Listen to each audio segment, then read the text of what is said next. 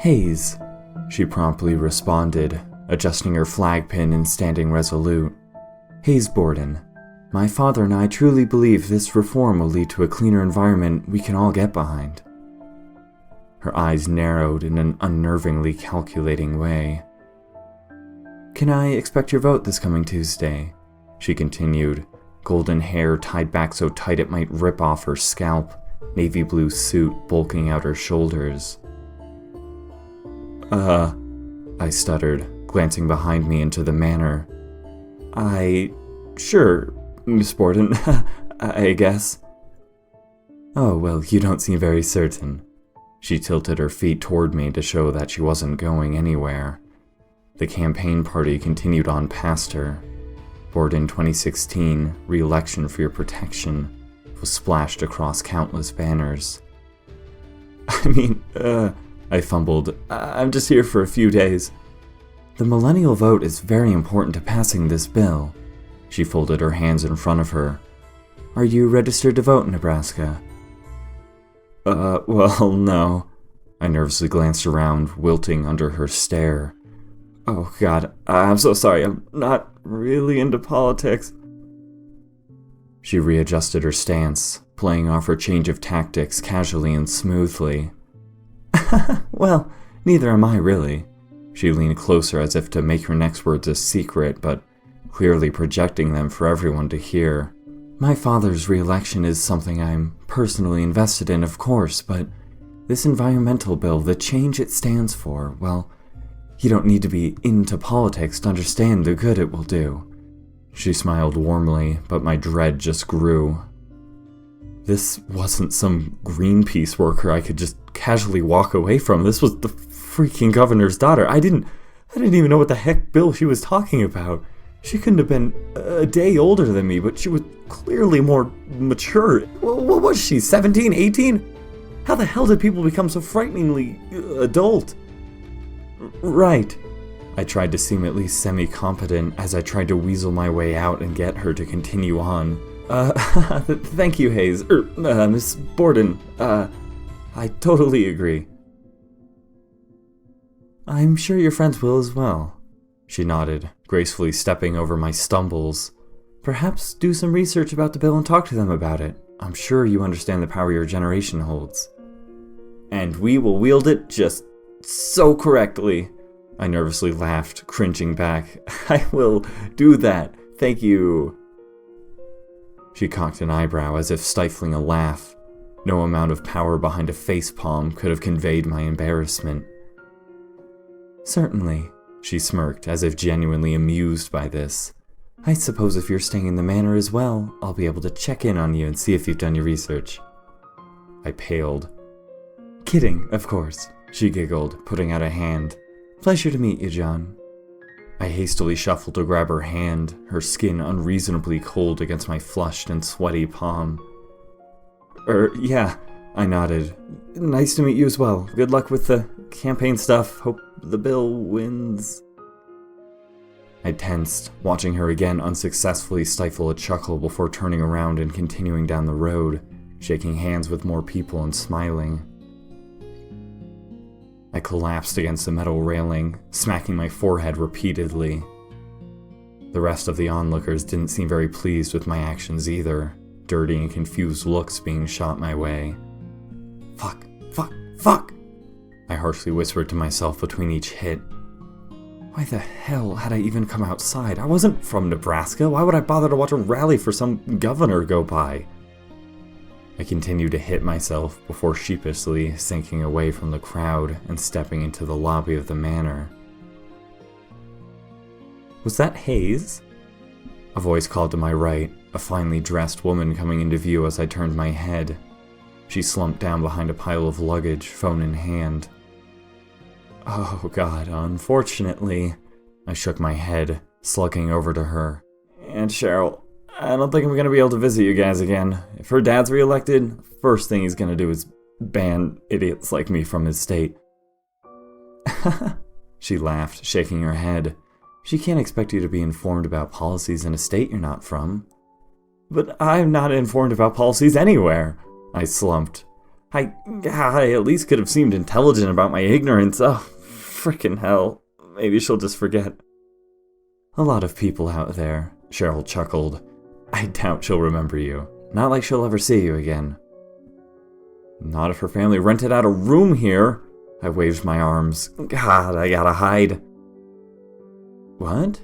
Cheryl cocked her head. How did you know about that?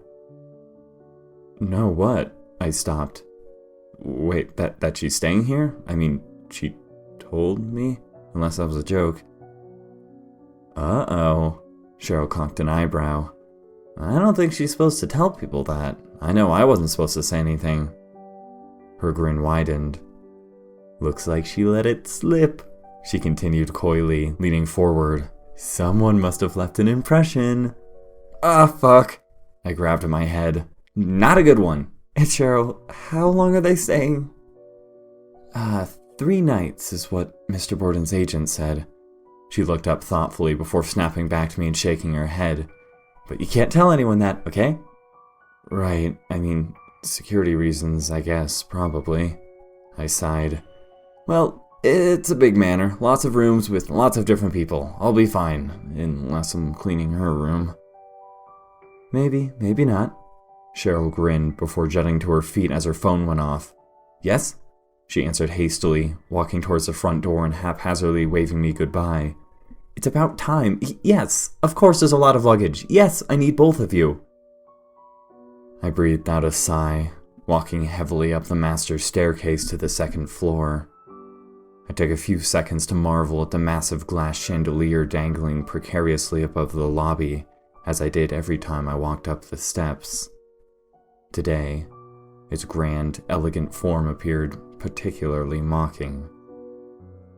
I frowned, then turned to look down at the ornately patterned carpet. It sparkled with golden strands woven around deep red pools, black diamonds etching away into swirly patches of a lighter red. I rolled my eyes at myself, finally reaching the door to my room and making my way inside. Day quickly decayed to grisly sunset, the sky turning a dead black before the sun was even under the horizon. The text on the page of my book was swirling together in incoherent ramblings, as nothing seemed to keep my interest. Predictable or just poorly written, it felt as though I had read this a million times before. Things were looking dismal. I sighed, dropping the pages beside me as I lay on my back and stared up at the ceiling.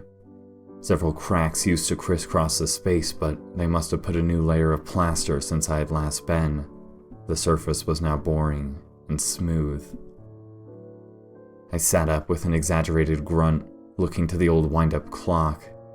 Its surface was faded and speckled with grime, the tarnished silver alarm bells atop it probably older than I was. 2:30 at night. I groaned and flipped back onto my back. Damn it, I remembered this trip being so much fun when I was younger. Since when did things become so boring? Since when couldn't I sleep? The clock ticked softly, snapping into my brain at random intervals. I guess back then our family wasn't so overworked. Tick, tick. What was once a fun family reunion became all of us taking turns slaving over work. Today had been my break day, but I almost would have rather been washing bed sheets or replacing bathroom soap than being alone with my thoughts here. This place had always seemed nostalgic to me, but the longer the clock droned dully in my ears, the more the blank plaster of the ceiling stared back at me. The more I realized that wasn't quite it. This place had been falling into slow decay, rotting before our eyes. Despite funding, slavish work, and my entire extended family's tireless hours spent maintaining this place, it was as if the manor itself resented us. Paint peeled faster than it could be replaced, the wood rotting from termite damage at an appalling speed, despite several different exterminators pronouncing the place clean. Indeed, we never saw a single bug, but each year entire sections of the attic had to be replaced, boards rotting from underneath guests' feet. Bitterness was the best way to describe the feeling that overwhelmed me here. People spitefully working to death out of some misplaced collective guilt over our grandfather's passing, the manor repaying that spite back in full force. My grandfather owned a manor, but I rarely ever remembered seeing him around. It was mostly his lack of dedication that left the place in such a bad state. The ticking stopped. I blinked slowly. The second hand was snagged on some invisible obstacle, shuddering weakly. With great effort, I slowly stood up and walked over to the clock, giving the warped, dirty glass a soft tap. The hand lurched back to life. The lights above me flickered. My grandfather's passing was pretty hazy in my mind, though it couldn't have been that long ago. The whole thing really felt like a blur, us receiving news of his death on the very same family reunion, him having been missing from the manor for nearly a year preceding it. I didn't remember the funeral at all. Did it ever even happen? I paused, again hearing the ravenous silence from before. I glanced down to the clock to see it stopped again, hand not even struggling now. The stillness within the frame was eerily out of place. My taps at the glass did nothing to disturb its slumber. I curiously picked up the hefty metal chunk of machinery and gave the back several hard twists. Nothing. The bells clattered as I set it back down on the dresser and made a note to myself to bring it to Royce first thing tomorrow. He had a thing for the antiques in this place and certainly was better at fixing things than I was. That's when I began to hear another sound. Or rather, now was the first time I noticed it. In the absence of ticking, I could faintly make out a sort of shuffling. I craned my neck, trying to determine where the muffled sounds were coming from. My eyes carefully scanned the smooth ceiling above me, moving slowly away from the clock and to the far end of my room. The sounds were either getting louder, or I was getting closer to them as my feet quietly dragged across the carpet. Finally, as I glanced out the glass pane window of my room, sudden movement caught my eye, a matching visual cue to the sound. In the faint distance, a tiny, dark figure looked to be driving some sort of stake into the ground. I squinted and leaned closer, gazing down from the second story at their silhouetted form in the threshold between our yard and the yawning dense woods beyond. My eyes narrowed further. That wasn't a stake they were holding. I watched clumps of dirt be sifted away as the person dug again and again. A shovel? The person stooped down after just one more shovelful, rummaging for some time before flinching back and patting themselves down. Their eyes flashed in the dim light from my room as they glanced up. My breath caught as I hurriedly ducked out of view. My blood thundered in my ears, small needles stabbing my skin with adrenaline.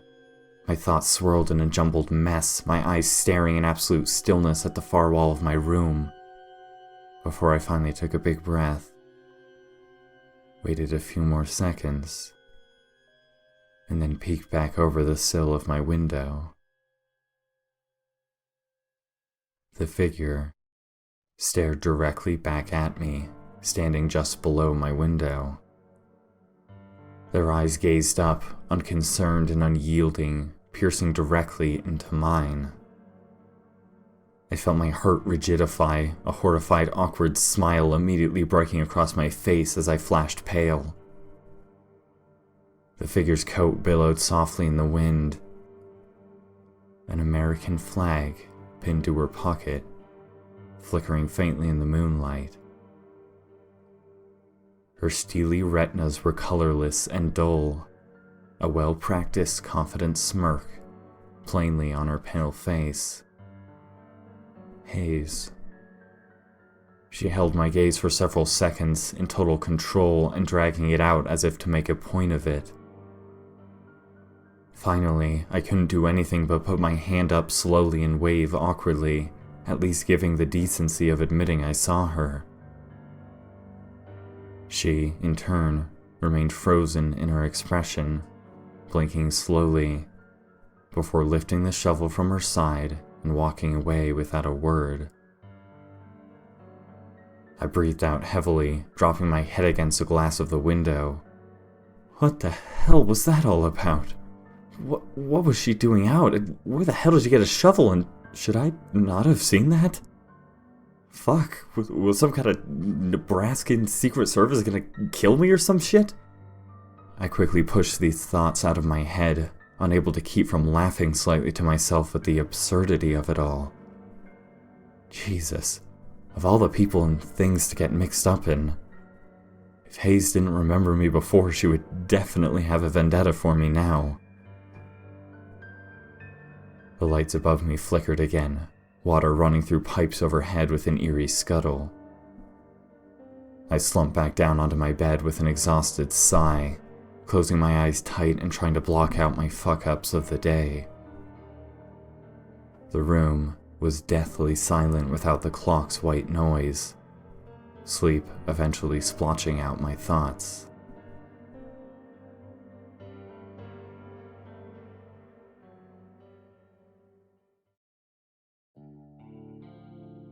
A knock on my door woke me with painful difficulty. My eyes groggily opened with searing pain as I checked my phone. 5 o'clock. It wasn't even light out yet. I had probably slept less than an hour. "Come on," Aunt Cheryl prompted from the other side of the door. "You already had your day off, mister. Let's get to it." Sorry. I rubbed my eyes, sitting up and wincing. My alarm, the clock stopped running. "Take it to Royce," she responded. "Once you've had some breakfast. Your schedule's on the service counter." Right," I nodded to my empty room. "Thanks, Cheryl." "Sure thing," she cheered. "I'm talking to contractors all day today, so if you or anyone else needs me, you'll have to wait until after 6 or just text me." "Gotcha," I responded, heavily swinging my legs off the bed and getting to my feet. See you later then." Her footsteps receded away from the door, and the sounds quickly muted away as my eyes caught my bedsheets, slush coursing through my veins. Blood. The sheets were splotched with a dark brown rust, almost green in color, it was so decayed. I frantically checked myself, seeing nothing out of place anywhere on my body. My heart rate quickened further, but with changing my clothes it became clear that none of the substance was on me. Was it perhaps just some kind of bleach stain from when the sheets were washed? Taking all of my willpower to convince myself that the stains had always been there, and that I would investigate more later, I jammed a toothbrush in my mouth and hurriedly searched my winter coat. It looked cold out today. The towering mountains daunting the manor were being choked out by gray mist, a light, constant drizzle tapping fingers at the glass of my window. Just as I found my coat, another knock sounded at my door. "Yeah?" I spoke as I took the bulky swath of fabric off its hanger and frantically recovered my bed to hide the stains. "I'm almost there. Sorry I'm late. Slept in a bit too long." The other side of the door was silent. I frowned, having expected it to be one of my family members. I quickly threw the coat on and shoved my gardening gloves into the pocket. I spun around at the last second to also grab the broken clock before chucking open the door. I froze instantly. Hayes stood just beyond the threshold, hands carefully clasped in front of her. Her hair was tied back, glimmering earrings dangling softly by her pale neck. She seemed strangely comfortable in her pink dress, the design some weird mix of skimpy and business formal that almost made it appear like she was getting ready for an awkward high school prom. She smiled at my approach, quickly stepping forward to greet me. "I'm gravely sorry," she spoke. "Please excuse my rudeness, Mr. Matthews, but I have a slight favor to ask if you wouldn't mind." I blinked slowly, wondering how the hell she knew my name until I glanced down at the name tag on my uniform and winced. "Oh," I shook my head. "You're not interrupting at all, Miss Borden. Sorry, I thought you were someone else." "Oh, please," she laughed. "It's Hayes. I gather you work here?" "Oh, absolutely," I nodded, trying to make up for before by giving this conversation everything I had. "I do general service around the manor. What can I do for you, Hayes? You look great, by the way. What's the occasion?" Shit. Was it okay to say she looked great? Beautiful? Stunning? Was that weird to say to someone like her? Holy shit, she was attractive. That was just an objective fact. I shouldn't have mentioned her physical appearance at all. Fuck. I appreciate that, she laughed warmly. For a fundraiser, actually. As per usual, I'm afraid it's never too early in the morning to beg for money from old people. Oh, I chuckled. I'm sure you'll get to talk all about Bill 47A, just non-stop. Get that crap ton of solar panels up in Lost Creek. Hayes paused, words disappearing briefly as this seemed to throw her off her plan. I imagined she had this entire conversation scripted out, and to see her taken off guard was something I honestly never expected to see. "You did your research," she finally smiled, the action appearing a bit more genuine than before, as she laughed and put her hands on her hips. "I can't say I actually expected you to follow through with that." "Holy shit, and you remembered me," I wilted. "Oh, goddammit." "Well, of course," she laughed a bit too hard. "Highlight of my day, in many ways." "I don't think you know what the word highlight means," I choked to mask my nervousness. "No, really," she shook her head. "That was a blast comparatively. Most people who know about the bill only follow us around to oppose it. I'm sick of debating the same issues with every single person, arguing the same points to new faces. It's exhausting. It's nice to just talk with someone occasionally, refreshing to see someone so honest." "Honestly inept at politics, maybe," I laughed. "Don't worry about debating points with me. I only learned enough to impress you with that one sentence I said earlier. I'm fresh out of material now. Let's please talk about something else. I like that plan." She giggled, but then seemed to actually hesitate with her next words. "What exactly do you need?"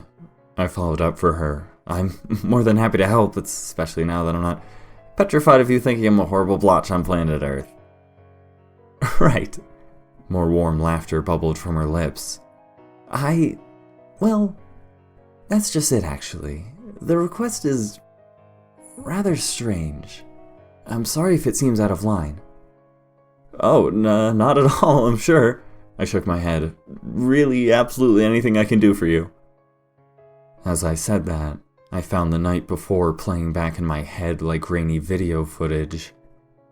Hayes stood alone and silhouetted in the dark, hands working a shovel into the ground again and again. The way she had stood and stared directly back at me. "I would like to repair that clock of yours," she continued, softly gesturing to it.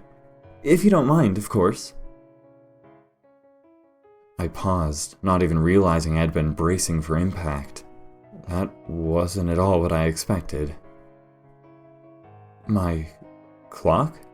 I echoed, glancing down to it in confusion, nearly going to hand it to her immediately before I realized it had been facing towards me the whole time. The reality of what she had said suddenly struck me. How the hell did she know it was broken? "Oh, this?" I laughed, holding it up slightly and nervously testing her. "I mean, I guess that's not a really strange request at all, except, I'm sorry to say, it's not broken. It just needs a few wines." "Oh?" She cocked her head, taking a peek at my room number before doubt and worry began to seep into her colorless eyes. Are you sure about that? Oh, no, I'm sorry. I quickly dropped the act, horrified at her reaction. You're actually right, it stopped working last night out of nowhere. I was gonna take it to our mechanic. Sorry, I didn't mean to scare you, How did you know it had stopped working? I also stole a glance behind myself at my door, reading the number. 12. Hayes sighed, eyes again scanning my face with worry caked into her gray discs. Just as I was about to ask her what was wrong, however, she seemed to shake the oppressive feelings away, a genuine smile actually starting to break its way across her face. Well, I suppose there's no harm in being honest with you. She checked behind herself before stepping in close. Way too close for comfort. I felt her shoulder brush mine, my heart giving a pitiful jump before hiding for the next several beats. My skin flooded with red, eyes nervously darting around to see if some Secret Service member was about to tackle me or something. Do governors even have Secret Service, or is that just a presidential thing? Jesus fucking Christ, though, what if Mr. Borden himself saw me with... I'm a paranormal investigator. Hayes spoke. A truck could have hit me, filled with C4 and cannonballs, and it still would have been less of a debilitating impact. My face plastered with stupidity, mouth hanging slightly open as I tried to wrap my head around this. Was I supposed to laugh? Was this a joke? Was she serious? What? I finally just stumbled. But paranormal investigator? Like ghost hunters or that thing on Travel Channel? Well, yeah, I suppose so. She nodded sheepishly, sinking back slightly. I must admit I've never said that aloud. Sounds quite a bit more stupid now that I have. No, it's fine. I shook my head. I'm just surprised, I guess. You're serious. That's kind of out of nowhere. I mean, you're... My father and I travel around a lot. She now fiddled absent-mindedly with the lace on her dress. We often stay in very old, historical places. I know it may sound silly to you, but certain places always felt weird to me, strange and kinda sick. I decided in my free time I would try to explain why this was. For 2 years now I've been uncovering as much as I can about the places I visited and the natural phenomena surrounding them. That's... I stretched to grasp at this left-field turn of events, my words dying out. Hayes was clearly immediately regretting her decision to say anything, usually confident, stoic face stitched with an embarrassment she couldn't quite cover. That's awesome! I was still in disbelief. What the hell? That's such a freaking cool hobby! Well... It's usually boring when my father travels. She glanced away. I had to find something to do with my off time. Yeah, like read a book or something is what most kids would do. I laughed. But that's so much cooler. You mentioned a natural phenomenon? Are you saying you disprove a lot of stuff people claim, or... I cocked an eyebrow, grinning from ear to ear. Have you seen ghosts? I giggled, not even sure if I was entirely joking or looking for an actual answer. I'm not sure if you're joking or looking for an actual answer. Hayes frowned.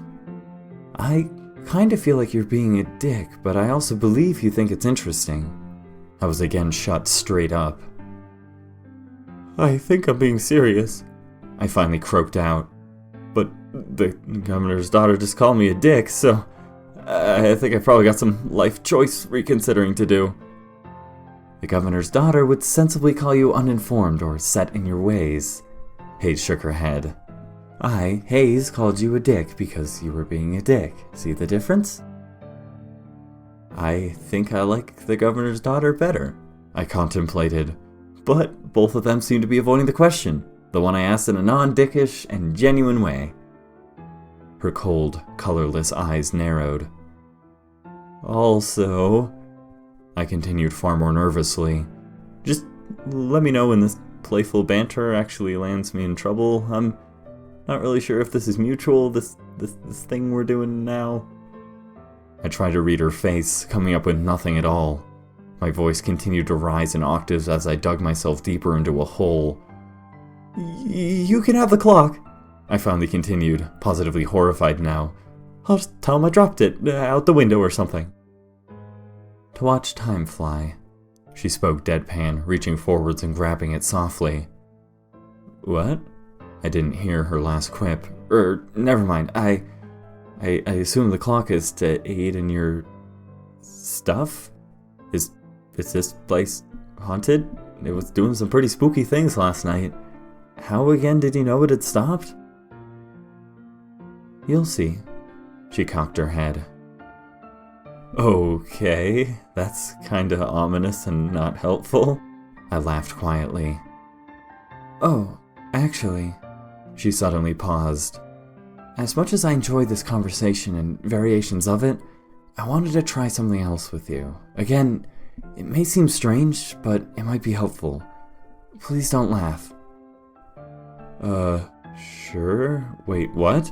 I tensed, unable to keep myself from backing up as she again approached way too close for comfort. What did you just say? And what exactly are you planning on? You'll rot here, she whispered softly, tone shifting to something completely out of nowhere. If you forget everything, remember this: you can be conscious without breaking it. Her forehead clacked against mine as she looked down and grabbed my hand. A pen in her grasp rapidly scratched across the back of my palm. I must escape. The ink was scrawled and hasty, yet clearly legible. Suddenly, she twisted my wrist back on itself before slamming it against the wall with a hard crack. I flinched and nearly yelped, horrified confusion invading my face as she finally let go and I wrenched my hand away. Her face was knitted in flushed embarrassment as she quickly did an awkward dance move as if forced to do so by an invisible hand controlling puppet strings. After spinning around with a horrid lack of grace, she finally caught her breath and gave a thumbs up to mask her cherry red face. Do you remember yesterday? She finally spoke as if nothing had just happened, standing upright and recapping her pen. She gazed at me curiously, continuing, How's your arm? Yes, what the heck was that? I certainly wasn't in any danger of laughing, my only reaction confusion and concern. What the heck did you just do? That's a no then, she responded, immediately reinstating her earlier calm, normal presence. If that didn't mean anything to you, forget about it. Yesterday, I tried to humor her in my concern. I mean, yes, I remember meeting you and doing some things around the manor. What was that about my arm? Aside from the fact you just slammed it against a wall. Oh, alright, she nodded. Listen, John, I'm sorry about that. I like to mess with people sometimes. I don't get many chances to let out weirdness. Can you hold on to this pen? She extended her arm to offer her pen to me, an item I took with extreme hesitation after she urged me. And you'll understand how I knew it was broken when we investigate the clock tonight. She looked at me, finally continuing our previous conversation. Deal? I paled. I mean, Hayes, once I have free time later, of course. She cut me off. I'll come find you. I'm sure I can speak with management to free up some time. Sure. I mean, that's just my family. I shook my head. I'm sure they'd understand, and I'd love to, but, I mean, are you sure that's... I mean, can you just... Let me ask you, John. What exactly is it you think I do? Hayes cut me off. What makes me so different from anyone else? Well, I staggered. I guess I would have to say I imagine you as a scary time bomb-infused emotionless legislative robot whose father will deport me from the United States the minute I step within a few feet. I paused. And you probably have laser eyes, I finished. The ones that make a scary pew pew pew ray gun sound. Oh, well, never mind then, Hayes nodded. I thought you might have unrealistic expectations, but that all sounds about right. No, I get your point, I laughed. I'm sorry, that must be frustrating. I want to see you as a normal person, but I also don't want to be rude, you know? I'm sure you can do whatever the heck you want. I didn't mean to... I don't know, it's just kind of weird to talk to you, I guess, especially since you're so... I just didn't expect you to be so normal, or normally kind of strange, that is, which is stupid, I know. She nodded, earrings sparkling. I will talk with management later, she returned, quickly sliding her dress strap back into place as it started to slip from her shoulder. Thank you again for your time. I apologize, my request ran long. I will make it up to you. No. I shook my head, flushing. Really, it's fine. You don't need to even talk to them. They'll believe me. I again felt my face redden as she fiddled with her hair, placing a bobby pin in her mouth as she grinned silently. Okay then, she finally spoke, placing the pin back in place. Let me know if there is anything I can do, then. Enjoy your workday. Right, I snapped back to attention. I'll see you later, I guess. I had to take several breaths to calm my heart after she quickly turned and strode away, heels clacking silently on the carpet.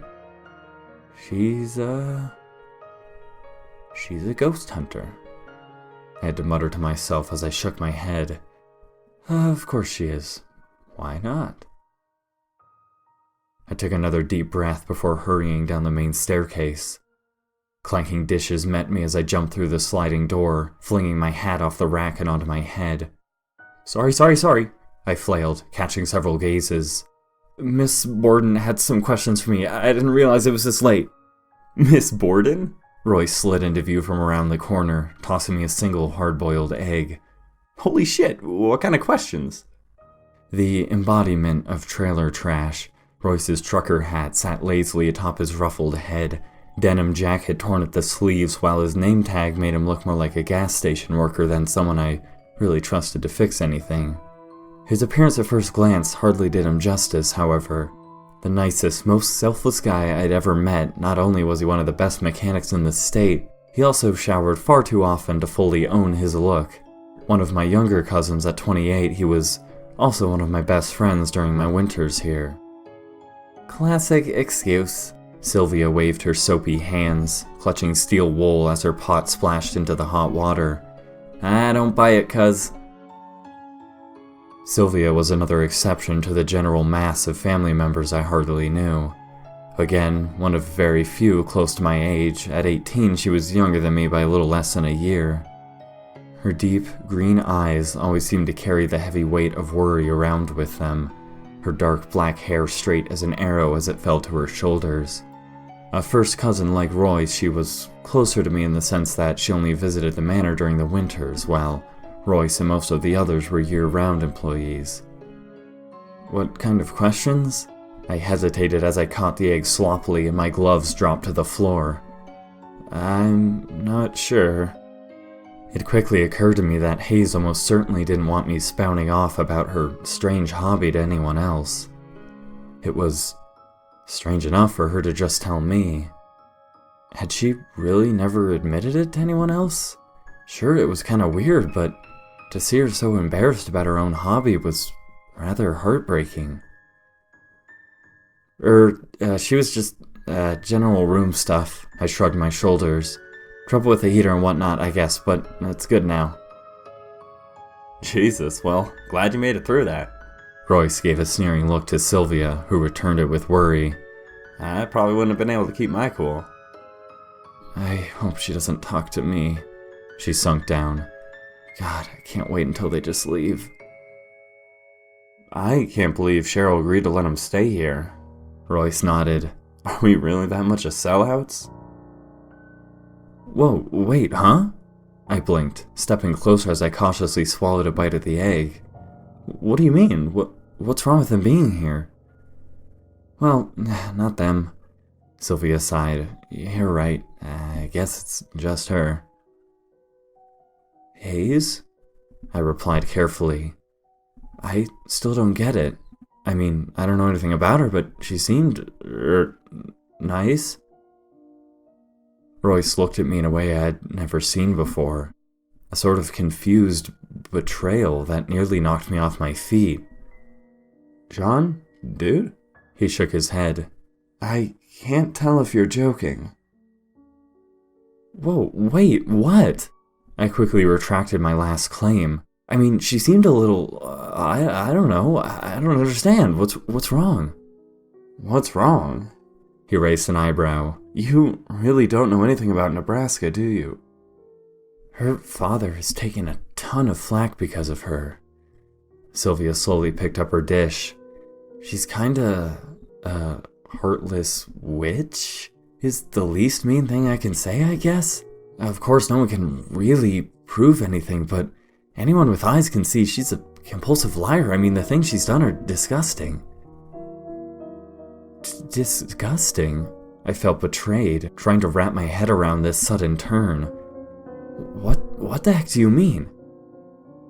I mean, like, she claims things no one should be able to. Sylvia frowned. Like things you can't take back, and you shouldn't be able to sleep at night after lying about. Leukemia, for example. Royce winced. She has leukemia? My heart froze, further words strangling in my throat.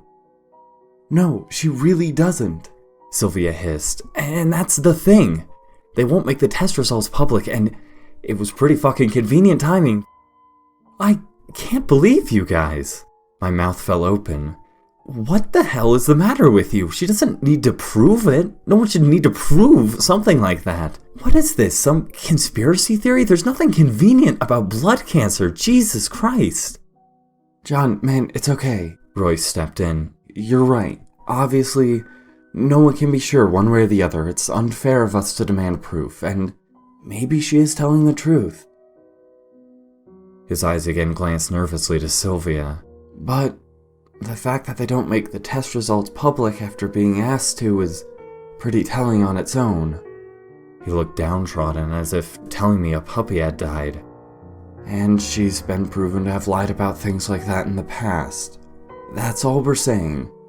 It really feels like her being here is suggesting we forgive her for that kind of stuff. I felt my heart sinking. Jesus, I don't believe it. And somehow everyone seems to freaking forgive her. Sylvia seethed. The media is all over her one minute, but she agrees to do one stupid interview in that slutty dress of hers, and everyone forgets about it the next day. She talks so smooth, you can feel the manipulation laced in, even when she's pretending to be cute and flustered. It's honestly disturbing. God. I shook my head.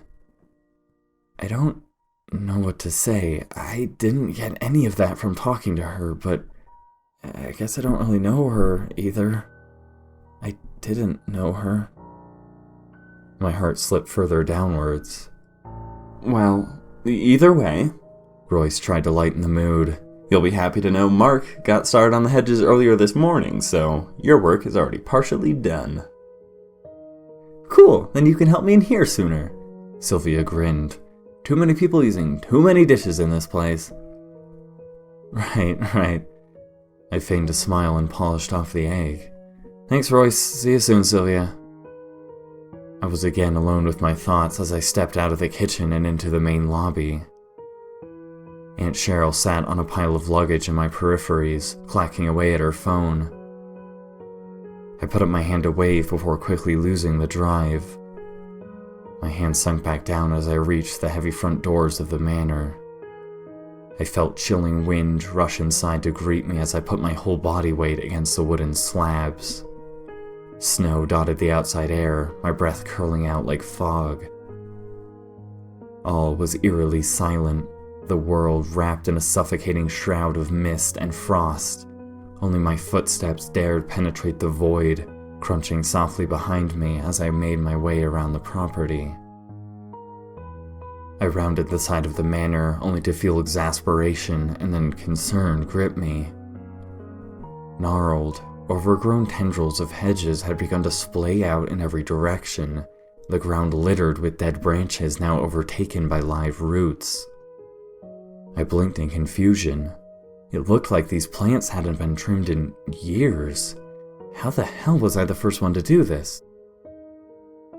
Silhouetted mountains in the distance gazed on with indifference, the flakes of jagged, drifting snow already accumulating on the ground.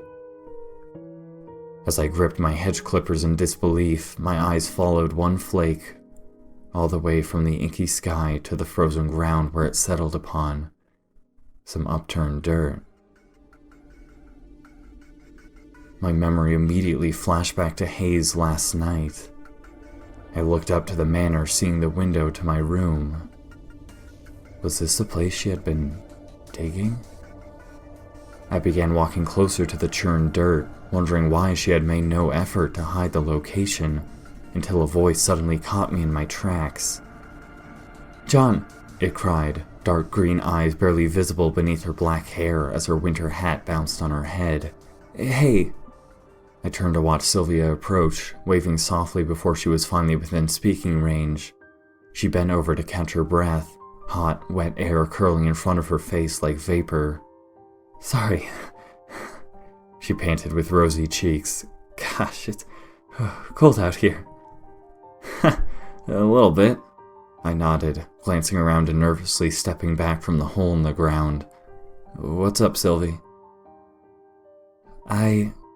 She swallowed hard, breathing finally leveling out. I just want to say that I'm sorry." "Sorry?" I echoed. "About what?" "Well, Miss Borden." Her eyes sunk away. Listen, you know I try not to judge people. I feel really terrible about everything I said back there." "Oh," I shook my head. "No, don't worry about it. You're one of the nicest people I know. You couldn't be mean-spirited if you tried." "Well, I don't know." She bundled her pale hands inside her jacket. "I think I tried pretty hard." "You weren't." I shook my head. "Goddamn, Sylvie, you're too worried all the time." "Well, I guess." She sunk into her jacket. "But I was also pretty mad at you for even talking to her." Her eyes slipped to the ground. "Which is stupid. It's obviously stupid," she sighed. "Obviously you didn't have a choice. She approached you. I'm sorry for getting frustrated. I hope I didn't show it, but I feel bad for even thinking like that. Clearly you wouldn't go out of your way to talk to her now." "Oh, it's okay." I felt my smile slipping.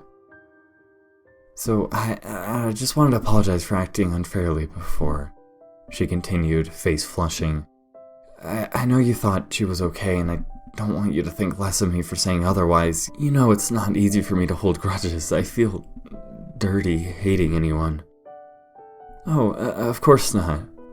I laughed. "I know. Everyone except me seems to have really strong opinions about her. I'm glad you told me." "Right," she breathed out, eyes flashing back to me. "Thanks, John." Silence ensued for several seconds. Wind slashed at our clothing, wind nearly tearing off her hat as my coat whipped around in a flurry. As the gusts finally died down and she was able to open her eyes again, I noticed her looking at me. Really looking at me, as if for the first time in a while. How long have I been taller than you?" She finally spoke, tilting her head sideways with a surprised smirk. "Did that just happen this summer?" I was taken aback, realizing that I was, in fact, looking up at her slightly. Whoa. I stood up straight. You're right, what the hell? I've always been taller than you. Like, way taller. The torch has been passed, she giggled. One less thing you can hold over my head. Literally. She laughed as I frowned.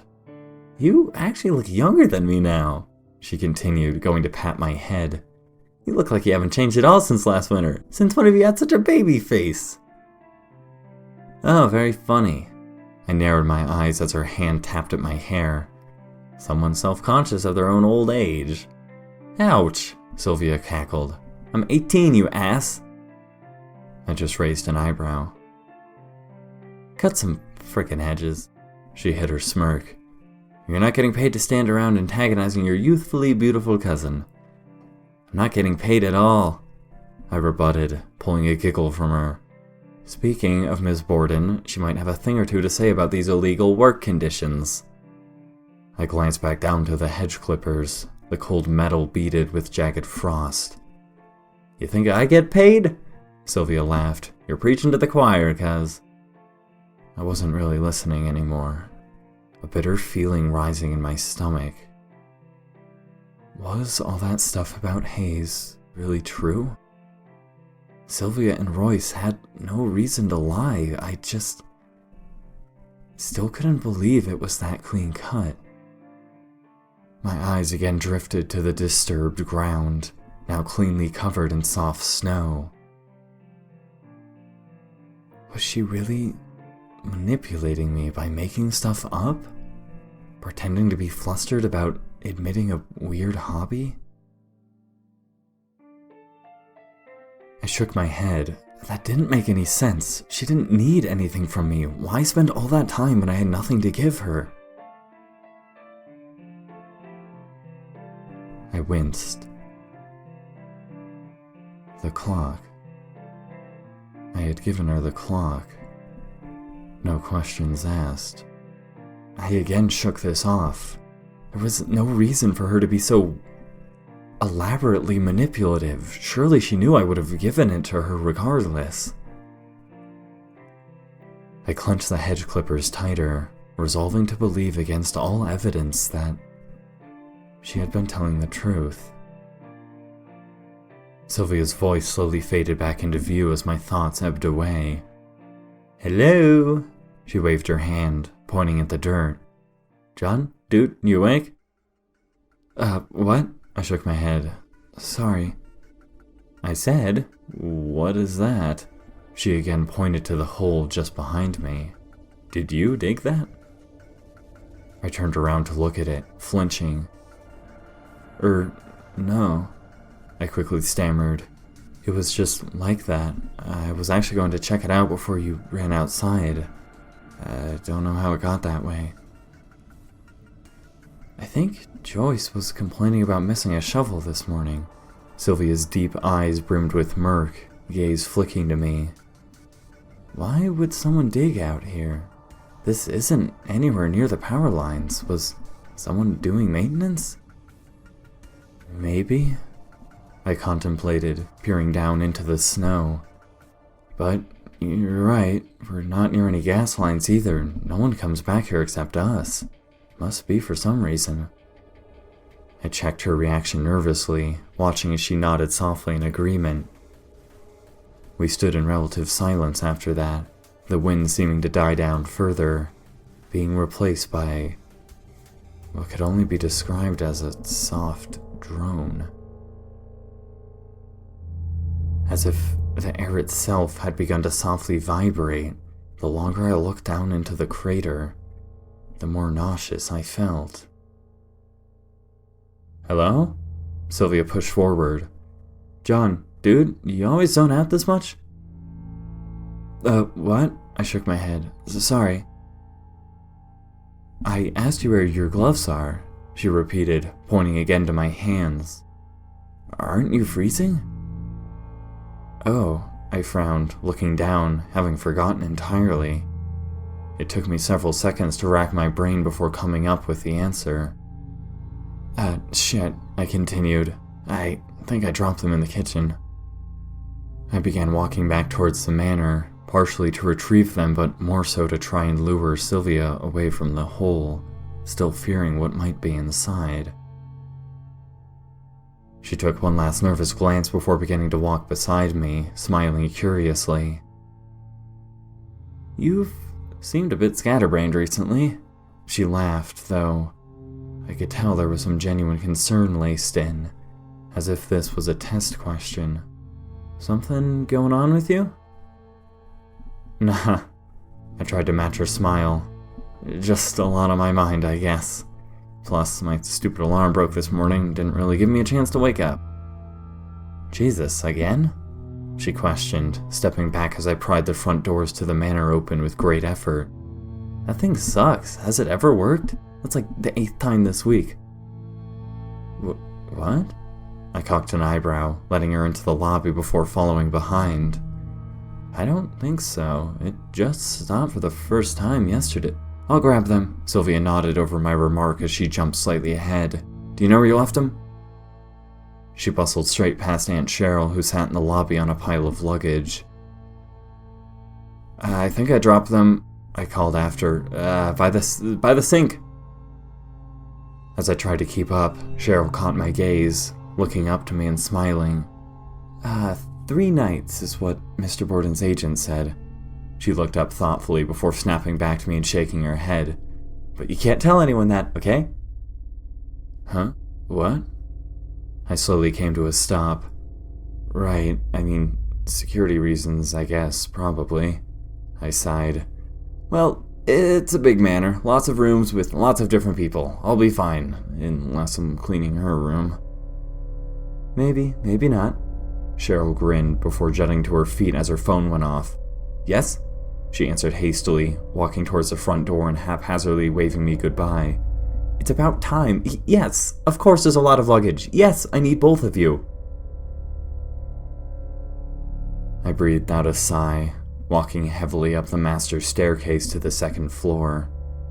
I took a few seconds to marvel at the massive glass chandelier dangling precariously above the lobby, as I did every time I walked up the steps. Today, its grand, elegant form appeared particularly mocking. "John?" a voice spoke, cutting into my thoughts. "Yo, where are you going?" I paused, the chandelier sparking with a dim flash of light overhead.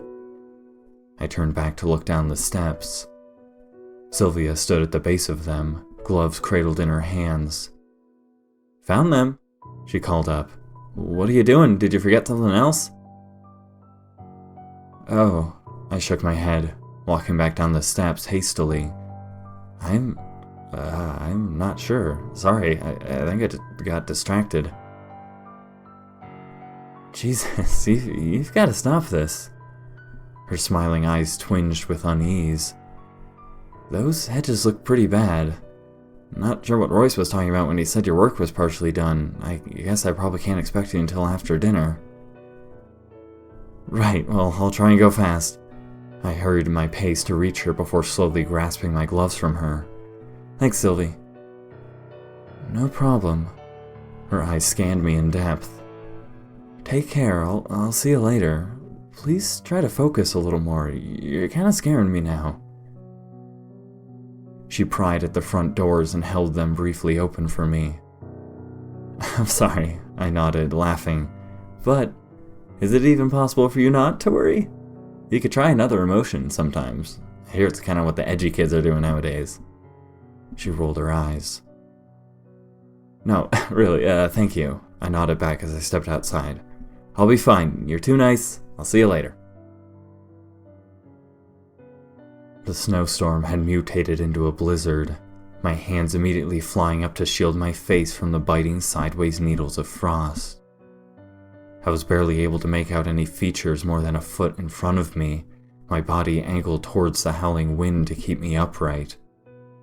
The minute my footsteps made prints in the snow, the divots were hacked to nothing by the wind, as if I was a specter walking without leaving a trace. It wasn't long before the hole clambered back into view, the buzzing sound leaching into the ambience long before I reached it. This time, my hesitance was lessened, my curiosity leading me closer to the edge, eyes scanning the space before almost immediately landing on something that didn't quite fit. Unlike the uneven terrain around it, something just beneath the snow was smooth and precise. Something man-made.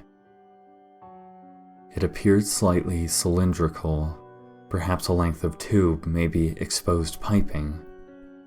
Only the top protruded from the snow, covered in dirt. The grating buzzing sound seemed to intensify as I fixated on it. The snow began to slow, not in intensity or volume, but in time, like feathers being dragged through molasses. My legs beneath me left ghostly trails in my vision as I unsteadily walked towards the strange protrusion. The manor in my peripheries was beginning to sink away, dragged back into a veiled darkness as trees and the distant mountains grew indistinct and unfocused. Standing directly in front of the object, now mere inches away, I felt my breathing quicken, my skin beginning to sweat as invisible needles pricked at my flesh.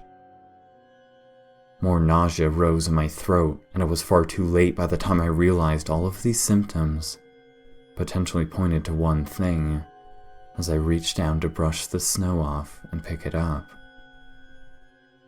As soon as the snow sailed into the wind and the tarnished black shell splintered into view, the buzzing in the air became deafening, invisible waves of sickness flushing my skin dead gray. I scrambled, launching the tube with a flailing motion. I flinched back, eyes following the canister as it sailed across the yard. It impacted the ground several feet away with a metallic rattle, spinning several times end over end before sliding to a stop next to the hedges. Whatever this object was, it was radioactive. Saliva grew more and more bitter in my mouth, building to uncomfortable levels as a precursor to the vomit soon to come. The nausea was impossible to hold back, my eyes glancing up to the sky as I tried to breathe deeply, spots of blackness darting through my line of sight like flies. The blades of the clippers scraped harshly at the ice as I dropped them by my side. The atonal hum continued, so constant it rattled my bones, grating, horrible buzzing. Late gray snow fell from the sky, settling on my paling skin. My breaths curled out like ghosts in front of me as I checked my hands before immediately moving them out of the way as I dry heaved, just barely able to hold my stomach down. I glanced to the sinister black casing, its very presence so nauseating it almost felt like evil itself was discharging from it into the surrounding ground. The snow began to coat the black shell again, its body innocently unmoving.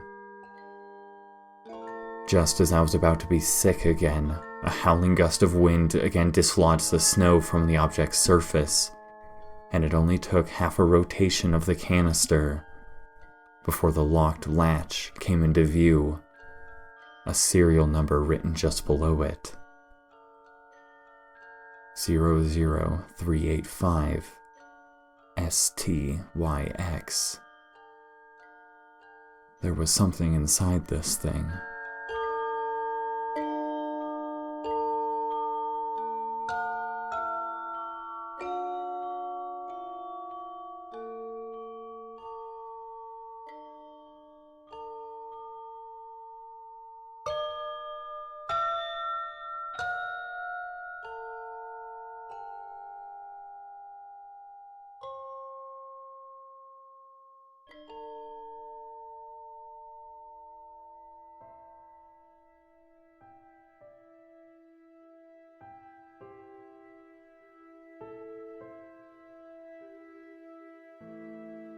Right, I spoke softly, the dishwater so warm I thought it might flay off my skin, the canister still fresh in my mind like a burned-in after-image, Sylvie, the great dishwashing expert, how may I ever have an ounce of your great talent? Well, limiting the sarcasm is a start. She rolled her eyes, hands working next to mine at a pace that made my head spin.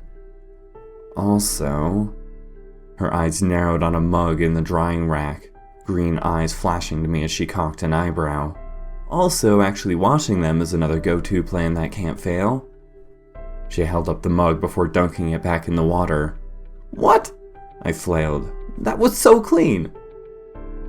The lights around us were dim, the washing area of the kitchen empty aside from us now. Just a wall away in the cooking area, countless voices yelled and laughed as people bustled back and forth. Dinner had just finished up. The sun was choking outside, the dinner dishes gleaming with its final red and orange breaths, stretching shadows long across the dull, tiled floor. How can you even see what you're doing? I continued. There's nothing... My words slowly died out as my eyes narrowed on the water. You actually need to scrub it? Sylvia laughed. You can't see any spots because it's uniformly dirty, which is actually kind of impressive. Yeah, I mumbled, eyebrows cocking as I swished around my hand in the water. Sylvia's words stopped as well, leaning in closer to me as she noticed my weird fixation directly below me.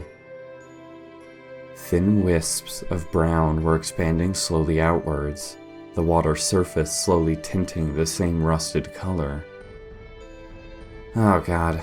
Sylvia pulled her own hands out quickly, knowing immediately what this meant long before I even lifted my hand from the water. I'll get a Band-Aid. What? I felt not even the slightest twinge of pain as my hand broke the surface, snakes of red sliding down from a tiny gash in my wrist. Oh, shit. Catch yourself with a knife? Sylvia just rummaged through the cabinet above us, tipping over boxes in the darkness. Shit, we're gonna have to drain the sink. I didn't feel anything. I frantically moved my hand over to a different sink, running more water over it. The warm water can numb you. Sylvia finally produced a box of Band-Aids, juggling one out of its packaging as she pulled the drain plug. Way to contaminate every dish with your stupid bodily fluids. That was my plan all along. I winced at the amount of blood seeping from the tiny gash, graciously accepting the Band-Aid from Sylvia as she rushed to slap it over the cut.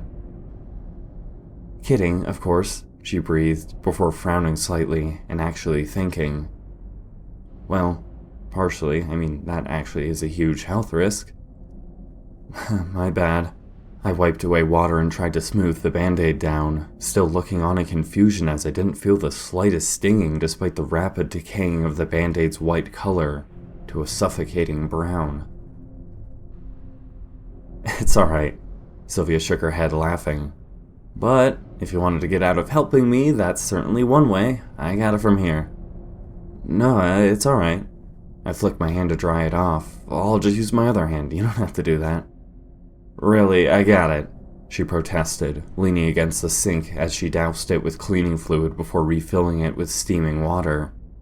There's not much left and I can handle the dessert plates when they come. If you really want to help, you can just hang out, put away the dry ones. Warm liquid lightly speckled my leg. I backtracked with unease. I guess I might actually need to take care of this a bit better. Is that alright? Just go, John.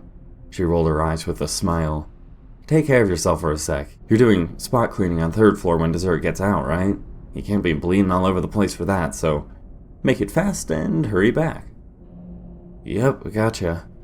I nodded with a voice trying not to betray my growing panic, having to cup my hand to stop blood from spilling over onto the floor. I'll be back to grab the cleaning stuff. Sylvia was fixated on the dishes, giving a warm, passive nod as I frantically darted out of the room. The door of my own bathroom cracked against the far wall as I flung it open and rapidly put my arm over the sink. The Band-Aid had long been swamped by clotting red liquid, but my world became dizzyingly surreal as I began to watch the gash marks themselves spill from beneath the drowning fabric. The lights above me flickered, the mirror beginning to plaster with frost as I doused my skin with more water. The wound only seemed to grow, but even more than that, it was beginning to look uncanny. Something about this wound, something about the placement and look, reached back at the far recesses of my mind like a meat hook and attempted to wrench something forwards that was meant to be forgotten. The semicircular pattern of the gashes, the deep punctures. This wasn't a knife cut spreading across my arm. This was a bite mark. The water from the sink swirled within the holes ripped clean out, and yet I felt no pain. It was hard to see myself in the frosted over glass, but I could have sworn my reflection bared none of the same punctures. My arm was utterly and frighteningly numb in the face of this ghastly mutilation, my fingers responding to my movement normally despite beginning to look like they were severing from the rest of my flesh, tendons just beneath the surface softly pooled into view. Then, just as soon as it had begun, the water spiraling down the sink began to clear again, the blood slowly clotting into my wounds as the flesh seemed to airbrush back on itself. The band-aid fluttered into the sink where it promptly got stuck in the drain, the pale skin of my wrist staring back at me where the open gashes once did. Aside from the dried blood staining my arm, it was like nothing had ever happened at all.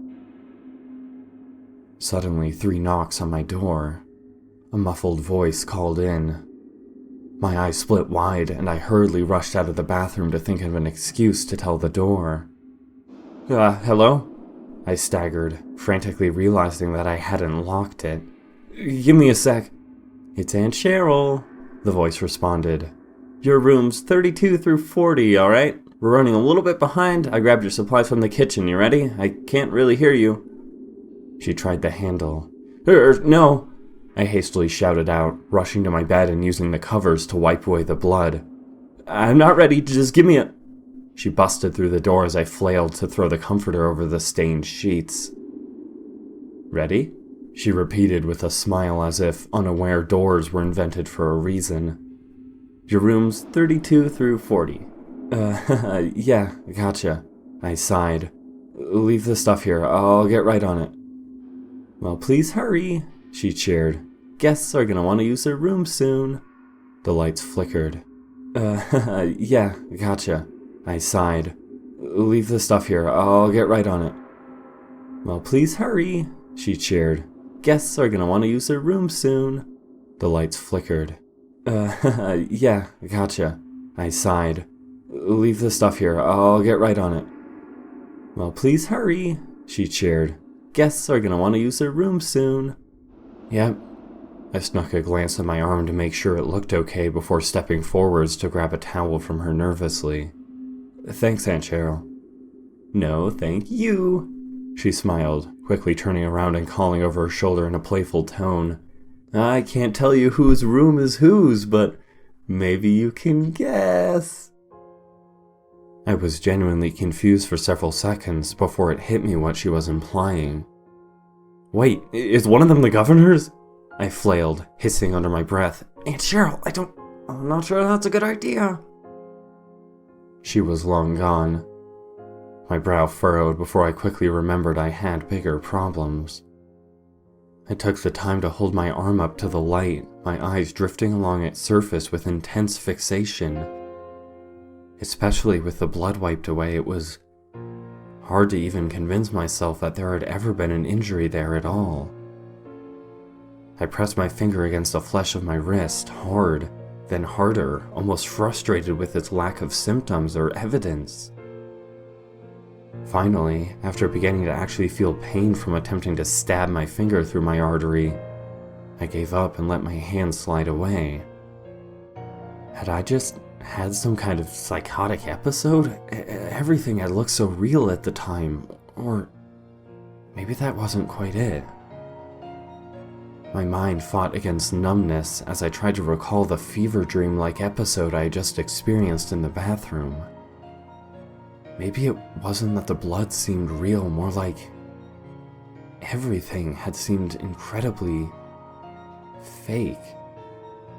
By contrast, the wounds weren't hard to believe, but in the moment, everything from the walls to the mirror to my own limbs felt wrong, almost like plastic, like beyond what I could see. The real world was looking down at this tiny dollhouse in amusement. The feeling made me sick, something I quickly realized I had felt recently before. When I had touched that canister. That mysterious object I had thrown away and left in the snow in genuine fear for my life. Just what was inside? My breaths had finally receded back to a normal rhythm, my head shaking as I first glanced at my empty dresser with the clock no longer adorning its surface, and then to the cleaning supplies. Hayes. Did she potentially know something about this? What had she meant when she said I would find out how she knew the clock had stopped? Just what was so important about it? And if she had been digging by that canister, she was either hiding it and the secrets it contained, or unearthing it for the first time in a long while. Neither of those left a particularly good taste in my mouth. I slowly stooped down to pick up the rag I had dropped when looking at my arm. Coming back up, I let out a big breath and grabbed the cleaning cart Aunt Cheryl had left by the door. The handle was stained with blood. I reeled back, only to see that I had been mistaken. The gray plastic was as clean as ever, perhaps tinted red from my ankle by the ceiling lights, perhaps from bounce light from the carpet. Or maybe neither of those. I was being paranoid at this point. Jonathan. A voice snapped my eyes up from the cart as I pushed it into the hallway. I nearly crashed it into her, she was standing so close. Oh, hey, Miss Borden. I straightened, seeing that her appearance had disheveled considerably since that morning. Her dress was slightly off kilter, hair down from its ponytail in waterfalls of unkempt gold. Her makeup was smeared, mascara now simply looking like dark rings around her eyes. She looked exhausted. But more than anything, she looked happy, relieved. There was a childish excitement about her that took me off guard. Are you free? She cocked her head before seeing the way I was looking at her and glancing down at herself. What? She continued before laughing and adjusting her hair carefully. I'm sorry, secret's out. I look like trash 99% of the time. No, I shook my head. You look weirdly somehow more attractive, I thought to myself. Debilitatingly cute? Great, I choked out. You look fine. I was just gonna go clean some rooms. I like it better when you say debilitatingly cute. She gave a quick laugh as my eyes split wide. But the fluster is fun too. That's fine. If you don't mind, I'm gonna go quickly change, so perhaps we could meet here after you get done with the rooms? I was still just in shock. How the hell did she just read my mind? That is, of course, unless you're cleaning my room. She cocked her head, eyes narrowing coyly. In which case, maybe that can wait till after. 2 questions, I paused. 1, what room are you in? And 2, what am I thinking of right now? Room 36, she laughed. Though I'm not supposed to tell you that, and you're not thinking anything right now, you're only thinking about asking that question, I'm guessing. Shit, she was right, I hadn't actually thought of anything. I'll talk to you soon, John, she giggled, turning around and walking off. I stood in silence for a brief period, my mind mulling over her words and trying to make sense of half of them. Every interaction with her felt so surreal. Not like she was crazy, but more just like things felt different around her. I couldn't quite put my finger on it. I finally sighed, quickly carting to the first room and grabbing the cleaning supplies. The lights above me flickered. I finally sighed, quickly carting to the first room and grabbing the cleaning supplies.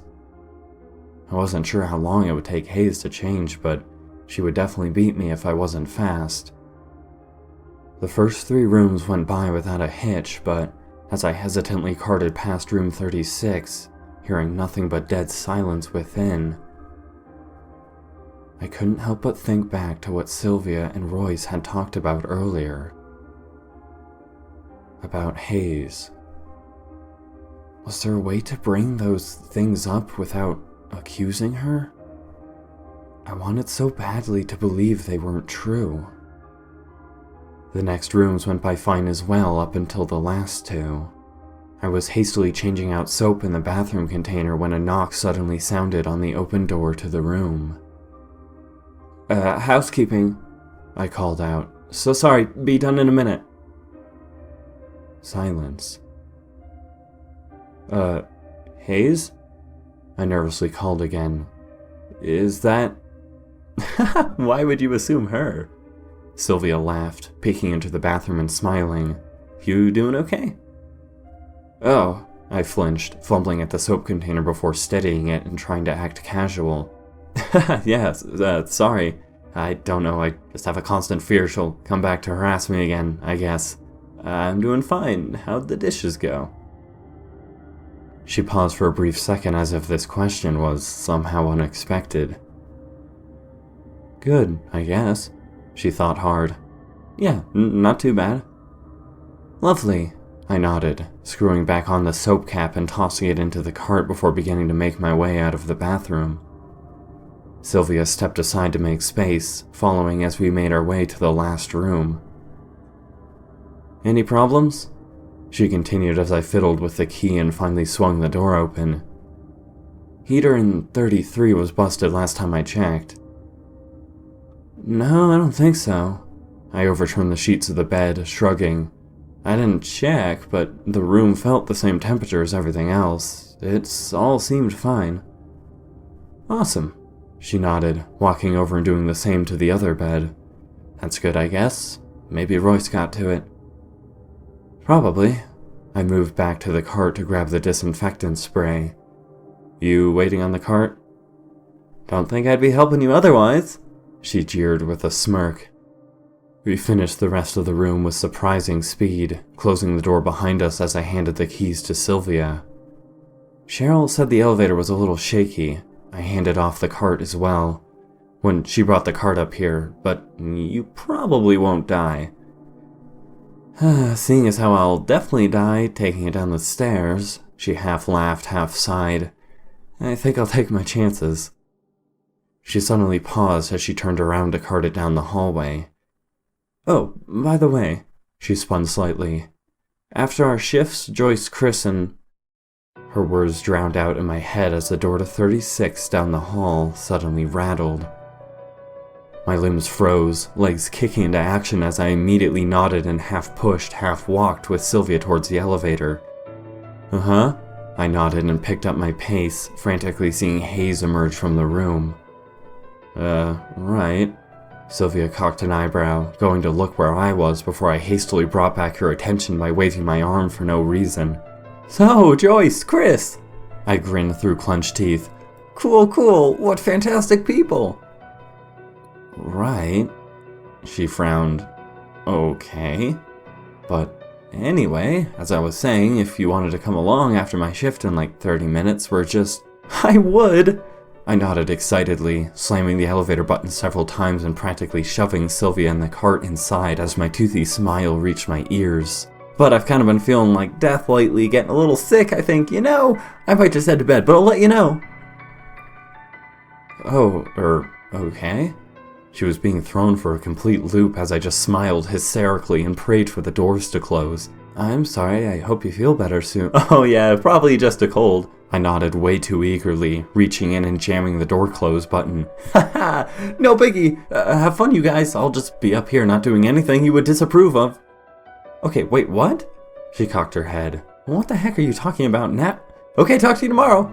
I waved, the doors closing on her confused expression. Have a good one. The elevator hummed with grinding gears, shuddering slightly as I heard it slowly descend. Oh, Jesus.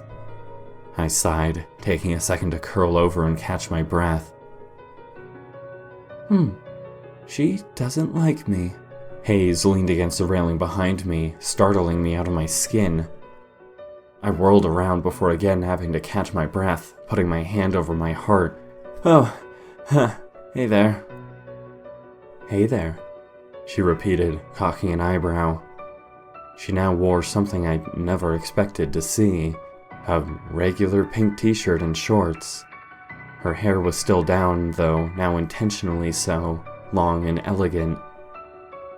A small black puppy was printed on her shirt with the text, "Good boy," just below it in teal text.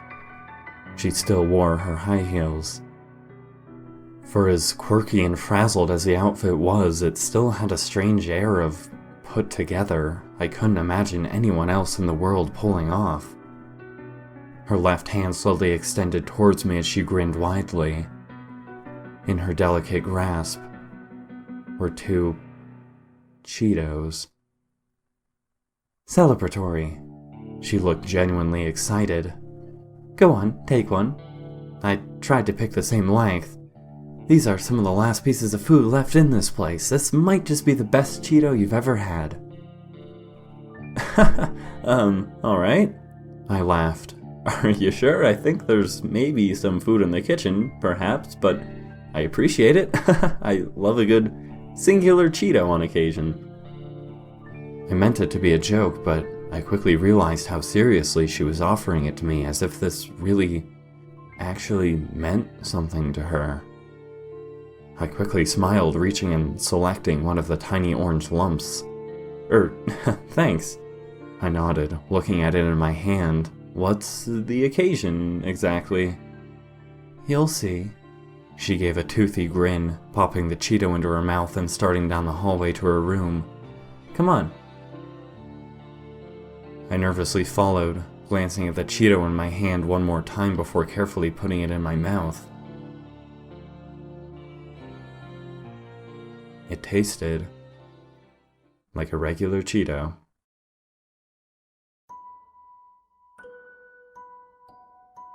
Upon entering her room, I was instantly greeted by a blast of cold, stagnant air, like something out of an office space.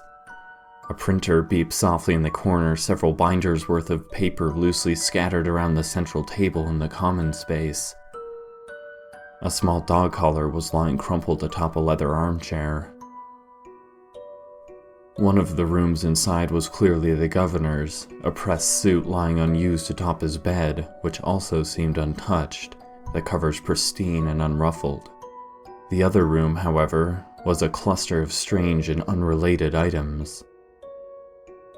Casual attire clothing lay discarded on the floor next to a sewing machine, baggy t-shirts, shorts and skirts, crop tops, you name it. Lining the closet and walls, however, were formal attire suits and technological anomalies looking like something out of a stereotypical 80s hacker room. Amidst these already strange outliers, a frighteningly disorganized tangle of yarn interwove between tacked-up pictures and the computer screens themselves. It truly looked like something out of a serial killer's paranoid dungeon. My heart squirmed with unease, my eyes flicking to see a shovel propped up against the far corner, a flash of blurriness showing its handle coated with blood, before my eyes readjusted to reveal it as nothing but regular wood. Welcome, Hayes gestured around before wrapping up a Cheetos bag on the counter and placing it in the room's safe. I nervously tried to steal another glance into her room before she walked over to the door herself, opening it wide and grinning. Better not go in here, she giggled. I'm a bit of a mess. Another secret between us. The door closed slightly as I heard her rummaging through her room before reappearing with the clock in hand. She closed the door behind her as she walked back into the main space. She plopped onto the couch, lying down on her stomach across its entirety. She dropped the clock against the coffee table before looking up to me, gesturing to the other couch. "Come on," she nodded. "Now is when things get interesting." Sure." I began walking over slowly, still looking around the area and stealing another glance at Mr. Borden's room. Mr. Borden, he's not here. Ever." Hayes rolled onto her back, holding up a piece of paper to the light before beginning to scribble on it with a marker. "You might be slowly figuring this out, but I'm actually alone, probably 97% of the time." "You do have your quirks." I nodded in light-hearted agreement, stiffly sitting on the couch opposite her. "I guess I'm slowly learning this." "Oh, it gets worse."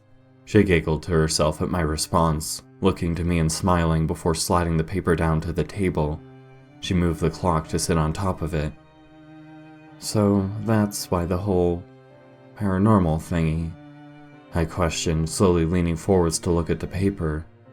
"To pass the time alone? Weren't you just at a fundraiser or whatever?" Scratched on the paper were the words, "Pattern item 14, the wind-up clock." There was more text beneath the clock itself, though I couldn't quite read it. "Well, that's usually how it goes," Hayes laughed. "Alone forever until suddenly surrounded by people. Though creepy old men I'll never see again are never much company. Without getting too metaphysical on you here, John, do you really think you wouldn't feel alone in the presence of others? Even if no one remembered you?" This last question had a bitter taste to it. It seemed general enough, but the air chilled in a strange way, her eyes scanning my response. No, you're right, that would be lonely." I finally nodded carefully. No, that definitely sucks." "Well, first world problems, I suppose." She laughed with an air of fakeness I only remembered hearing when we had first talked at the rally. That clearly wasn't the answer she was looking for. "So, what exactly are we doing?" I tried to readjust my weight, looking at the clock. What's your plan here?" "Oh, we wait," she spoke, looking leisurely at the ceiling. "Paranormal stuff is kinda like fishing. Half the fun is not catching anything." "Alright, well, I like fishing, I guess." I nodded, looking around the room and sinking slightly further into the couch. "Are we, testing anything, though? What do you expect to happen? Is there, some history around this manor or something that, for some reason, I don't know about?" I looked again at the clock. It certainly seemed innocent enough. Its grungy, faded glass poorly reflected Hayes' silver eyes as she looked at me and smiled. "If I tell you what I'm testing, it will throw the experiment off." She rolled back onto her stomach, holding out her hand and gesturing to mine. "Haven't you heard of confirmation bias?" I listened carefully, simultaneously extending my hand towards her, not exactly sure what she was going for. "Or the observer expectancy effect?" She grasped my hand delicately and gazed at my palm as if about to paint my nails. "If I tell you, for example, that the clock is a spirit box and vibrates when the departed try to communicate through it, you'll have a mental breakdown if the clock so much as shudders when I kick the table." "Right, looking for information to fit the hypothesis you gave." I nodded. Even if it doesn't quite fit, that's actually all I really remember from science fair. That's not what you're actually expecting though, right? The spirit box thing? "Oh no, of course not," she laughed, licking her pointer finger. "It will seem much more insignificant than that." She brought her finger to my hand, beginning to absent-mindedly scrub at the writing she had scrawled. I must escape. Whoa, okay, didn't like the message after all? I had to sit awkwardly to extend my arm far enough. It was kinda sinister, after all. She paused for a second, before smiling and continued to scrub, glancing up to me. I just don't want you to be confused in the morning, she giggled. Maybe. What would you like instead? For a temporary tattoo? I pondered, unable to keep myself from smiling. I don't know. You an artist? I kinda like jellyfish. You would, she beamed, nearly yanking me off the couch as she pulled my arm closer, uncapping a pen on the table with her mouth and getting to work diligently. What a weird animal to like. I waited for several seconds before trying to steal a glance. I nearly felt my bones break, her eyes narrowing to snake-like sickles as she snapped my wrist towards her. Get out of town, she hissed, tongue sticking out slightly as she quickly got back to work, and I felt the pen lightly carving against my skin. I laughed to myself. And there. She finally made an overzealous final stroke before her expression rose in sheer joy and she grasped my hand harder with both hands. I think I'm getting good at this. Best one yet. Her hands slowly loosened their grip and I formed a confused smile before turning my hand towards myself and stifling an excited laugh. It was just short of a kindergartner's scribblings, a single half circle with 3 wiggly lines jutting out below. She had worked at it for nearly 2 straight minutes. Oh, that's amazing, I giggled. It's so cute. She beamed, proudly shrugging. I looked at it closer and smiled as she took several more seconds to relish the moment, before her face fell slightly, her eyes flicking away. I'm having fun right now. She spoke slowly, making me look up from the jellyfish as if there was a big but coming. Right, I grinned. I mean, yeah, me too. But... Well, I don't want to confuse you again by doing something weird. She looked trapped. I don't want to ruin this, but, I mean... She sighed, shoulders slumping slightly. Listen, she breathed carefully, looking extremely uncomfortable in her vulnerability. Let me preface this by saying this isn't as sad or lame as it sounds, and I'm praying you'll understand that soon. But the fact is, you're the first friend I've had in a long time. I was unsure of how to respond to this. I partially opened my mouth to say something, but she wasn't done. I talked about how alone I felt in my daily life. She continued slowly. It's so much worse now. I don't know how much longer I can take it, but it was always pretty bad. I just didn't necessarily realize it before, but I still acted out, still did things I regret every day. Things I know I'm being punished for. Hey, whoa. I tried to interject, completely thrown by this. It's okay. What are you... Everyone hated me for the things I did. She just shook her head as if knowing I would miss the mark if I said anything. But I still liked it. I loved it because they were talking about me. Her eyes flashed to me, as if holding me as some ghost of Christmas past. I know you want to ask me. She now wouldn't release my gaze. About the rumors about me, whether I lied about things, whether I'm as bad as they say. I wasn't, I shook my head. It doesn't really... Yes, you were. She barely even gave my words a passing thought.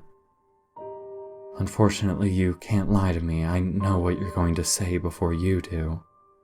And it's okay. It doesn't matter to me much anymore, but it should to you. You should want to know. She fidgeted softly, uncapping and recapping the pen. It's all true. She spoke to the floor, her eyes staring at her heels.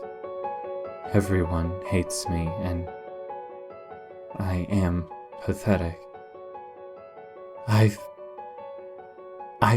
been alone my whole life. I went to private school, but the teachers were too afraid to fail me, and the students were too afraid to assume they could talk to me. So naturally, I started making things up so people would have to talk to me. She sighed before half shrugging and looking back up to me. It got worse the further in I dug myself. She spoke as if presenting an argument.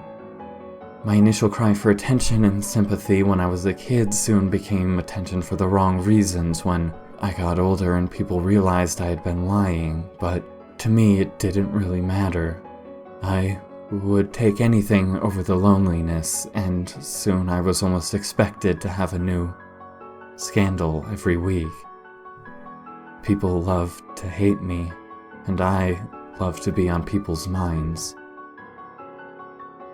The manor creaked silently, not a single sound penetrating Hayes' confession as she now sat quietly. Her eyes appeared calm, but I could tell she was having difficulty maintaining her gaze.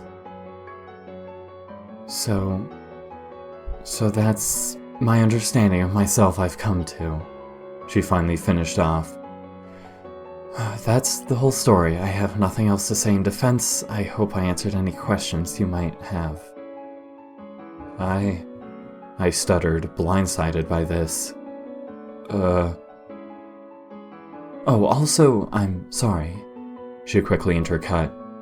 I know it may not have personally affected you, but it may still sway your decision to know that I do realize what I did was wrong, that my own personal problems don't justify wrong behavior.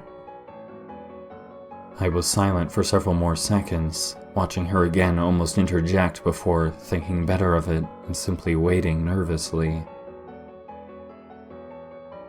Whew, I finally spoke slowly. First off, I appreciate you being so open, and you have a weirdly good ability to look at your own flaws, so, thanks for being so honest with me out of nowhere. That can't be easy. She blinked cautiously. She looked like she was at a judge hearing, hands folded neatly but nervously in front of her. But, and maybe I should feel bad about this, I continued, saying the words as I found them. But I didn't really care about that. The bad things, when people told me. You seemed alright to me. You still seem great to me, and you've never been anything but nice to me, so... I don't know, is that weird? I can't really forgive you for things you did to other people, but I can still be your friend, right? I personally like you. Her eyes had a blank look as I could almost see the gears churning, letting out a lot of line and fighting to reel back in a response. Right? That's fine, right? I tried to help her out, but was almost more so talking to myself. It'd be like if your best friend was actually a murderer the whole time. You'd feel really weird and conflicted, but, if they were always nice to you... Okay, wait. Sorry, that's a bad example. You should probably call the police anyway. But, it sounds like you were just a scared kid who kind of dug yourself into a hole and let, the media attention get to them, and... what kid isn't a giant douche liar? Right? I was, just Most of them don't get broadcast on TV. Forget the earlier metaphor. It doesn't matter. None of it matters.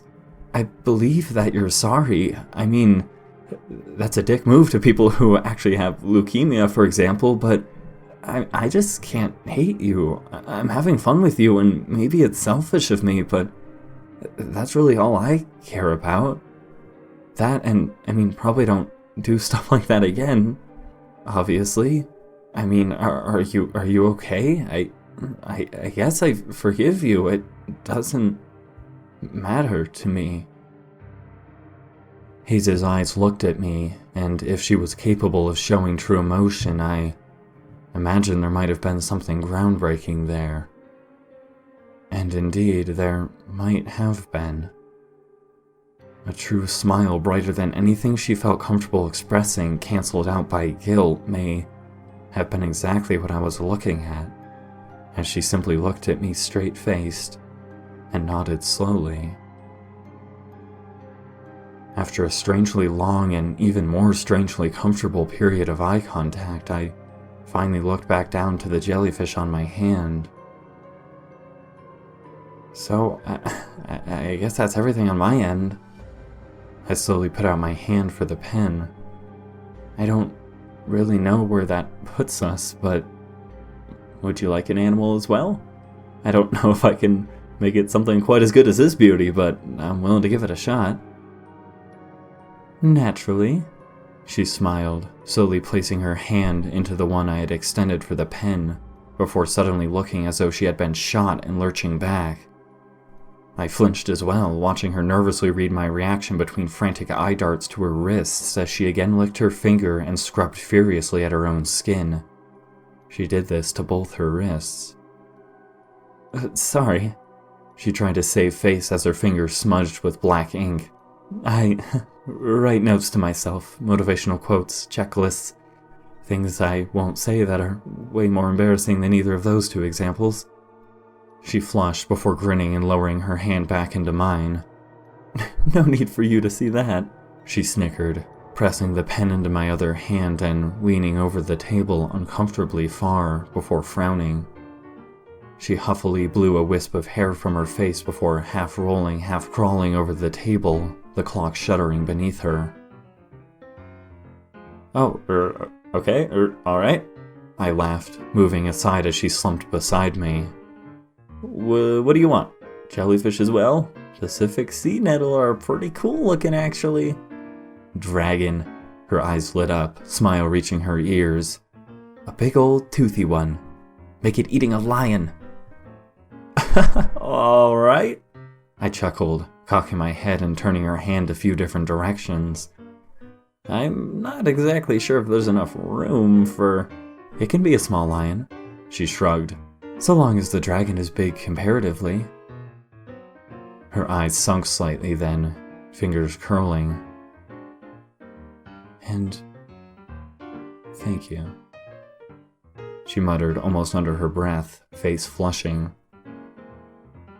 Thanks for saying all that. No problem, really. I smiled before squinting my eyes. I cautiously put the pen to her skin and nervously started an arc. Here we go. I can't say I've drawn a dragon in a while. I think you got it. Haze just pressed closer. And don't look now, but your so-called broken clock is ticking again. What? I went to move my head before she physically put her other hand up to block my view. Dragon first, she pressed, though her eyes remained fixed on the table. It's not going anywhere. Yet? Okay, alright. I sped up considerably, her intense focus making me nervous. I watched her eyes dart from the table to the front door and then back again. Just what was she waiting for? I trailed the dragon's tail down onto her wrist before my pen stopped dead on her flesh. Where she had smudged away, I could still faintly make out the faintest of shapes. It wasn't writing. It was a drawing of a jellyfish. Pacific sea nettle. Victory Cheeto fulfillment any second now. Hayes just brimmed with excitement, not meeting my gaze as I looked up to her in confusion. Her eyes were now flat out staring at the front door. She didn't even break to blink. I shrugged off the faded drawing, narrowing my eyes slightly as I scribbled in little blood drips coming from the limp lion in the dragon's mouth and hastily finished up the rest. "All right," I breathed out with the last line, actually smiling slightly at how it turned out. "The poor little lion didn't stand a chance." Hayes finally broke her gaze from the front door as she lifted up her hand, and I finally used the opportunity to gaze at the clock. Sure enough, the second hand trembled around the dial, looking like some sort of mechanical zombie. "Fucking awesome," Hayes giggled, poking at the ink and grinning widely. "Holy hell, this is actually really excellent." "Aw, thanks," I flushed. "I'm useless in most other aspects, but, you know." "Okay, maybe it needs some time alone." Hayes gazed back to the clock and then the door. I was so certain this was the one. We might be stopping the pattern from completing by being in here." Her eyes actually seemed to deepen in worry with that last sentence. "Come on, let's take a walk." She jumped up with a smile, whirling around and extending her hand to me. "And I don't think you're useless. But you're gonna have to fish for better compliments than that if you want me to go further." "That wasn't..." I frowned, then laughed as I grabbed her hand and she yanked me up with frightening strength. "That wasn't fishing for compliments, for the record. I was saying that genuinely." "As was I," she grinned, making her way to the door. "I'm just saying, if you're baiting me, might as well go for broke and say something ballsy like, 'Oh man, Hayes would never be interested in me, she's Her words died out as I grabbed up the clock and we both stopped dead, for entirely different reasons. My mind was racing over her words, going a mile a minute. What the hell? What, was she making fun of me, or? Hayes, instead, seemed to fall into a shattering realization. "You," she slowly spoke, backing out of the door carefully. "You're the pattern." A sudden sound softly echoed from a distant place as if in a dream. It sounded almost like a howl. Hayes paled beyond ghost white, pointed finger landing directly on the clock in my hand, my eyes flashing down to it in confusion. Wait, why had I even picked that up? "It didn't complete because I changed you." She looked like she was going to be sick before immediately recollecting her thoughts. Okay, I'm sorry, John, I'm going to leave you alone for a bit now. Sorry, don't follow me." With that, she slammed the door. The lights above me flickered. "Don't follow me." With that, she slammed the door. The slightest trail of blood ran down my arm as several divots softly formed. I didn't notice. What the hell had just happened? It was so damn impossible to put a finger on Hayes. There was almost, at this point, certainly something wrong with her mentally. I had no idea what affliction would cause these weird, psychotic bouts of detachment from reality, but she seemed so normal 80% of the time. What kind of... Shouldn't there have been some indication that something was wrong even during normal conversations with her? Instead, it was like a light switch being turned off and on. I looked down at the clock in my hand, going to place it back down on the paper before seeing the text that had been previously covered up by the clock itself.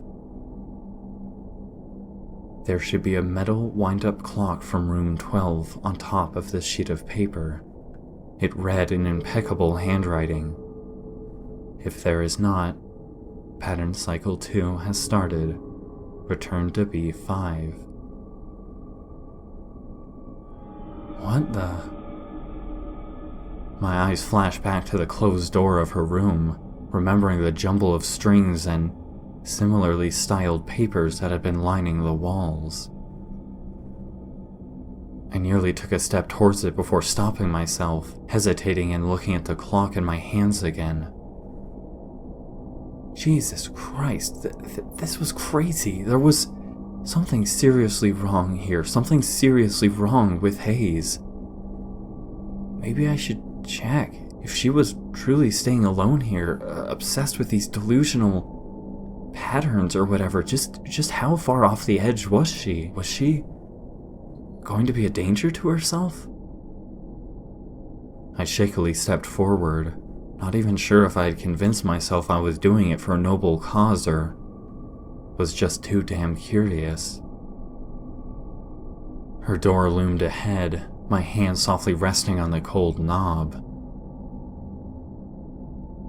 I swung the door open. It was the same way I remembered from my glances.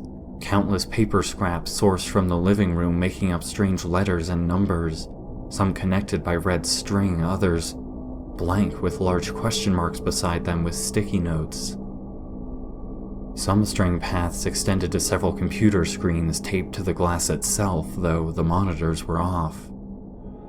The ramblings extended to the ceiling above, several pages of seemingly important documents folded into makeshift origami to spell large letters directly above the bed. Start with A1. My stomach churned. What was I looking at exactly? How had she physically set up this much garbage in just a day and a half?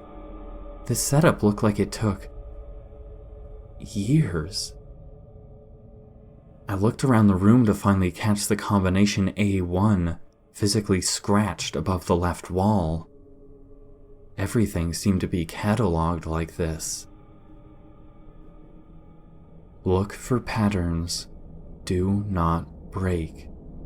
Was written in more large letters above A1, countless sketches and pages of writing apparently strung together to point out what I could only assume were whatever pattern she was talking about. I went to investigate further before something on her dresser caught my eye. E17 was written above a duplicate of the paper out in the living room. There should be a metal wind-up clock from room 12 on top of this sheet of paper. It read in the same handwriting. If there is not, return to B5. However, a sticky note on top of this read, Testing item, cycle day 2, 130. My eyes flashed up to the ceiling, rapidly locating B5 scrawled on the rafters. My horror quickly grew as I tried to make sense of the nonsense below it. Pattern item 14, the wind-up clock, headed the sheet of paper. This was one of the few items connected by the red string, although a large question mark was sticky noted beside it as well. Origin location, room 12. This wind-up clock will stop the night of cycle day 2 pattern at 2:38 in the morning. Normal mode of location change, pattern character 12 to pattern character 4 at 5:30. Clock spends cycle day 2 in pattern character 4's workshop before being returned to pattern completion at 3 p.m. Another sheet of paper was tacked on below the question mark sticky note. Test 1, it read. The wind-up clock is a possible contender for the key. I will remove the clock from pattern character 12's possession prior to transfer. Pattern should account for change and return item to original location to restart day 2 cycle. Which pattern character will facilitate this, and if they are unsuccessful, will day 1 cycle start, or will the pattern be broken? I don't think this is a good idea. A note beside this drew an arrow to the text in the exact same handwriting. Let pattern character 12 return to origin after checking for key. Impossible. Another note from the same author corrected this. Other side effects are yet to be discovered, but minimal transfer of item results in strong pattern change. Pattern item 14 is very likely to contain key, but retrieving it likely means breaking pattern. I must choose if I can proceed. Damage may have already been done. I blinked slowly, eyes narrowing in nothing but concern. Was this really all haze? Was she so sick, writing to herself? The clock felt heavy in my hand, faintly ticking beneath my fingers. This was messed up beyond what I could comprehend. I couldn't understand these ramblings any more than I wanted to, but at the very least she was defacing the walls of the room in her apparent hysteria. This was really getting out of hand. Someone needed to be told about this. This couldn't go on. I had to find her. As my hand landed on the doorknob of her room, I realized that her side of the door was layered with countless scratches. More than I could count, like someone had tried to claw their way out. Space, not time, was written in the center. I shivered. Upon exiting, the manor was cold and dead, lobby empty and lightless.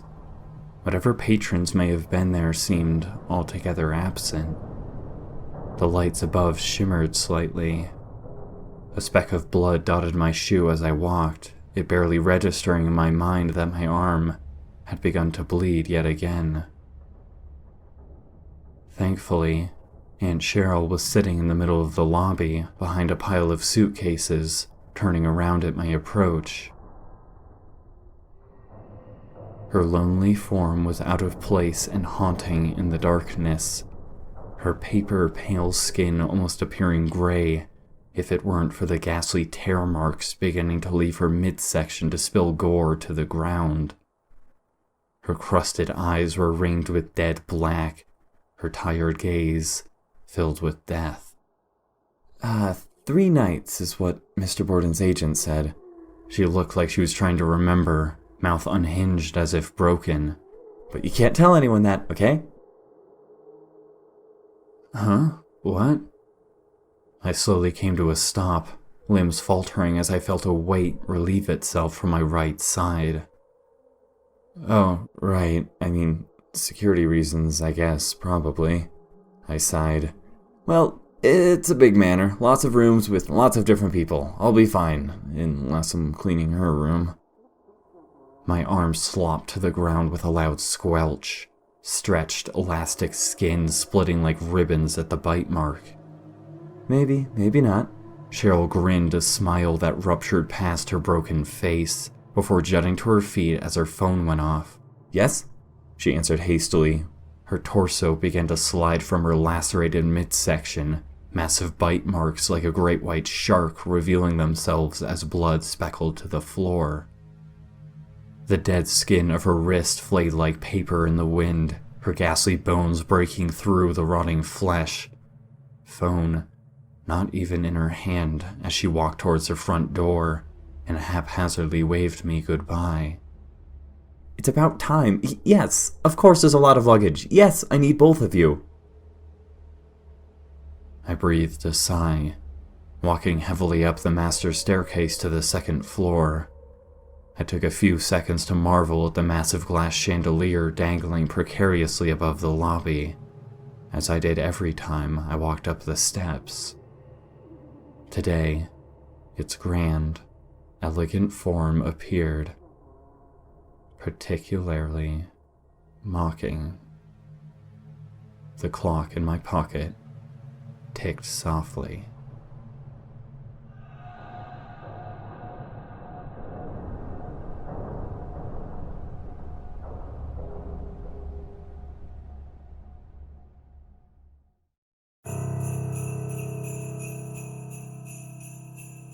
A knock on my door woke me with painful difficulty. My eyes groggily opened with searing pain as I checked my phone. 5 o'clock. It wasn't even light out yet. I had probably slept less than an hour. "Come on," Aunt Cheryl prompted from the other side of the door. "You already had your day off, mister. Let's get to it." Sorry. I rubbed my eyes, sitting up and wincing. The clock stopped running. "Take it to Royce," she responded. "Once you've had some breakfast. Your schedule's on the service counter." Right," I nodded to my empty room. "Thanks, Cheryl." "Sure thing," she cheered. "I'm talking to contractors all day today, so if you or anyone else needs me, you'll have to wait until after 6 or just text me." "Gotcha," I responded, heavily swinging my legs off the bed and getting to my feet. See you later then." Her footsteps receded away from the door, and the sounds quickly muted away as my eyes caught my bedsheets, slush coursing through my veins. Blood. The sheets were splotched with a dark brown rust, almost green in color, it was so decayed. I frantically checked myself, seeing nothing out of place anywhere on my body. My heart rate quickened further, but with changing my clothes, it became clear that none of the substance was on me. Was it perhaps just some kind of bleach stain from when the sheets were washed? Taking all of my willpower to convince myself that the stains had always been there, and that I would investigate more later, I jammed a toothbrush in my mouth and hurriedly searched my winter coat. It looked cold out today. The towering mountains daunting the manor were being choked out by gray mist, a light, constant drizzle tapping fingers at the glass of my window. Just as I found my coat, another knock sounded at my door. "Yeah?" I spoke as I took the bulky swath of fabric off its hanger and frantically recovered my bed to hide the stains. "I'm almost there. Sorry I'm late. Slept in a bit too long." The other side of the door was silent. I frowned, having expected it to be one of my family members. I quickly threw the coat on and shoved my gardening gloves into the pocket. I spun around at the last second to also grab the broken clock before putting my hand on the door and freezing. It was layered with scratches, as if something had tried to claw its way out. But that wasn't quite it. They were almost more like tick marks. I opened the door, meaning to immediately get the person outside's opinion before my heart staggered to a stop.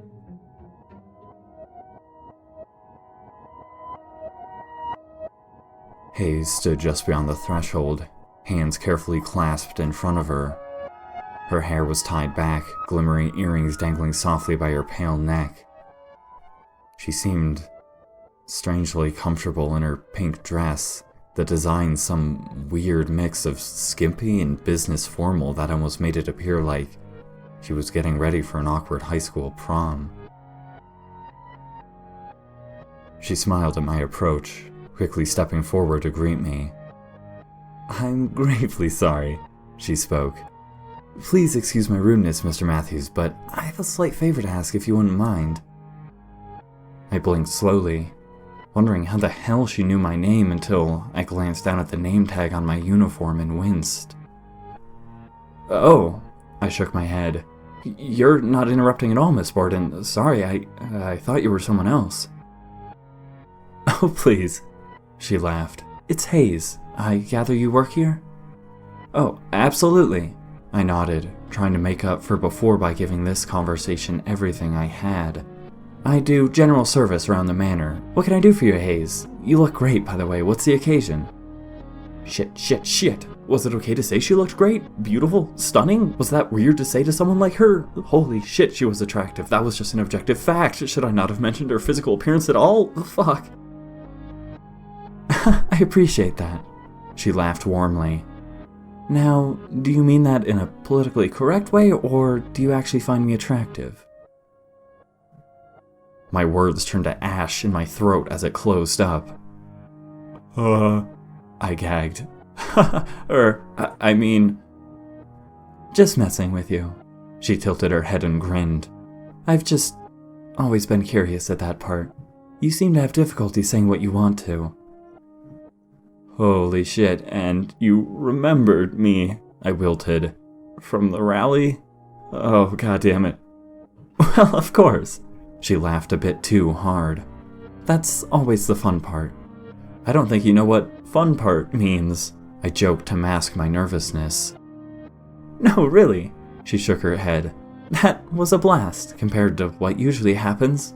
It's nice to just talk with someone occasionally, refreshing to see someone so honest. Honestly inept at politics, maybe? I laughed. I googled Bill 47A, but don't worry about debating points with me. I only googled enough to know what the heck it even is. Let's please talk about something else. I like that plan.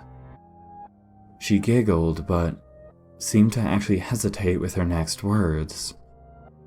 What exactly do you need? I followed up for her. I'm more than happy to help, especially now that I'm not petrified of you thinking I'm a horrible blotch on planet Earth. Right, her lips pursed. Well, that's just it, actually. The request is rather strange. I'm sorry if it seems out of line. Oh, not at all, I'm sure. I shook my head. Absolutely anything I can do for you. I would like to break that clock of yours, she continued, softly gesturing to it. If you don't mind, of course. I paused, not even realizing I had been bracing for impact. My clock?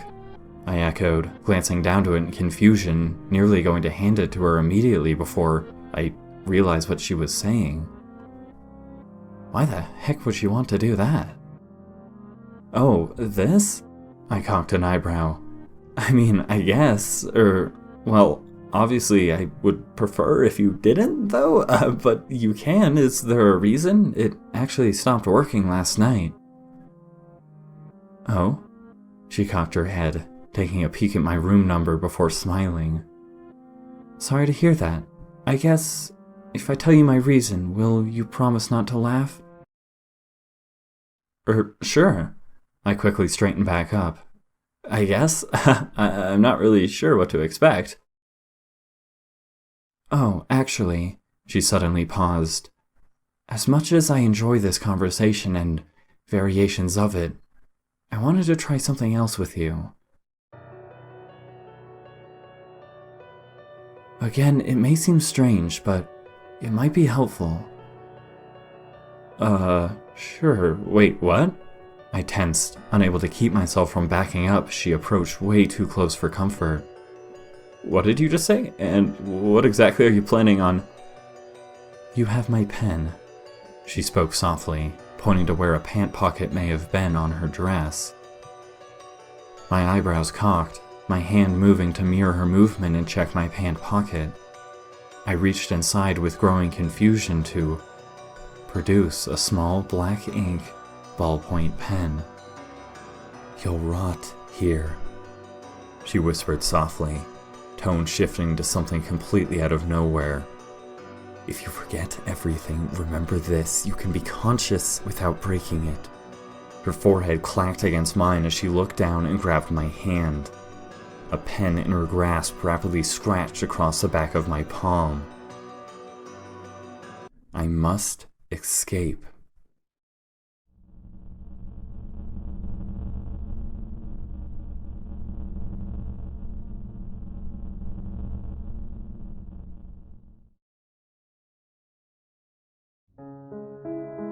Part 2.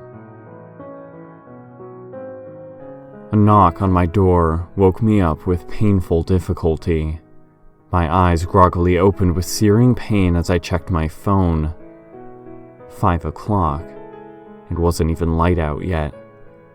I had probably slept less than an hour. The wind-up clock on my dresser had stopped midway through the night. "Come on," Aunt Cheryl prompted from the other side of the door. "You already had your day off, mister. Let's get to it." Sorry. I rubbed my eyes, sitting up and wincing. My alarm, the clock in my room stopped running. "Take it to Royce," she responded. "Once you've had some breakfast, your schedule's on the service counter." "Right," I nodded to my empty room. "Thanks, Cheryl." "Sure thing," she cheered. "I'm talking to contractors all day today, so if you or anyone else needs me, you'll have to wait until after 6 or just text me." "Gotcha," I responded, heavily swinging my legs off the bed and getting to my feet. "See you later, then." Her footsteps receded away from the door, and the sounds quickly muted away as my eyes caught my bedsheets, slush coursing through my veins. Blood. The sheets were splotched with a dark brown rust, almost green in color, it was so decayed. I frantically checked myself, seeing nothing out of place anywhere on my body. My heart rate quickened further, but with changing my clothes it became clear that none of the substance was on me. Was it perhaps just some kind of bleach stain from when the sheets were washed? Taking all of my willpower to convince myself that the stains had always been there and that I would investigate later, I jammed a toothbrush in my mouth and hurriedly searched for my winter coat. It looked cold out today.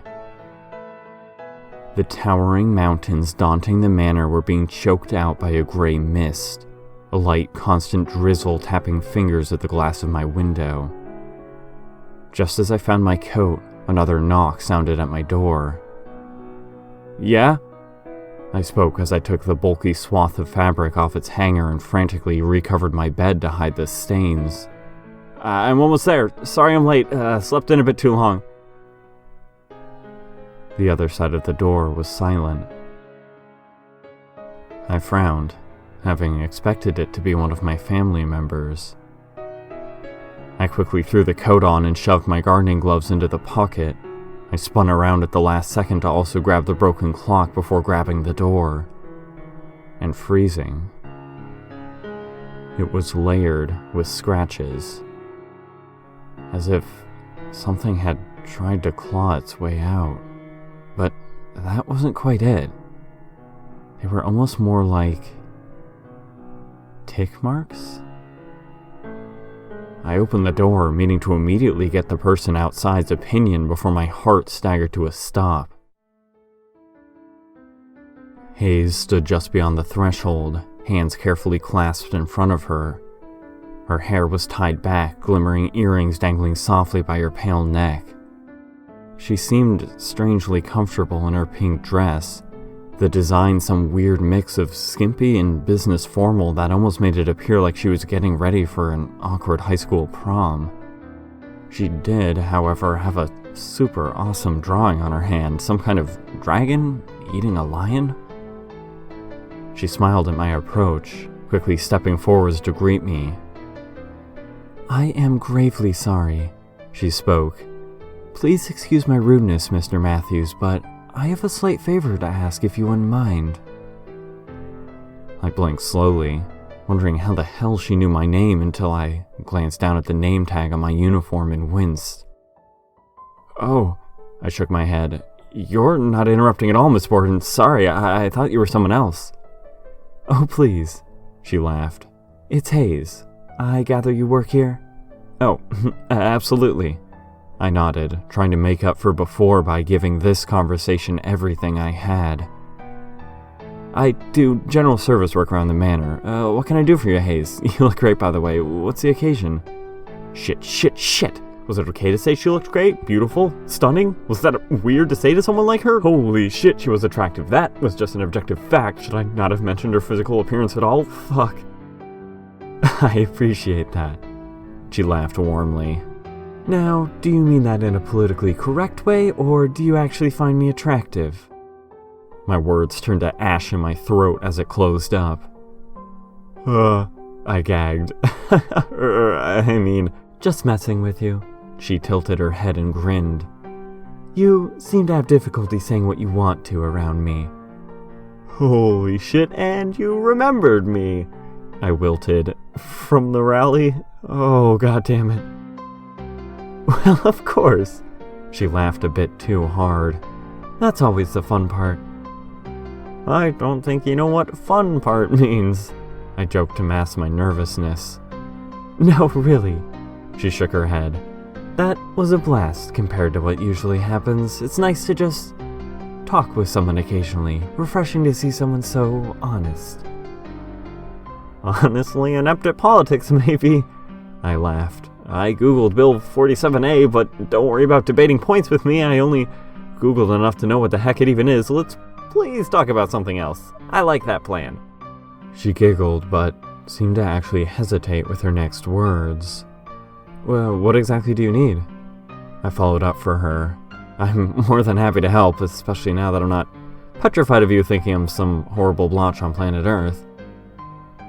Right. Her lips pursed. Well, that's just it, actually. The request is rather strange. I'm sorry if it seems out of line. Oh, not at all, I'm sure. I shook my head. Literally, absolutely anything I can do for you. As I said that, I found the night before playing back in my head like grainy video footage. Hayes stood alone and silhouetted in the dark, hands working the shovel into the ground again and again, the way she had stood and stared directly back at me. I would like to break that clock of yours, she continued, softly gesturing to it. If you don't mind, of course. I paused, not even realizing I had been bracing for impact. My clock? I echoed, glancing down to it in confusion, nearly going to hand it to her immediately before I realized what she was saying. Why the heck would she want to do that? Oh, this? I cocked an eyebrow. I mean, I guess, I would prefer if you didn't, though. Is there a reason? It actually stopped working last night. Oh? She cocked her head, taking a peek at my room number before smiling. Sorry to hear that, I guess. If I tell you my reason, will you promise not to laugh? Sure? I quickly straightened back up. I guess? I'm not really sure what to expect. Oh, actually, she suddenly paused. As much as I enjoy this conversation and variations of it, I wanted to try something else with you. Again, it may seem strange, but it might be helpful. Sure. Wait, what? I tensed, unable to keep myself from backing up as she approached way too close for comfort. What did you just say? What exactly are you planning on? You have my pen. She spoke softly, pointing to where a pant pocket may have been on her dress. My eyebrows cocked, my hand moving to mirror her movement and check my pant pocket. I reached inside with growing confusion to produce a small black ink ballpoint pen. You'll rot here, she whispered softly as she grabbed it from me, tone shifting to something completely out of nowhere. If you forget everything, remember this: you can be conscious without breaking it. Her forehead clacked against mine as she looked down and grabbed my hand. Her pen rapidly scratched across the back of my palm. I must escape. The ink was scrawled and hasty, yet clearly legible. Suddenly, she twisted my wrist back on itself before slamming it against the wall with a hard crack. I flinched and nearly yelped, horrified confusion invading my face as she finally let go and I wrenched my hand away. What the hell was that? Such a weird thing to do out of nowhere. Her face slowly knitted in flushed embarrassment as she quickly did an awkward dance move, as if forced to do so by an invisible hand controlling puppet strings. She wiggled her hands like someone who had never even attempted to find rhythm in their life, the entire routine frighteningly bad. This wasn't her character. What the hell was happening? Where had I seen this before? After spinning around with a horrid lack of grace, she finally caught her breath and gave a thumbs up to mask her cherry red face. Do you remember yesterday? She finally spoke as if nothing had just happened, standing upright and recapping her pen. She gazed at me curiously, continuing, "How's your arm?" Yes, what the heck was that? I certainly wasn't in any danger of laughing, my only reaction, confusion and concern. What the heck did you just do? That's a no, then. She responded, some genuine disappointment in her voice as her face fell. If that didn't mean anything to you, forget about it. Yesterday, I tried to humor her in my concern. I mean, yes, I remember meeting you and doing some things around the manor. What was that about my arm? Aside from the fact that you just slammed it against a wall.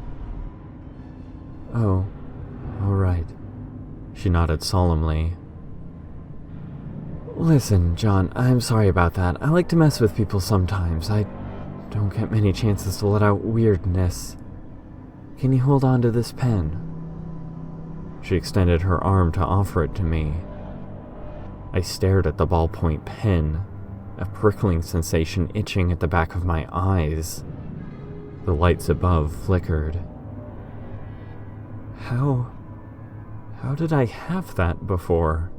I staggered. Are you sure that's your pen? How was that in my pocket already? Oh, all right. She nodded solemnly. Listen, John, I'm sorry about that. I like to mess with people sometimes. I don't get many chances to let out weirdness. Can you hold on to this pen? She extended her arm to offer it to me. I stared at the ballpoint pen, a prickling sensation itching at the back of my eyes. The lights above flickered. Oh, all right. She nodded solemnly. Listen, John, I'm sorry about that. I like to mess with people sometimes. I don't get many chances to let out weirdness. Can you hold on to this pen? She extended her arm to offer it to me. Okay, sure. I staggered, taking the pen. Okay. I put it in my pocket slowly, nervously looking back to the clock in my other hand. Can I ask what the clock is for again? I started. I don't really remember what you said. You'll see. She cocked her head. Okay, that's kinda ominous and not helpful. I laughed quietly. No, you'll see when we investigate it tonight. She looked at me, cocking an eyebrow. Deal? I paled. I mean, Miss, Hayes, Once I have free time later, of course. She cut me off. I'll come find you. I'm sure I can speak with management to free up some time. Sure. I mean, that's just my family. I shook my head. I'm sure they'd understand, and I'd love to, but, I mean, are you sure that's... can you... Let me ask you, John. What exactly is it that you think I do? Hayes cut me off. What makes me so... Her words suddenly struggled slightly, as if battery acid welled up in her throat. Her eyes blinked at the lights, her pale hand moving to her face to brush at her makeup. Different. She finally kicked out. Well, I staggered. Miss Borden? Are you okay? I'm fine. She blinked out, redness in her cheeks growing as her eyes narrowed to steely slivers and her fists balled. I hesitantly continued. I mean, I guess I would have to say I imagine you as a scary, time bomb-infused, emotionless... Her hands snapped out without warning, wrenching the clock from my grasp. Just give me the damn clock, she hissed. Her eyes dropped to the floor, grip on the device violently trembling before her right fist slammed into the wall beside her. Her head bowed, breathing heavy as she stood silently for several seconds. Her hand was lacerated and broken from the impact, shearing a hole in the wood as if possessing supernatural strength. I will do this with or without you, she finally spoke softly and plainly. I don't need you. Silence. She wasn't looking for a response. Her hands grabbed mine, eyes boring into my skin. Darkness squirmed behind her unfeeling gray eyes.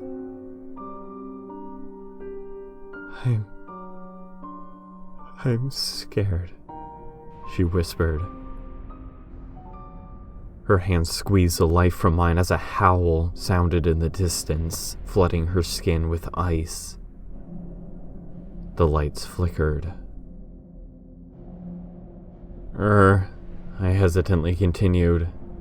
I guess I would have to say I imagine you as a scary, time bomb-infused, emotionless... Her hands snapped out without warning, wrenching the clock from my grasp. Just give me the damn clock, she hissed. Her eyes dropped to the floor, grip on the device violently trembling before... She slowly sunk in defeat. Oh. Well, never mind, then. She softly continued, wiping away the beginnings of tears. I thought you might have unrealistic expectations, but that all sounds about right. No, I get your point, I laughed. I'm sorry, that must be frustrating. I want to see you as a normal person, but I also don't want to be rude, you know? I'm sure you can do whatever the heck you want. I didn't mean to... I don't know, it's just kind of weird to talk to you, I guess, especially since you're so... I just didn't expect you to be so normal. Normally kind of strange, that is. Which is stupid, I know. She nodded, earrings sparkling. I will talk to management later, she returned, quickly sliding her dress strap back into place as it started to slip from her shoulder. Thank you again for your time. I apologize, my request ran long. I will make it up to you. No, I shook my head, flushing. Really, it's fine. You don't need to talk to them. They'll believe me. I again felt my face redden as she fiddled with her hair, placing a bobby pin in her mouth as she still didn't meet my gaze. Okay then, she finally spoke, placing the pin back in place. Let me know if there's anything I can do then. Enjoy your workday. Right. I snapped back to attention.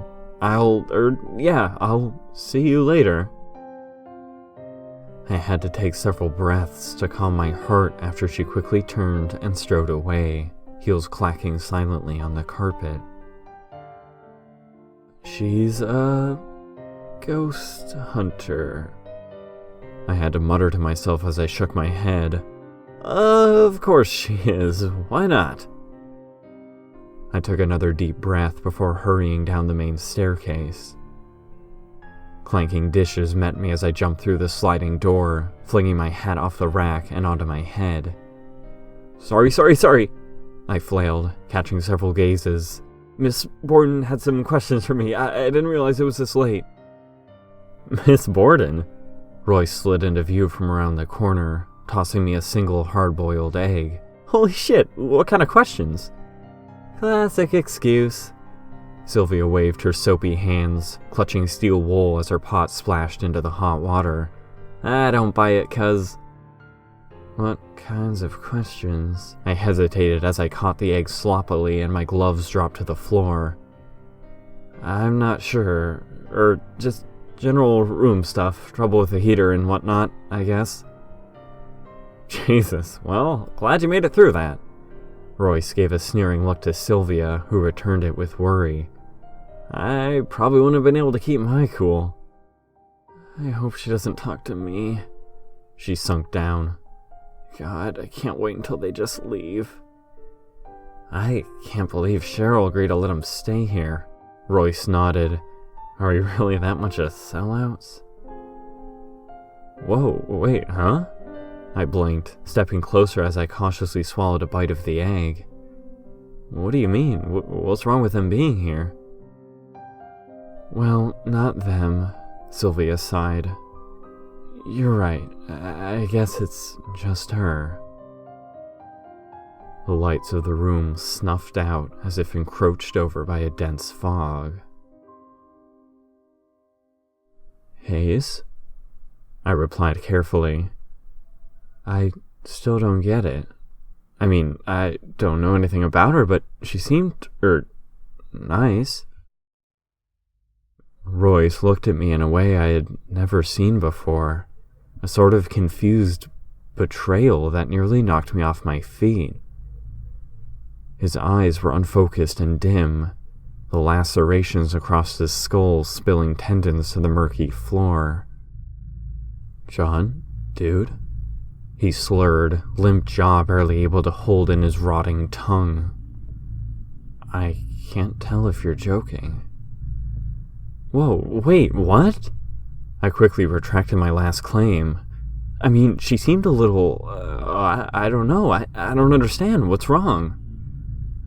Roy split in half with a ghoulish squelch of toxic air, muscles and bloated organs sloshing against the dark ground where Sylvia's bare feet stepped. You tell me. Sylvia's eyes saw nothing as they stared into the distance, broken hands lifting like a marionette. Of course, no one can really prove anything, but anyone with eyes could see she's a compulsive liar. I mean, the things she's done are disgusting. Disgusting? I felt betrayed, trying to wrap my head around this sudden turn. What the heck do you mean? I mean, like she claims things that no one should be able to. Sylvia stabbed her hand against the wall to hold herself upright, legs rotting beneath her. Always to further some agenda for them. What is it you were sent here for? Royce's corpse slithered along the ground, hands snapping against my leg. She has leukemia? My heart froze, further words strangling in my throat. No, she fucking doesn't. Sylvia hissed, hand against my throat in seconds, jagged plate shard cutting into my windpipe. The foul stench of decomposition seared against my flesh, her eyes long receded into her skull, as noxious sludge slithered across her teeth. That's the thing, she continued. Do you remember yesterday, John? I can't believe you guys. My mouth fell open as frigid wind howled through Sylvia's sockets. Royce now stood partially upright with his mangled anatomy. Shadows loomed in on the kitchen, scuttling overhead audible through the ceiling pipes.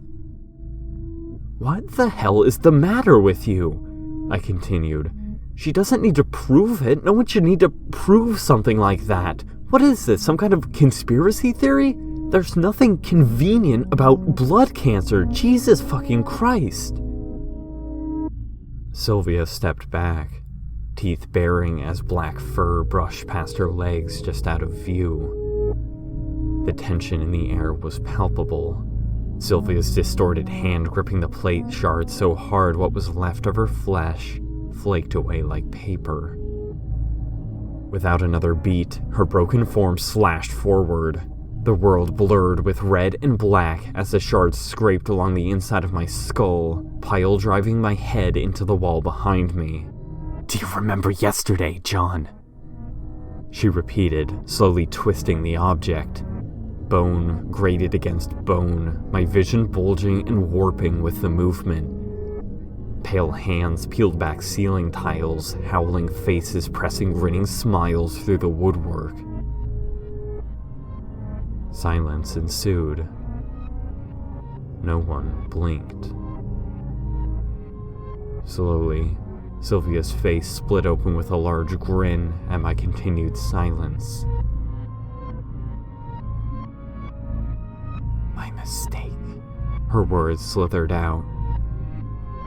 She snapped her fingers. The lights flickered. Listen. Royce stepped in, lights flooding back into the room as the ghoulish alterations faded. John, man, it's okay, you're right. Obviously, no one can be sure one way or the other. It's unfair of us to demand proof, and maybe she is telling the truth. His eyes again glanced nervously to Sylvia. But the fact that they don't make the results public after being asked to is pretty telling on its own. He looked downtrodden, as if telling me my puppy had died. And she's been proven to have lied about things like that in the past. That's all we're saying. It really feels like her being here is suggesting we forgive her for that kind of stuff. I felt my heart sinking. Jesus, I don't believe it. And somehow everyone seems to freaking forgive her. Sylvia seethed. The media's all over her 1 minute, but she agrees to one stupid interview in that slutty pink dress of hers, and everyone forgets about it the next day. She's so smooth, you can just feel the manipulation laced in, even when she's pretending to be cute and flustered. It's honestly disturbing. Blood dripped down my face. I didn't notice. God, I shook my head. I don't know what to say. I didn't get any of that from talking to her, but I guess I don't really know her either. I didn't know her. Well, either way, Royce tried to lighten the mood. You'll be happy to know Mark got started on the hedges earlier this morning before he had to go, so your work is already partially done. Cool, then you can help me in here sooner. Sylvia grinned. Too many people using too many dishes in this place. Right. I feigned a smile and polished off the egg. Thanks, Royce. See you soon, Sylvia. I was again alone with my thoughts as I stepped out of the kitchen and into the main lobby. Aunt Cheryl sat on a pile of luggage in my peripheries, clacking away at her phone. I put up my hand to wave before quickly losing the drive. My hand sunk back down as I reached the heavy front doors of the manor. I felt chilling wind rush inside to greet me as I put my whole body weight against the wooden slabs. Snow dotted the outside air, my breath curling out like fog. All was eerily silent, the world wrapped in a suffocating shroud of mist and frost. Only my footsteps dared penetrate the void, crunching softly behind me as I made my way around the property. I rounded the side of the manor only to feel exasperation and then concern grip me. Gnarled, overgrown tendrils of hedges had begun to splay out in every direction, the ground littered with dead branches now overtaken by live roots. I blinked in confusion. It looked like these plants hadn't been trimmed in years. How the hell was I the first one to do this? Silhouetted mountains in the distance gazed on with indifference, the flakes of jagged drifting snow already accumulating on the ground. As I gripped my hedge clippers in disbelief, my eyes followed one flake all the way from the inky sky to the frozen ground where it settled upon some upturned dirt.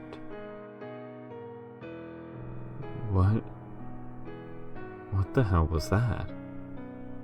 The snowstorm suddenly mutated into a blizzard, my hands immediately flying up to shield my face from the biting, sideways needles of frost. Before long, I was barely able to make out any features more than a foot in front of me, my body angled towards the howling wind to keep me upright. The minute my footsteps made prints in the snow, the divots were hacked to nothing by the wind, as if I was a specter walking without leaving a trace. It wasn't long before I reached the edge of the hole. Only the wind made any sound. I peered close over the edge, eyes scanning the space. There was nothing inside. "Right," I spoke softly. "Sylvie, the great dishwashing expert, how may I ever have an ounce of your great talent?" "Well, limiting the sarcasm is a start." She rolled her eyes, hands working next to mine at a pace that made my head spin. "Also," her eyes narrowed on a mug in the drying rack, green eyes flashing to me as she cocked an eyebrow. "Well, actually, you're doing pretty good," she shrugged, placing the mug back on the rack. The lights above us were dim, the washing area of the kitchen empty aside from us now. Everything was silent. The sun was choking outside, the dinner dishes gleaming with its final red and orange breaths, stretching shadows long across the dull tiled floor. "Thanks," I shrugged. "I think that's the first time you've said anything nice to me, ever." "Don't get cocky," Sylvia laughed. "You'll still never reach my level." The rest of the dishes went by smoothly. Before long, it was time for me to attend to rooms. I quickly ran up the stairs and down the hall to my room, meaning to drop off my coat before suddenly 3 knocks sounded on my door. A muffled voice called in. "It's Aunt Cheryl! Your room's 32 through 40, all right? We're running a little behind. I grabbed your supplies from the kitchen. You ready?" She tried the handle. "Sure," I shrugged, watching as she opened the door. "Ready?" she repeated with a smile. "Your room's 32 through 40. Yeah, gotcha." I sighed. Leave the stuff here. I'll get right on it." "Well, please hurry," she cheered. "Guests are gonna want to use their room soon." Yep. I stepped forwards to grab a towel from her. "Thanks, Aunt Cheryl." "No, thank you," she smiled, quickly turning around and calling over her shoulder in a playful tone. "I can't tell you whose room is whose, but maybe you can guess." I was genuinely confused for several seconds before it hit me what she was implying. "Wait, is one of them the governor's?" I flailed, hissing it under my breath. "Aunt Cheryl, I'm not sure that's a good idea." She was long gone. My brow furrowed. Jonathan." A voice snapped my eyes up from the cart as I pushed it into the hallway. I nearly crashed into her, she was standing so close. "Oh, hey, Miss Borden." I straightened, seeing that her appearance had disheveled considerably since that morning.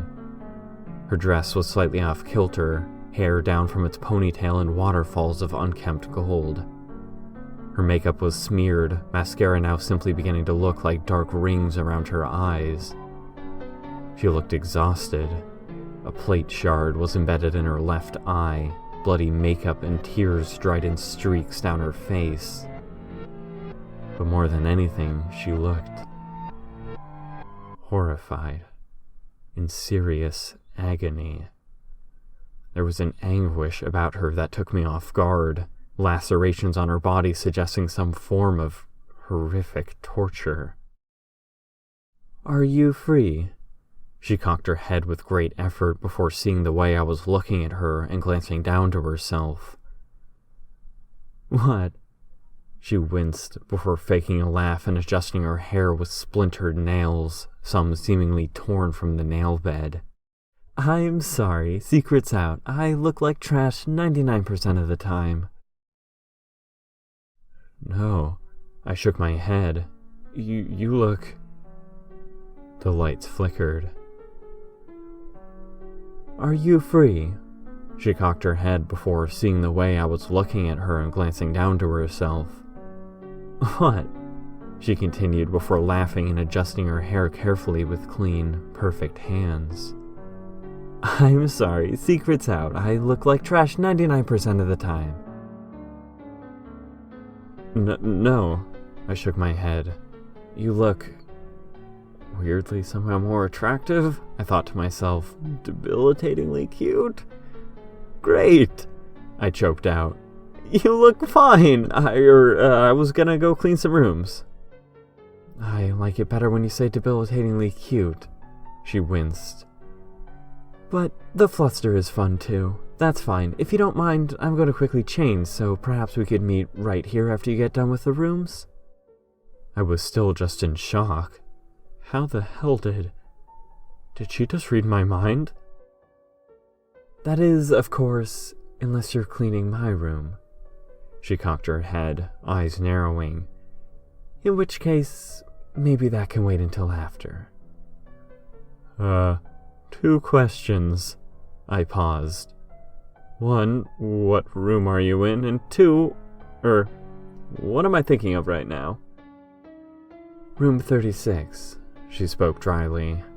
Though I'm not supposed to tell you that, and you're not thinking of anything right now, you're only thinking about asking that question, I'm guessing. Shit, she was right, I hadn't actually thought of anything. I'll talk to you soon, John. She covered one of her eyes carefully, turning around and walking off. I stood in silence for a brief period, my mind mulling over her words and trying to make sense of half of them. Every interaction with her felt so surreal. Not like she was crazy, but more just like things felt different around her. I couldn't quite put my finger on it. I finally sighed, quickly carting to the first room and grabbing the cleaning supplies. I wasn't sure how long it would take Hayes to change, but she would definitely beat me if I wasn't fast. The first 3 rooms went by without a hitch, but as I hesitantly carted past room 36, hearing nothing but dead silence within, I couldn't help but think back to what Sylvia and Royce had talked about earlier. About Hayes. Was there a way to bring those things up without accusing her? I wanted so badly to believe they weren't true. The next rooms went by fine as well, up until the last 2. I was hastily changing out soap in the bathroom container when a knock suddenly sounded on the open door to the room.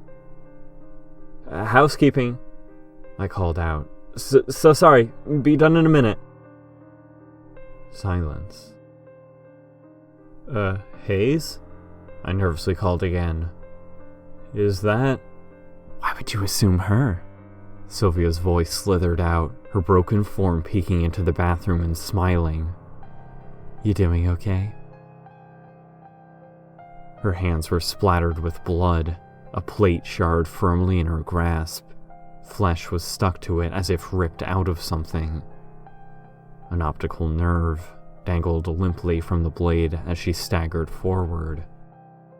Oh, I flinched, fumbling at the soap container before steadying it and trying to act casual. Yeah, sorry, I don't know, I just have a constant fear she'll come back to harass me again, I guess. I'm doing fine. How'd the dishes go? The corpse paused for a brief second, as if thinking of an excuse. Good, I guess, she thought hard. Yeah. Not too bad. Lovely, I nodded, screwing back on the soap cap and tossing it into the cart before beginning to make my way out of the bathroom. Sylvia stepped aside to make space, following as we made our way to the last room. Any problems? She continued as I fiddled with the key and finally swung the door open. Heater in 33 was busted last time I checked. No, I don't think so. I overturned the sheets of the bed, shrugging. I didn't check, but the room felt the same temperature as everything else. It all seemed fine. Awesome, she nodded, walking over and doing the same to the other bed, layering the sheets with putrid blood.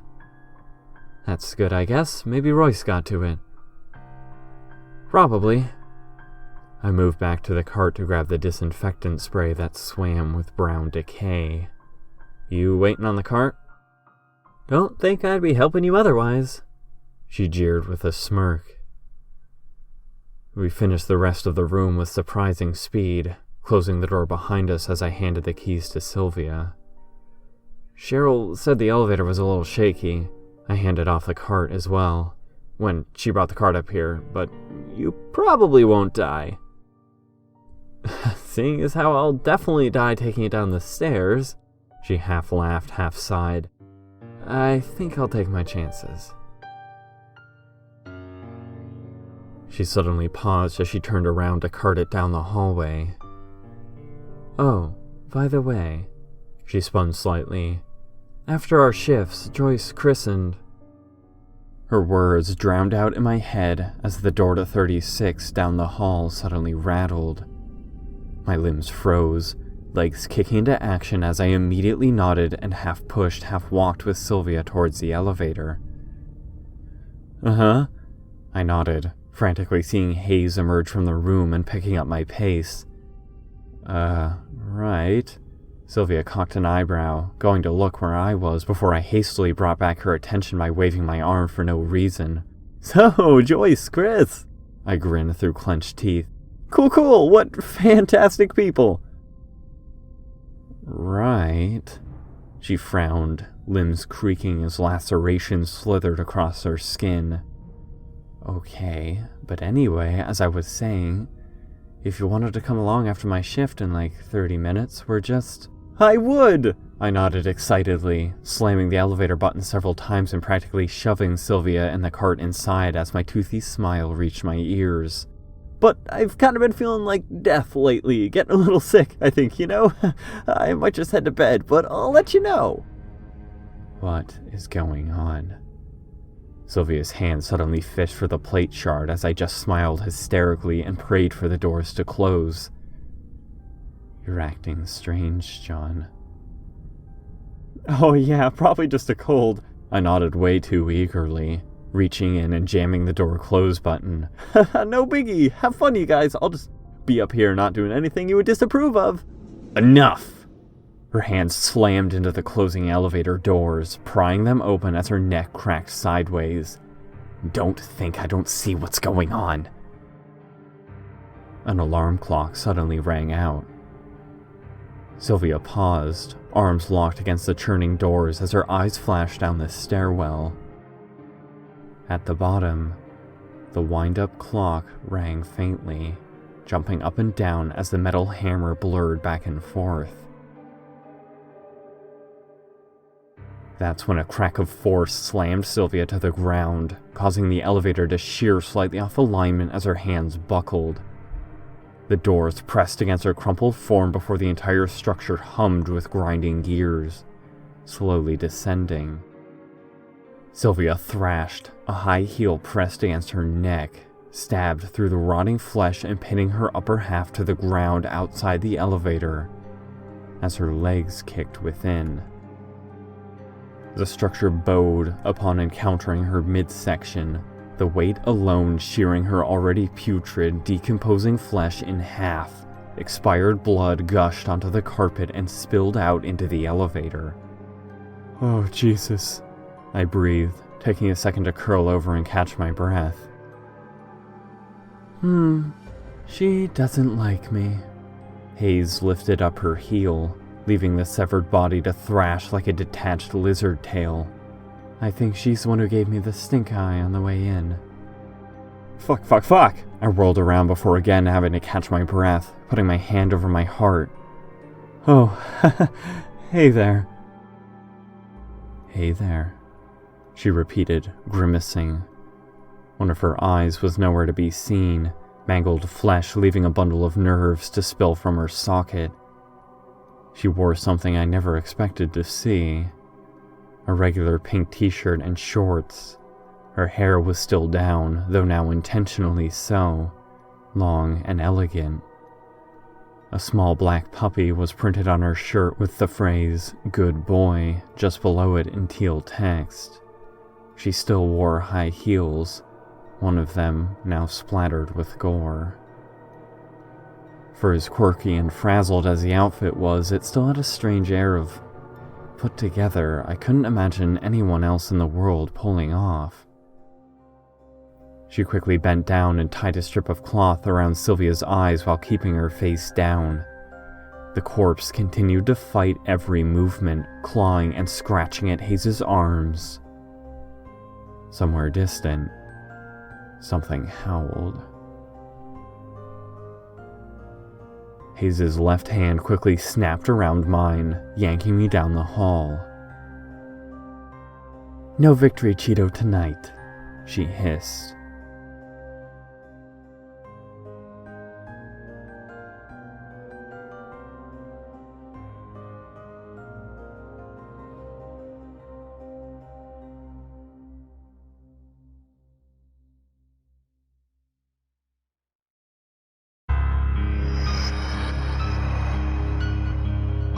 Part 3. Upon entering her room, I was instantly greeted by a blast of cold, stagnant air, like something out of an office space. A printer beeped softly in the corner, several binders worth of paper loosely scattered around the central table in the common space. A small dog collar was lying crumpled atop a leather armchair. I flinched at this. One of the rooms was clearly the governor's, a pressed suit lying unused atop his bed, which also seemed untouched, the covers pristine and unruffled.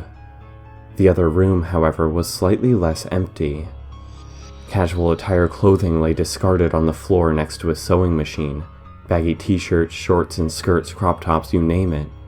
Lining the closet walls, however, were formal attire suits.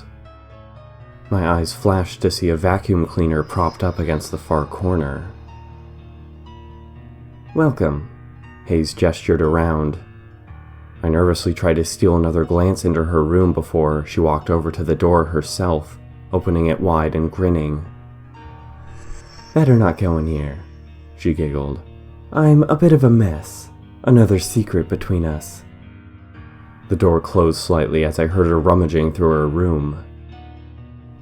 I took the opportunity to look around the space some more. Hung beside the entrance door, a framed picture showed the house's foundation prior to being fully constructed. The grainy black and white photo was hard to make out, and strangely unnerving. I softly lifted the picture off the wall to get a closer look before I heard Hayes' door open again. Metal clicked. I frantically put the picture back on the wall. I paused when my eyes flashed back to her room. Empty. There was no one in the main room with me either. Hayes? I stammered, taking a step forwards before my foot crunched on glass. I looked down only to freeze in place. I had stepped on a picture frame.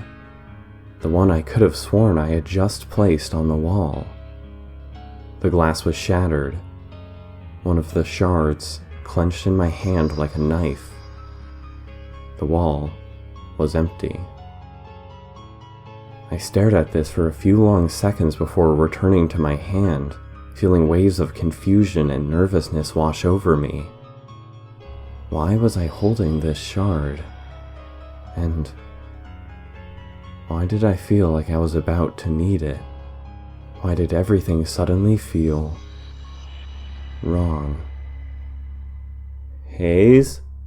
I spoke again, a bit more frantically, moving faster across the space to peer into her room. I felt my hand clench tighter on the blade, hot blood slowly slipping down my fingers as I snuck a glance inside. My nerves were thundering blood through my veins, skin prickling with unease. The space was littered with clothes, but strangely enough, most of the clothes were placed with strange precision, as if covering something up. Many were draped on hangers on the wall, others piled in heaps that were a bit too controlled to be random. Just what was she doing in here? I steadily walked inside, holding the shard in front of me more like a shield than a weapon, calling one more time for Hayes before spotting a sweater dead ahead on a dresser.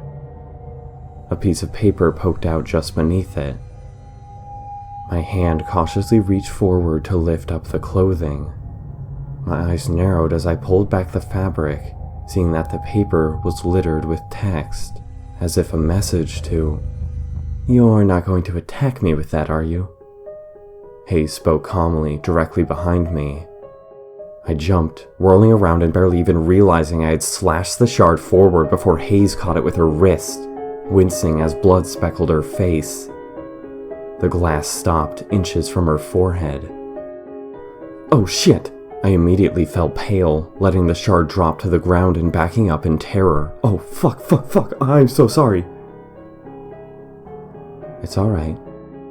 Hayes dropped her arm before her eyes narrowed. Just drop it. I was stunned for a second, before my eyes flashed to see that I was still gripping the shard tightly, so much so that flesh was scraping from my own fingers. What?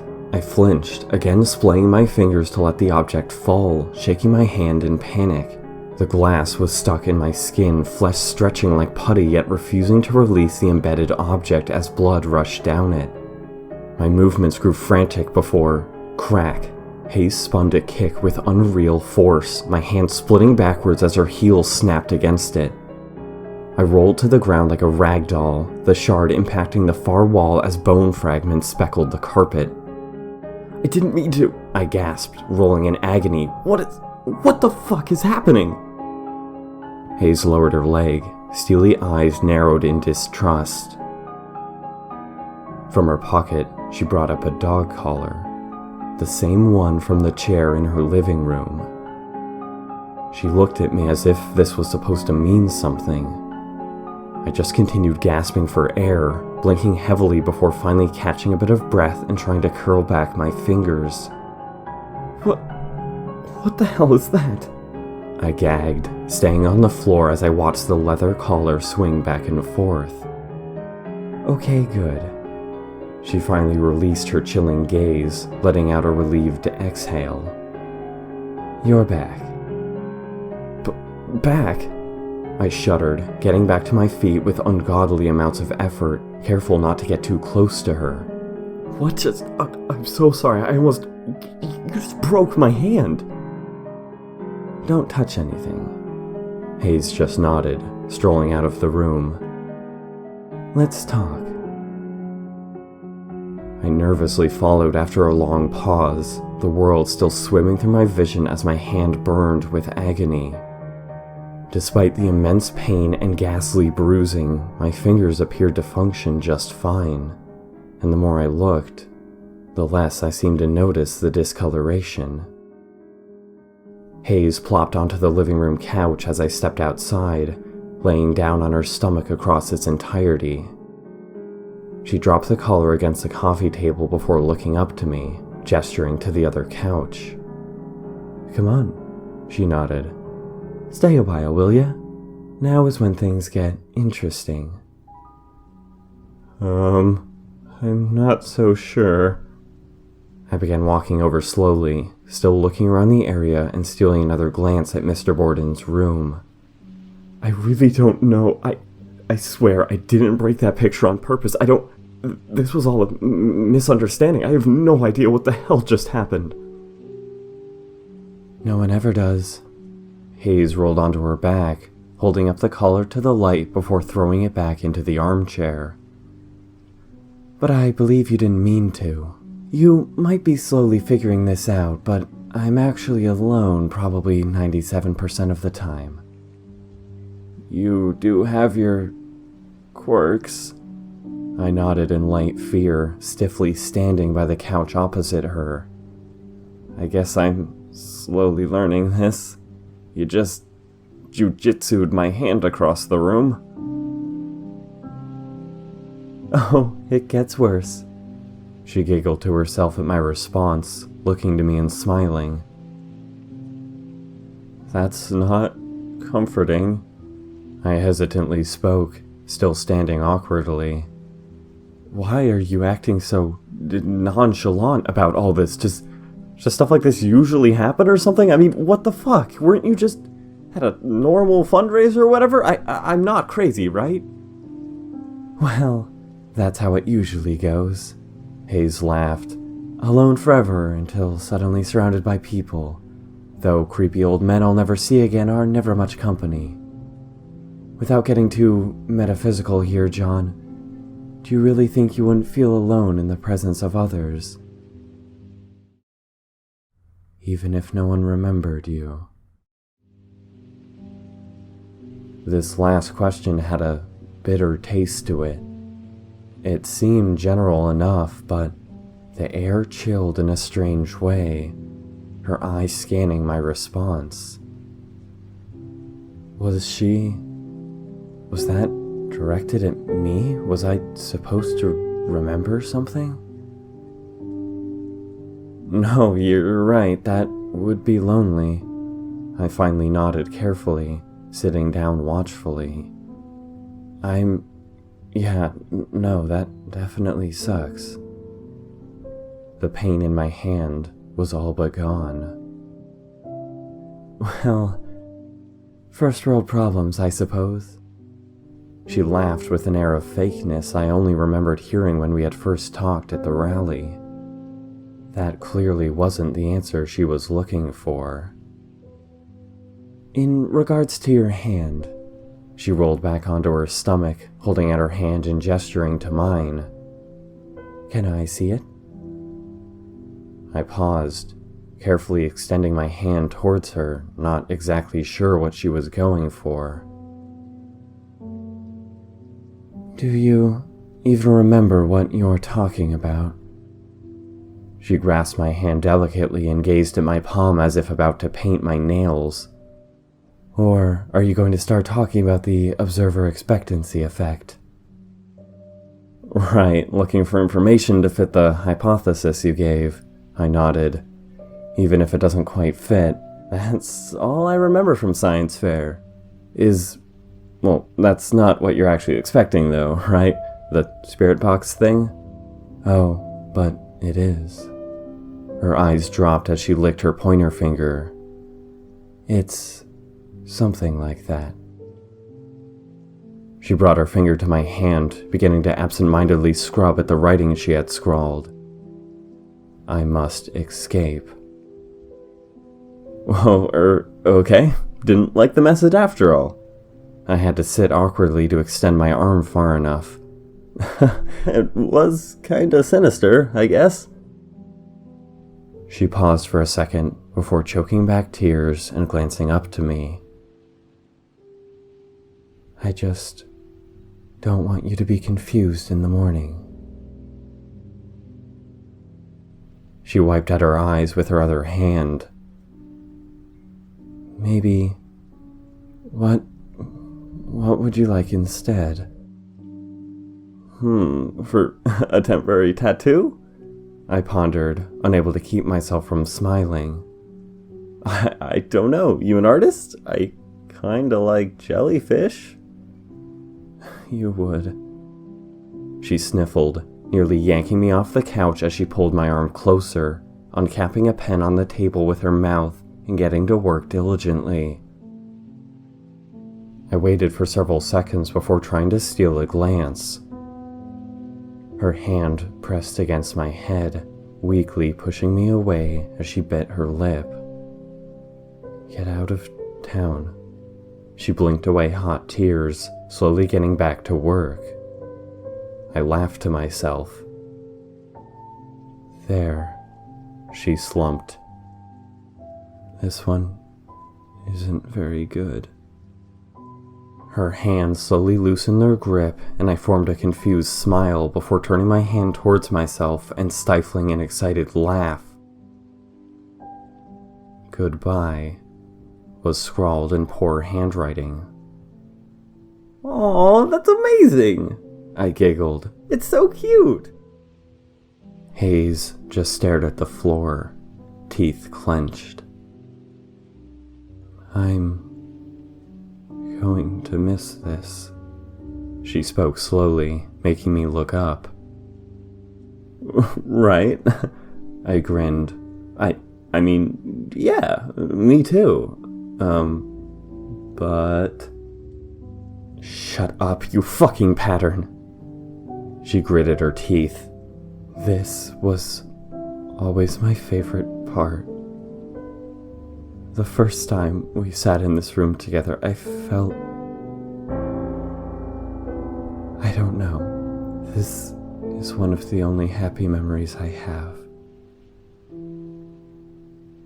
I don't even think it's real." Decision? I was still trying to focus her words. "What are you..." "I said shut up!" she snapped before breaking down again. I'm not waiting for you any longer, do you get that? You'll fucking rot here!" Her eyes again narrowed through her tears. "I mean," I finally spoke slowly, I guess I appreciate you being so open, and you have a weirdly good ability to look at your own flaws, so thanks for being honest. That can't be easy." "It's stupid." Hayes slowly stood up, shaking. "Isn't it? Part of me still wants another animal, maybe 2 dragons this time, but what's the point anymore, right? I feel safe here in this moment, I always have. It's what gets me through the horror of it all. But it's all pretend, isn't it? How pathetic am I? I've been pretending for so long. Looking forward to this each time, but you're not really here, are you? I'm talking to a tape recorder. But I guess, and maybe I should feel bad about this, I continued, saying the words as I found them. But I didn't really care about any of that. The bad things, I mean. You seem alright to me, and you've been nothing but nice to me, so, I don't know, is that weird? I can't really forgive you for things you did to other people, but I can still be your friend, right? I personally like you. I thought you might say that. Hayes bowed her head, tears hitting the carpet as she walked across the room. Goodbye, John, she whispered softly, the door closing behind her.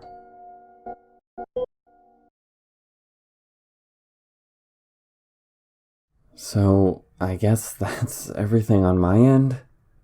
I slowly put out my hand for the pen. I don't really know where that puts us, but would you like an animal as well? I don't know if I can make something quite as good as this beauty, but I'm willing to give it a shot. Silence. The lights above me flickered. The slightest trail of blood ran down my arm as divots softly formed. Hayes was nowhere in the room, everything faint and dull. So, I guess that's everything on my end? I slowly put out my hand for the pen.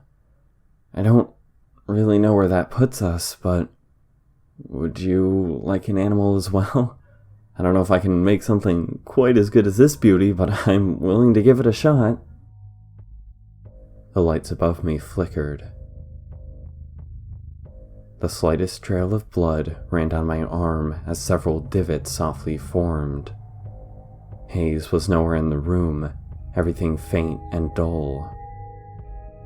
I looked around in confusion before staring at my empty hand.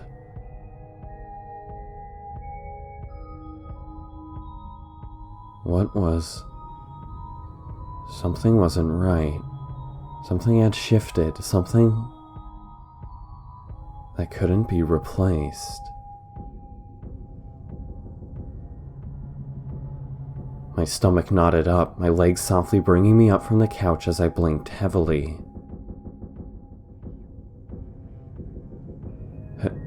Hayes? I spoke slowly, quickly seeing that she was nowhere in this space. I took one peek into her room, eyes narrowing on the strung-up clothes before thinking better of invading her privacy. I moved back to the front door, creaking it open and peering outside into the manor. Snow softly drifted from the rafters, blood squelching beneath my feet as I stepped outside. The main lobby was entirely empty, save for the piles of snow accumulating on the railings. However, something immediately caught my eye, the same thing I steadily made my way down the stairs towards. Its dirty copper sheen flickered in the faint moonlight, clanking softly as I picked it up to examine it. The wind-up clock. How the heck did it get out here? Thankfully, Aunt Cheryl was just up ahead in the lobby, turning around at my approach. Her lonely form was out of place and haunting in the darkness, her paper-pale skin appearing almost gray if it weren't for the ghastly tear marks beginning to leave her midsection to spill gore to the ground. Her crusted eyes were ringed with dead black, her tired gaze filled with death. 2 nights is what Mr. Borden's agent said. She looked like she was trying to remember, mouth unhinged as if broken. But you can't tell anyone that, okay?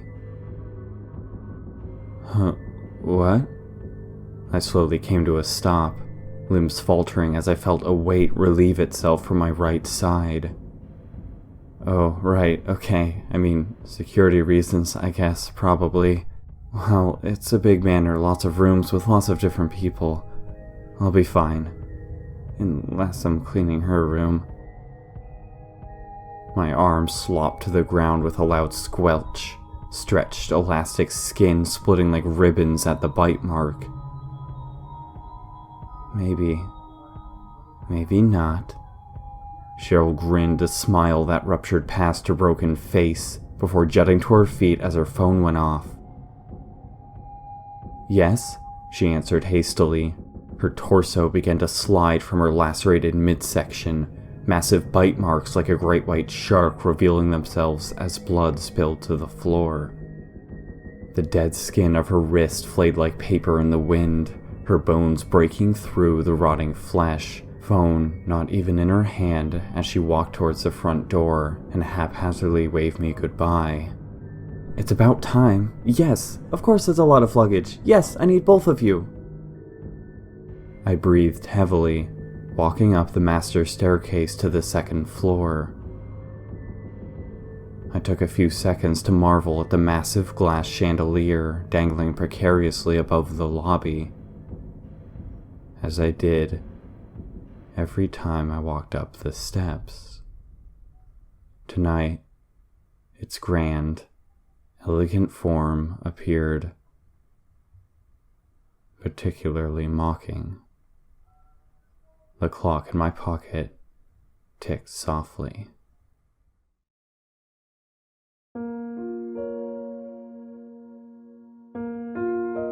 A knock on my door woke me up with painful difficulty. My eyes groggily opened with searing pain as I checked my phone. 5 o'clock. It wasn't even light out yet.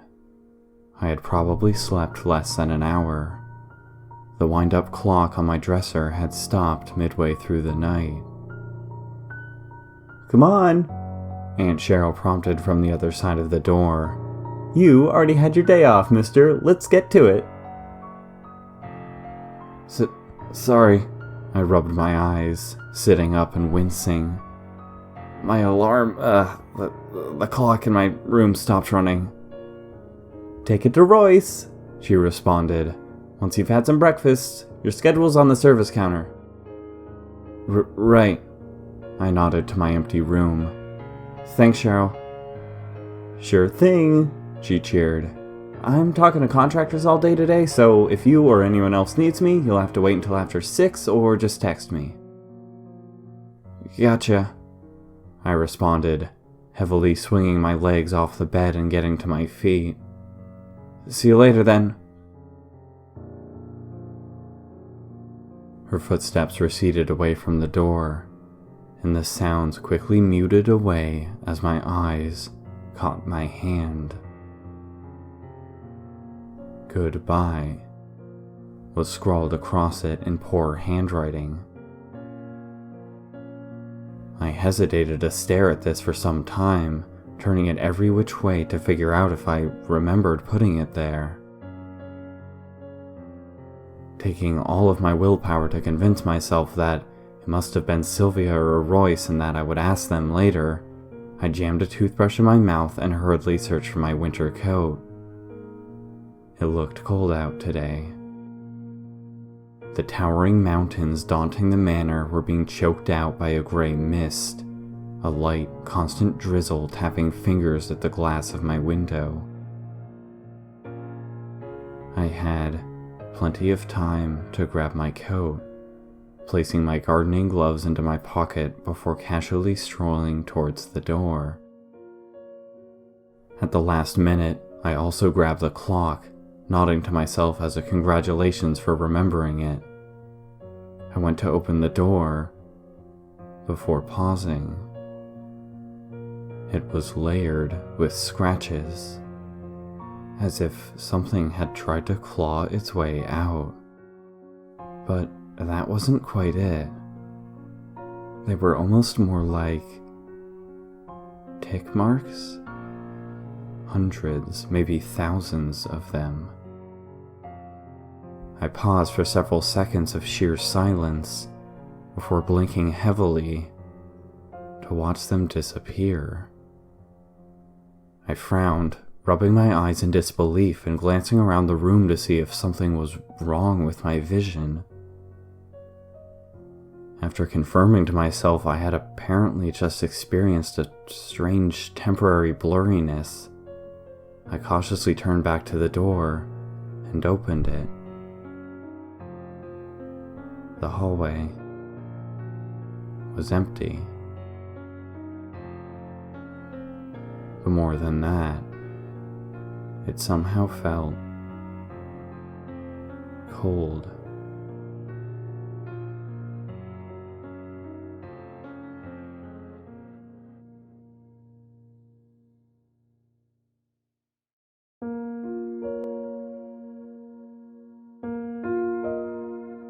Part 4. A knock on my door woke me up with painful difficulty. My eyes groggily opened with searing pain as I checked my phone. 5 o'clock. It wasn't even light out yet. I had probably slept less than an hour. The wind-up clock on my dresser had stopped midway through the night. "Come on," Aunt Cheryl prompted from the other side of the door. "You already had your day off, mister. Let's get to it." Sorry, I rubbed my eyes, sitting up and wincing. My alarm, the clock in my room stopped running. Take it to Royce, she responded. Once you've had some breakfast, your schedule's on the service counter. Right. I nodded to my empty room. Thanks, Cheryl. Sure thing, she cheered. I'm talking to contractors all day today, so if you or anyone else needs me, you'll have to wait until after 6 or just text me. Gotcha, I responded, heavily swinging my legs off the bed and getting to my feet. See you later, then. Her footsteps receded away from the door, and the sounds quickly muted away as my eyes caught my hand. "Goodbye" was scrawled across it in poor handwriting. I hesitated to stare at this for some time, turning it every which way to figure out if I remembered putting it there. Taking all of my willpower to convince myself that it must have been Sylvia or Royce and that I would ask them later, I jammed a toothbrush in my mouth and hurriedly searched for my winter coat. It looked cold out today.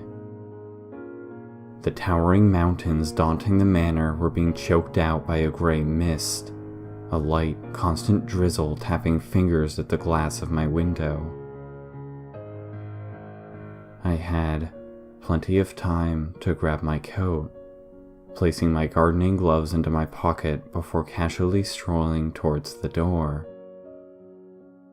At the last minute, I also grabbed the clock, nodding to myself as a congratulations for remembering it. I went to open the door before pausing. It was layered with scratches, as if something had tried to claw its way out. But that wasn't quite it. They were almost more like tick marks. Hundreds, maybe thousands of them. I paused for several seconds of sheer silence before blinking heavily to watch them disappear. I frowned, rubbing my eyes in disbelief and glancing around the room to see if something was wrong with my vision. After confirming to myself I had apparently just experienced a strange temporary blurriness, I cautiously turned back to the door and opened it. The hallway was empty. But more than that, it somehow felt cold. Everything felt strangely empty, only my footsteps permeating the space.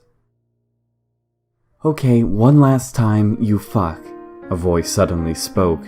"You better fucking thank me." A pale hand suddenly snatched the wind-up clock from my grasp like some kind of ninja. I whirled around to come face to face with Hayes Borden. My cheeks flushed red immediately, confusion splitting across my face. Her hair was tied back, glimmering earrings dangling softly by her pale neck. She seemed strangely comfortable in her pink dress, the design some weird mix of skimpy and business formal that almost made it appear like she was getting ready for an awkward high school prom. "I get it, you're attracted to me," she hissed. "Stop being a blabbering idiot. You'd think after all these years of literally the same exact shit over and over, you'd learn to make a fucking move, you limp dick piece of shit." She kissed me with an action that felt more like a slap. My heart stopped dead, convinced reality had just broke as my hand splayed out.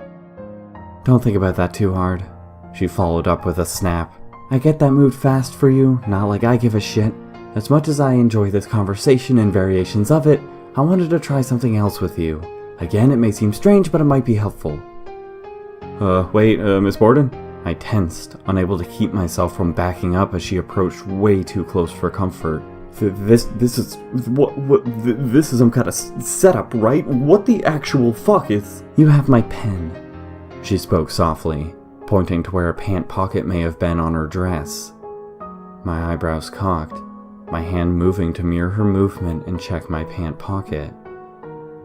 I reached inside with growing confusion to produce a small black ink ballpoint pen.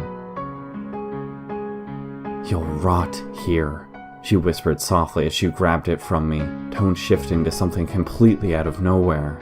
"If you forget everything, remember this. You can be conscious without breaking it." Her forehead clacked against mine as she looked down and grabbed my hand. Her pen rapidly scratched across the back of my palm, writing directly over "Goodbye." I must escape. The ink was scrawled and hasty, yet clearly legible. Suddenly, she twisted my wrist back on itself before slamming it against the wall with a hard crack. I flinched and nearly yelped, horrified confusion invading my face as she finally let go and I wrenched my hand away. What the hell was that? Such a weird thing to do out of nowhere.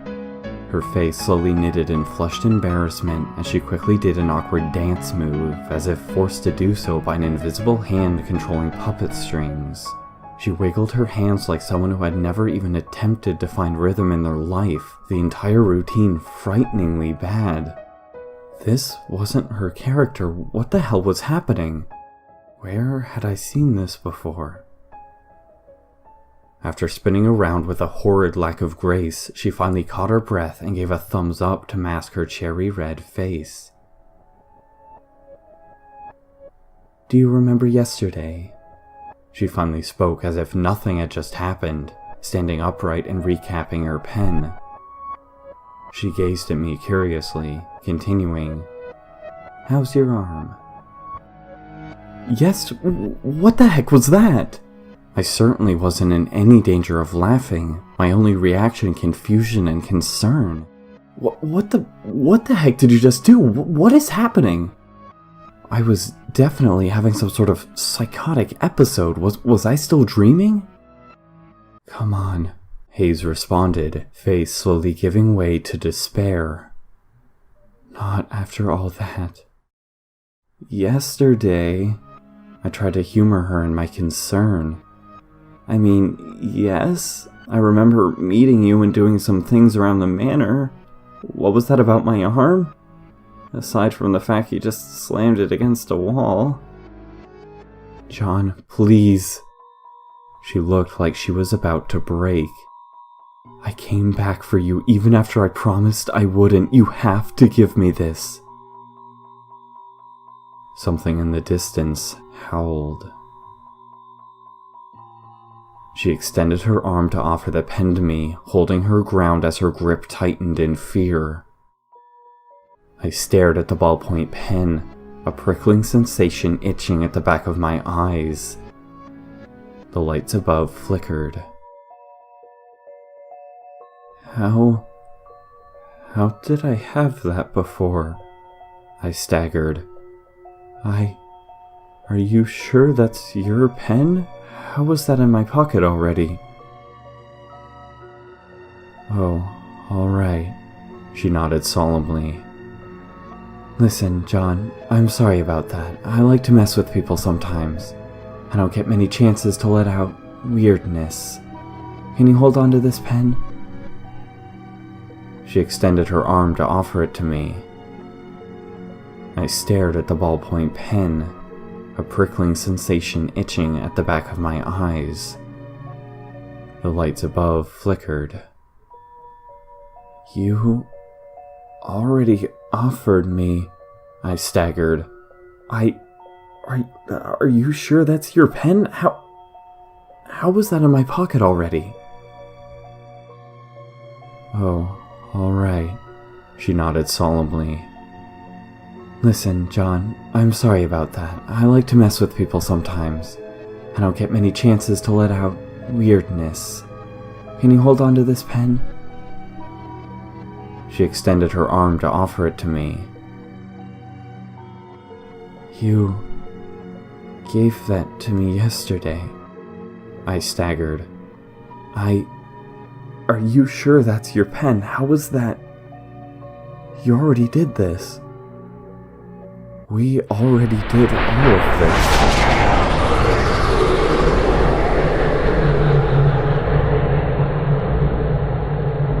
A spark of orange left a bulb overhead to split to blackness. Everything went dark.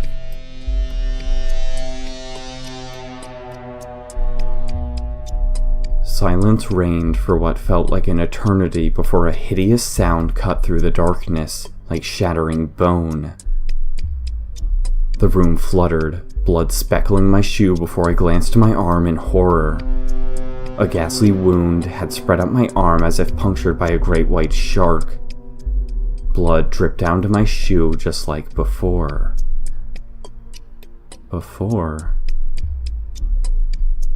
How many times had this happened? Just yesterday. A faint voice shuddered in the distance, Hayes' silhouette shakily warping, looking wrong in my peripherals as dark liquid spread through the air like water. Focus on yesterday, don't attract attention. My eyes finally jittered to look at her, widening in panic as I saw scars forming across her collarbone and throat like a necklace of razor teeth. The wound looked just like mine. Her pale flesh was quickly swamped by red, an image that slowly blurred to nothing as I closed my eyes and flinched away. Her corpse collapsed to the floor. Blood thundered through the air around me like a swarm of drowning insects. Yesterday, I tried to block out the noise and searing visuals, refraining from looking at anything or anyone. The dead light overhead inexplicably stuttered back to life like a fake candle. Scuttling resounded as if just out of view, rotten fingers peeling back floorboards. I talked to you yesterday. I spoke aloud, almost to check if I could still hear myself through the overpowering hysteria. About this clock, but you said you wanted to fix it. Something about it was paranormal. We talked in your room, My mind flashed back to the drawing on her hand, my heart shuddering wildly against my ribs. A dragon eating a lion. A jagged, painful memory played through foggy vision, Hayes grinning softly as I drew a jellyfish on her hand. Then a mongoose, then a pelican, then flashes of hundreds of animals. Her appearance didn't change each time except to slowly decay further, as if a decomposing corpse, the room around us falling into deterioration as if rotting flesh itself. Then everything cut out. Slowly, white filled my vision. At first I thought I was seeing nothing, until my gaze flicked from the white wall to see a dirty chrome surface. A tray lay atop it, made of the same metal material. 2 syringes were partially submerged in a shallow puddle of clear liquid inside. Ready? Hayes spoke softly. My vision flicked to see her hand in mine, a large metallic door just ahead. I gripped her hand harder, nodding softly. My other hand held a Glock, the weight like an anvil dragging me down. We'll remember. I spoke in a voice far more confident and mature than the one I knew, as I put my forehead against hers. I promise, we'll rot in there. We can be conscious without breaking it. Hayes spoke softly as if reading off a memorized script, pulling out a black pen. I must escape. She wrote on my hand holding the gun, a message I copied onto hers. No matter how long it takes, I spoke with growing anxiety as I spun Hayes around in a waltz. No matter how many years pass, we won't stay lost in there. We won't lose each other. No matter how long it takes, we'll remember. She filled in the rest of the speech, beginning to sweat as she completed the duet dance routine, and my hand dropped from her waist. One of us will wake up. I won't forget about you. We'll see this through to the end. I forced a smirk to match Hayes' terrified grin, lifting the gun between her eyes. We will kill it, I whispered.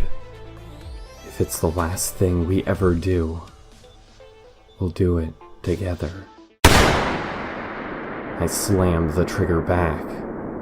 Hayes fell limp with a violent spray of blood, crippled body shattering against the ground. The lead bullet softly leaked blood into a drain in the center of the room as I calmly turned the gun on myself. I gave a soft thumbs up to a cluster of mounted ceiling cameras, several of which were broken. My finger tightened on the trigger.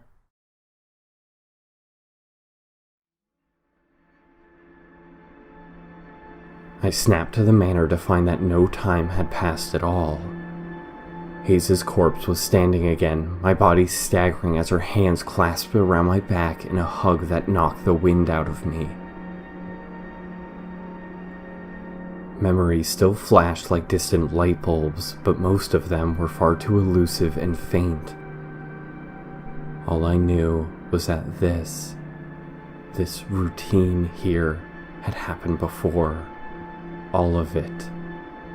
For years and years. Hayes quickly pulled back, relief clouded over by overwhelming concern. The scars on her neck slowly ebbed away but didn't disappear entirely.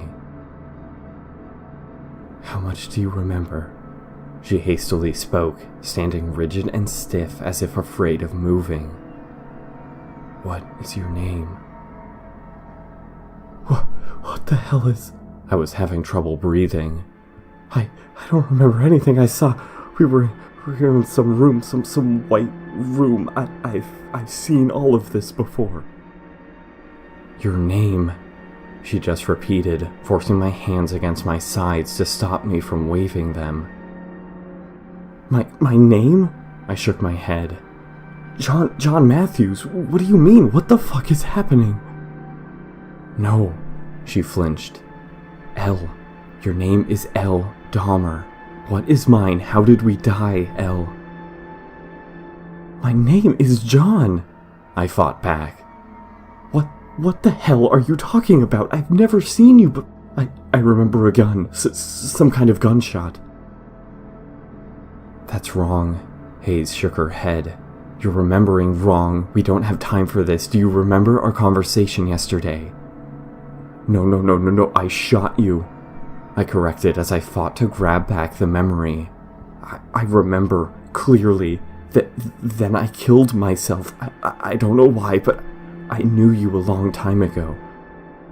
"I was shot," Hayes shook her head. "But not by you. We were already dead when you shot me. You're wrong. I don't have time to explain. Shut the fuck up if you don't want to die for good."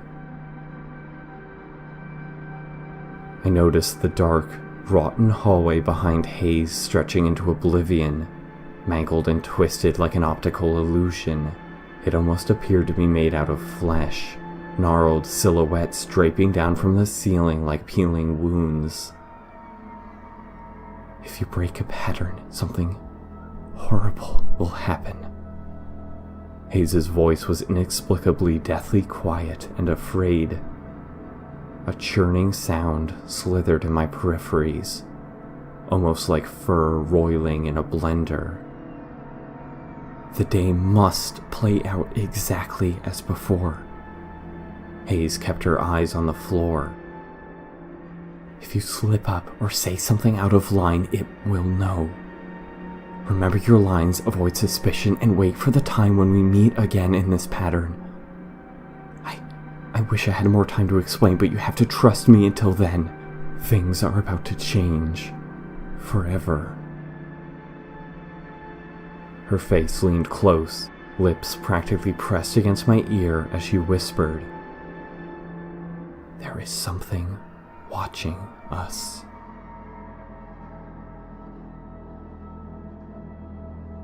Cold rushed down the hallway, flesh-like hallucinations fading and leaving the dark expanse that appeared utterly empty.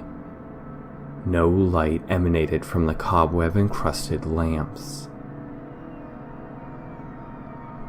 Let me ask you, John, what exactly is it you think I do?" Hayes swallowed hard, immediately stiffening. What makes me so different from anyone else? Wait, what? I whispered, feeling the hairs on the back of my neck stand straight. Hayes. Let me ask you, John, what exactly is it you think I do? She repeated with a harsher tone. What makes me so different from anyone else, aside from the fact that I know whatever left these bite marks is still here? Her eyes seared into mine, gashes slightly visible across her neckline. Scuttling softly popped like static from every corner of the manor, a sort of ethereal fog drifting gently across the carpet. Well, I quickly staggered, my saliva tasting like ash as I realized what she was getting at. I guess I would have to say I imagine you as a scary time bomb-infused, emotionless legislative robot whose father will deport me from the United States the minute I step within a few feet. I had to swallow again, the raw fear in her eyes making it hard to breathe. And you probably have laser eyes, I finished. The ones that make the scary pew pew pew ray gun sound also make the sound where I ask what the hell you're talking about. Oh, well, never mind then. Hayes nodded, forced smile splitting across her face. I thought you might have unrealistic expectations, but that all sounds about right. Especially the part where it's something I don't understand, but I'm certain gets more dangerous the more you know. No, I get your point. I felt physically nauseous. I'm sorry, that must be, frustrating. I want to see you as a normal person, but I also don't want to be rude, you know? Then what the fuck is your plan? I'm sure you can do whatever the heck you want. I just didn't expect you to be so normal. Normally kinda strange, that is. Which is stupid. I know. She nodded, earrings sparkling. I will talk to management later, she returned, quickly sliding her dress strap back into place as it started to slip from her shoulder.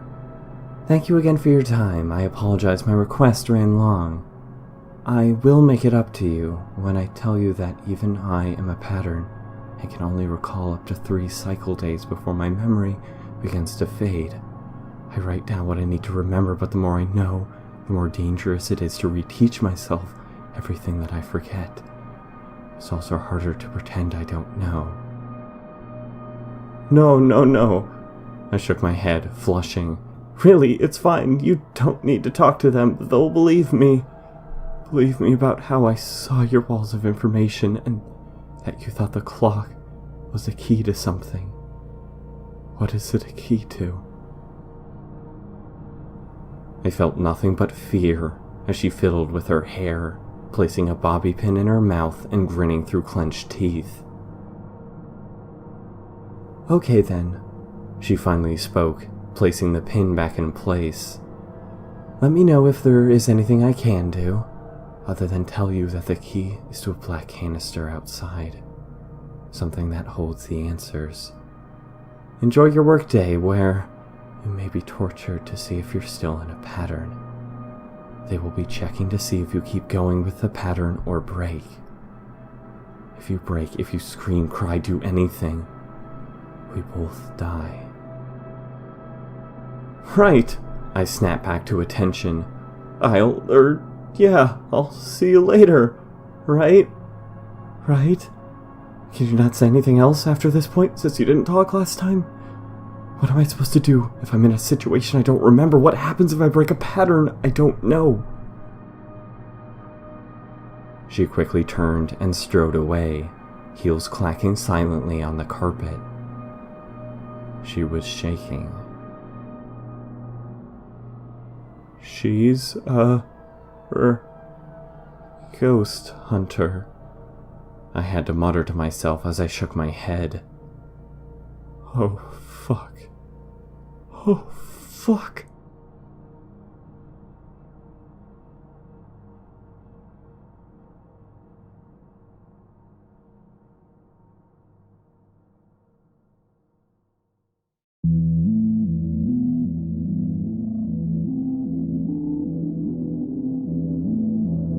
No. I shook my head, flushing. Really, it's fine. You don't need to talk to them. They'll believe me. Believe me about how I saw your walls of information and that you thought the clock was a key to something. What is it a key to? I felt nothing but fear as she fiddled with her hair, placing a bobby pin in her mouth and grinning through clenched teeth. Okay then, she finally spoke, placing the pin back in place. Let me know if there's anything I can do, other than tell you that the key is to a black canister outside, something that holds the answers. Enjoy your workday where you may be tortured to see if you're still in a pattern. They will be checking to see if you keep going with the pattern or break. If you break, we both die. Right, I snapped back to attention. I'll see you later, right? Right?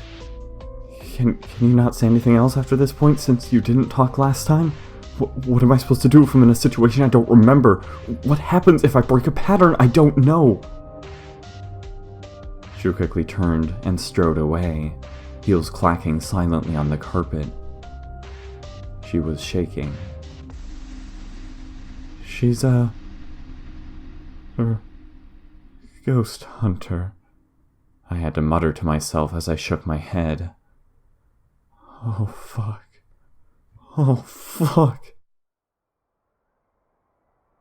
My breaths were shallow and ragged, the air heavy and filled with the distinct musk of death.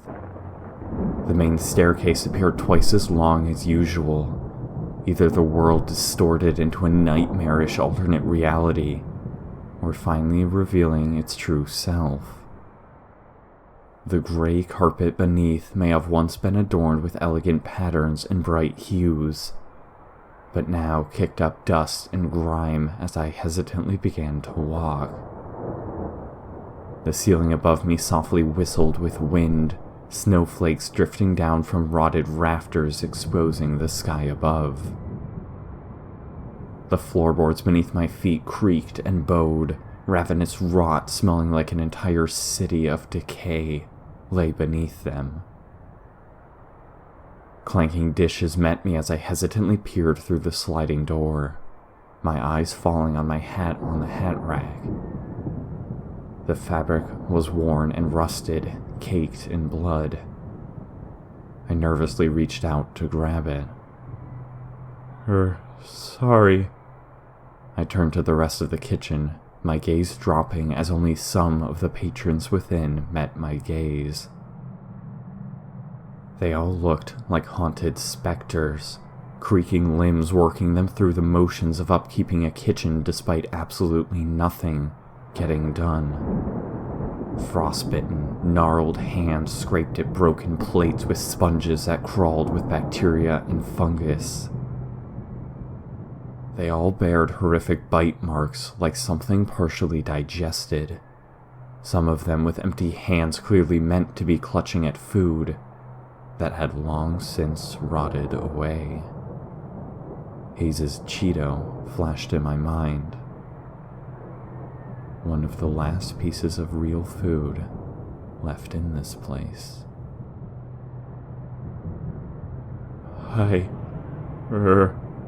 My heart dived, words escaping me as I frantically tried to recollect them. Miss Borden had some questions for me. I didn't realize it was this late. Miss Borden? Roy staggered into view from around the corner, tossing me a single moldy egg, long since having sprouted fungal spores and decayed into a black rock. Holy shit, what kind of questions? Classic excuse. Sylvia waved her bloody hands, clutching steel wool as her pot crashed into a sink without any water. I don't buy it, cuz. Her hands scrubbed at nothing, only a pile of shattered dishes lining the grimy sink bed. Snow softly drifted down from the decimated roof to settle over everything. Her black hair was coated in frigid flakes, and unlike the other figures around, she stared directly at me. What kinds of questions? I hesitated as I caught the egg sloppily and accidentally held on to my gloves. I'm not sure. I flinched, looking down at my hands. Shit.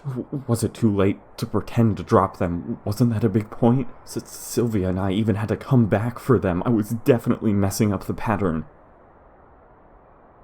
The figure seemed to glaze over, not physically stopping, but looking almost as if a bad theater cast was told to hold still. Their dead eyes still blinked, but their uncanny synchronization made me sweat bullets.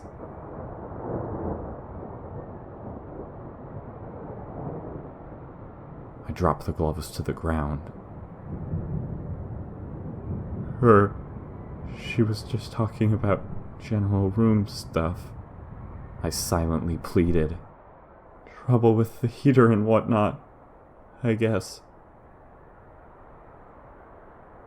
Jesus. Well, glad you made it through that. Roy slowly churned back into motion, stealing a look to Sylvia, who returned it with narrowed eyes. I probably wouldn't have been able to keep my cool. I hope she doesn't talk to me. Her hair fell in front of her face. God, I can't wait until they just leave. I can't believe Cheryl agreed to let him stay here. Royce nodded. Are we really that much of sellouts? Whoa, wait, huh? I blinked, terror creeping up inside me as I fought to remember everything. What do you mean? What's wrong with them being here? Well, not them. Sylvia's hand fell down from the sink, plate shattering against the floor. You're right. I guess it's just her. The lights of the room snuffed out as if encroached over by dense fog. Sylvia softly bent down to grab a plate shard. Haze? I replied carefully.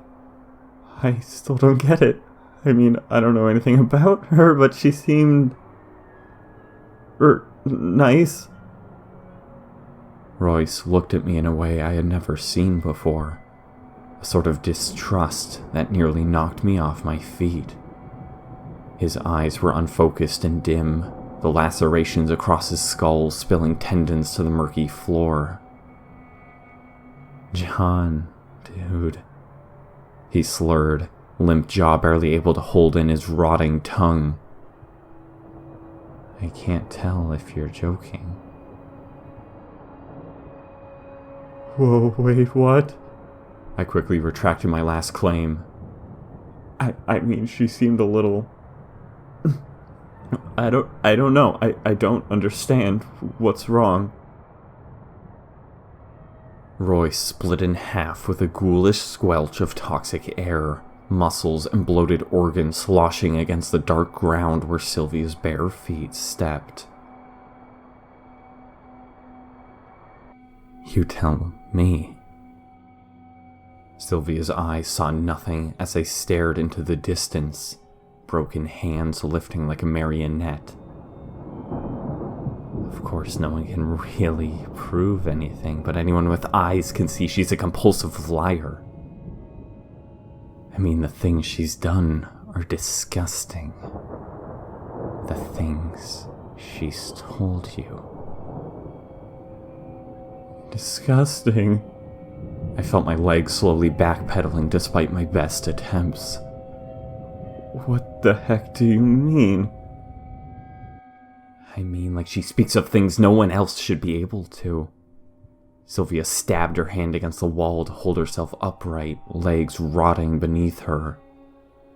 Always to further some agenda. For them.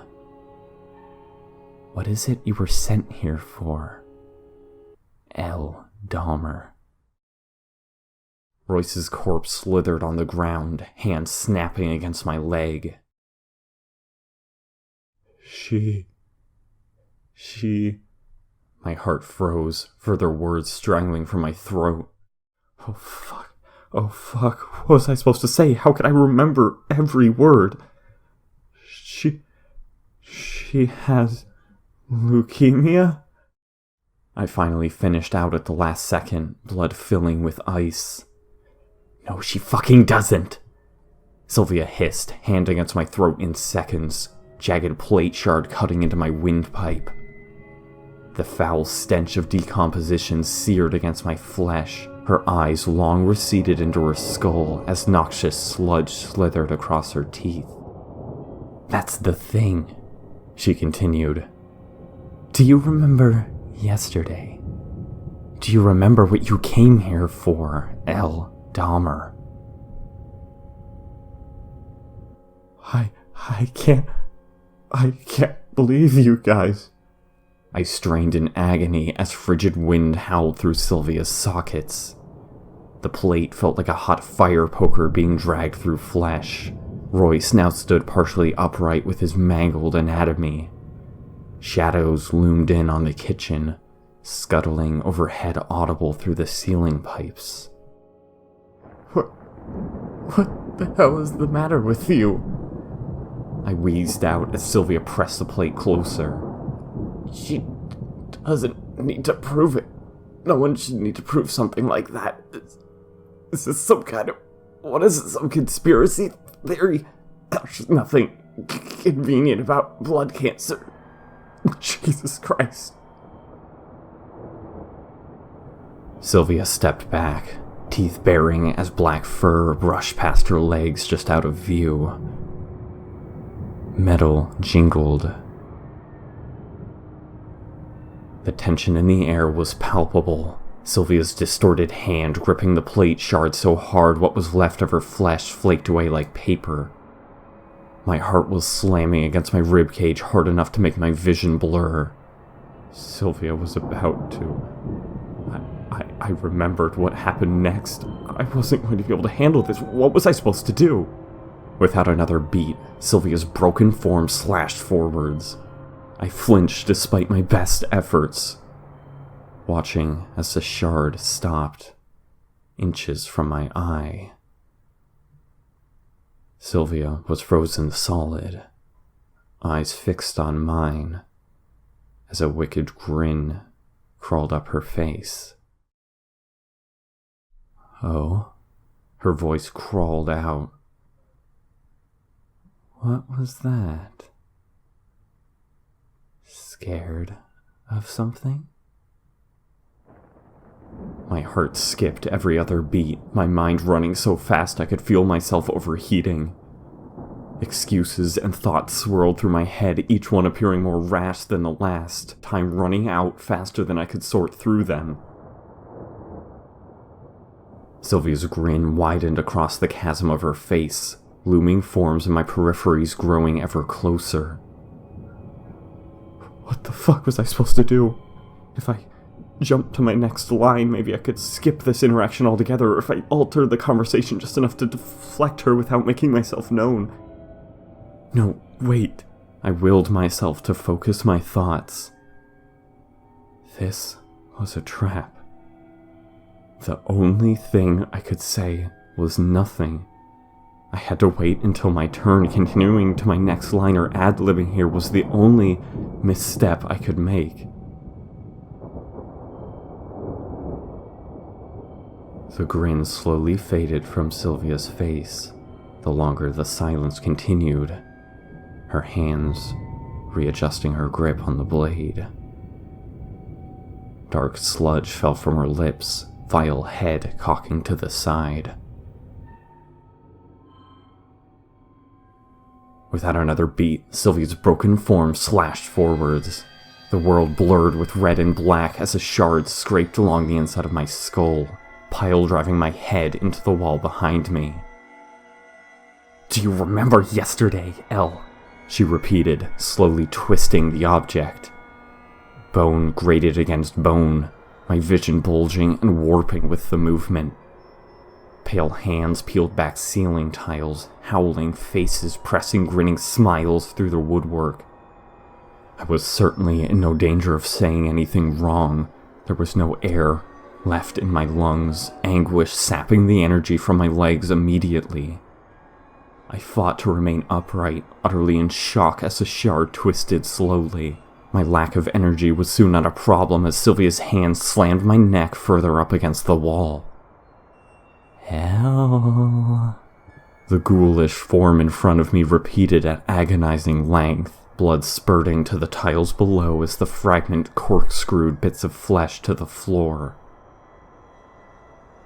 My mind flashed back to Hayes' appearance on several occasions. Just how many times had she dealt with this? Silence ensued. No one blinked as my fingers curled in on themselves, my lungs abandoning frantic, gasping breaths of pain in favor of encroaching darkness. Slowly, Sylvia's face split with a fresh wound. Curious, her words slithered out. My mistake. She snapped her fingers. The lights flickered. Listen. Roy stepped in, lights flooding back into the room as the chilling alterations faded. John, man, it's okay. You're right.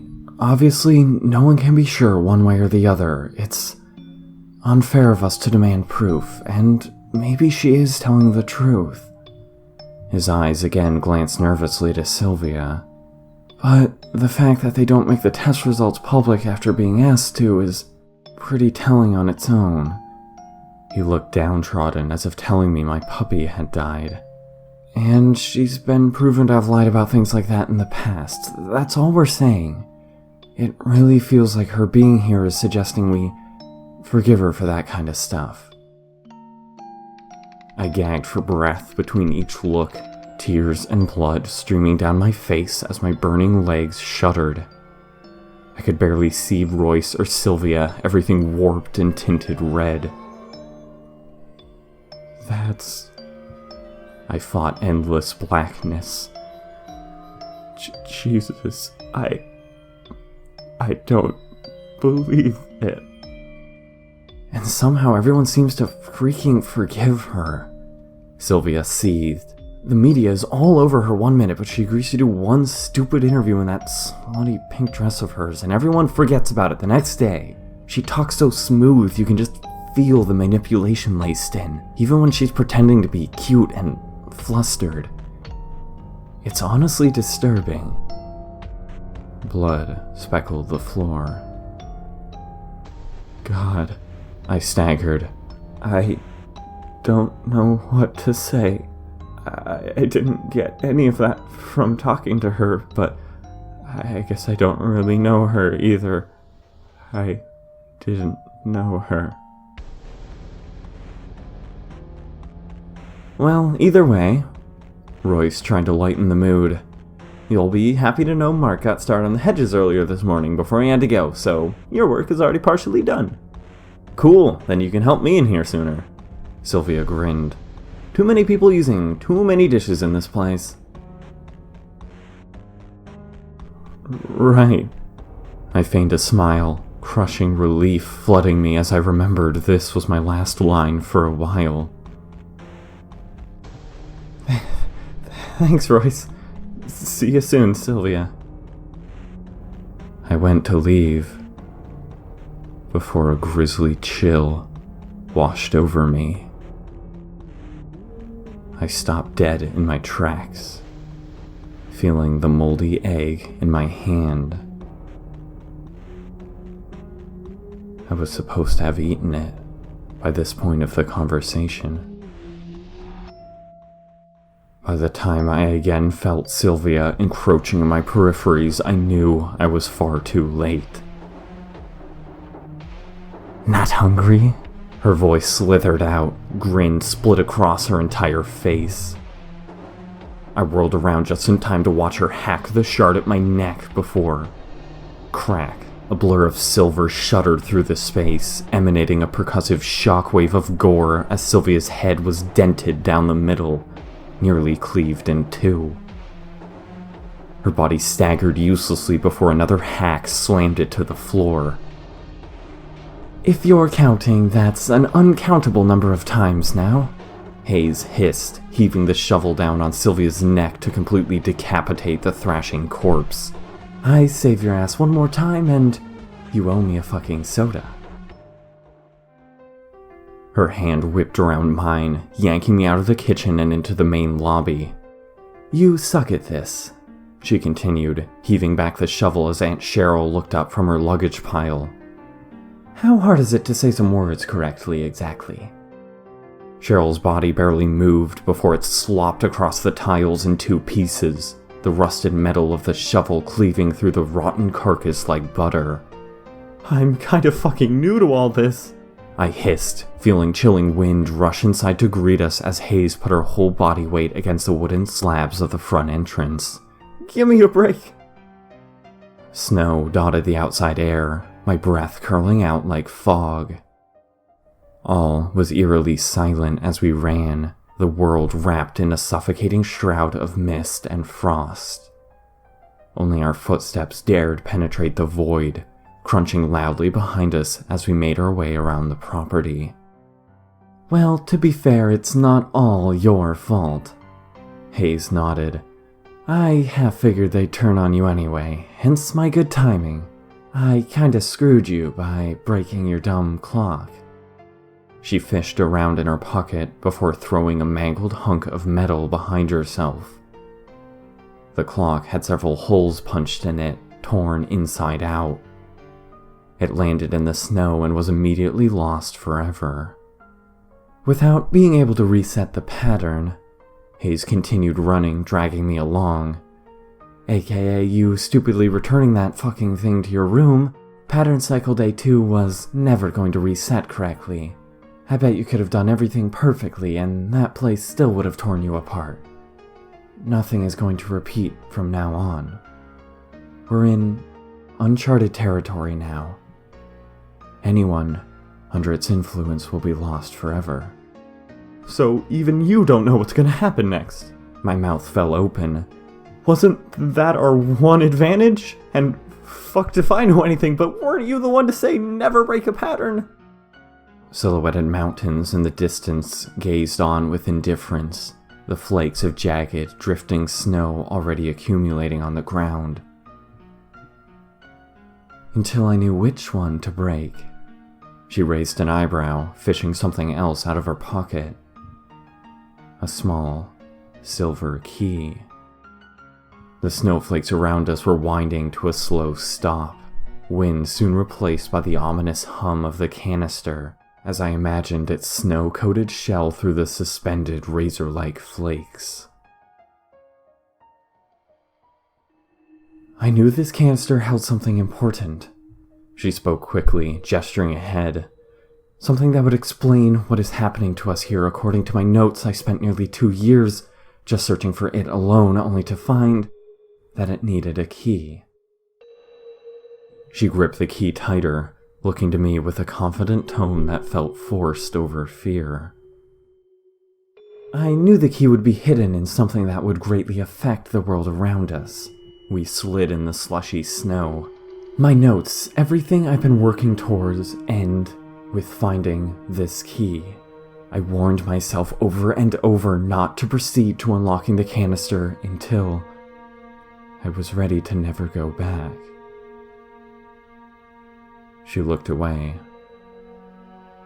"I still don't know how much you remember." She narrowed her eyes. "But you were there with me for a lot of that, off and on. And now that you're here for real, I'm ready to never go back. I don't want to live those days ever again."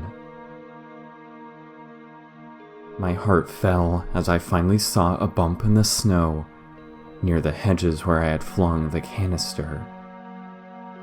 All of the plants around the manor were overgrown and malformed, but in a circle. Around the dormant canister, nothing seemed to grow at all.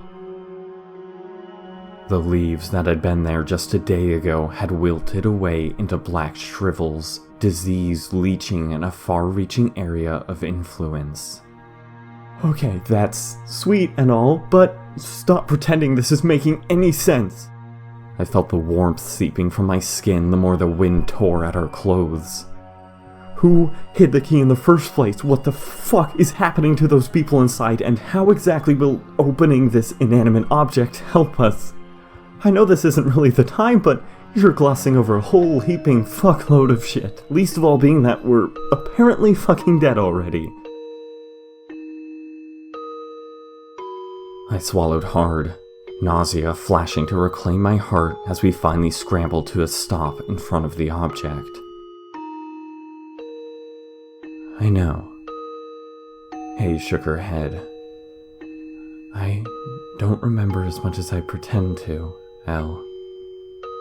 I have faint memories and delusions both mixed into the same hand.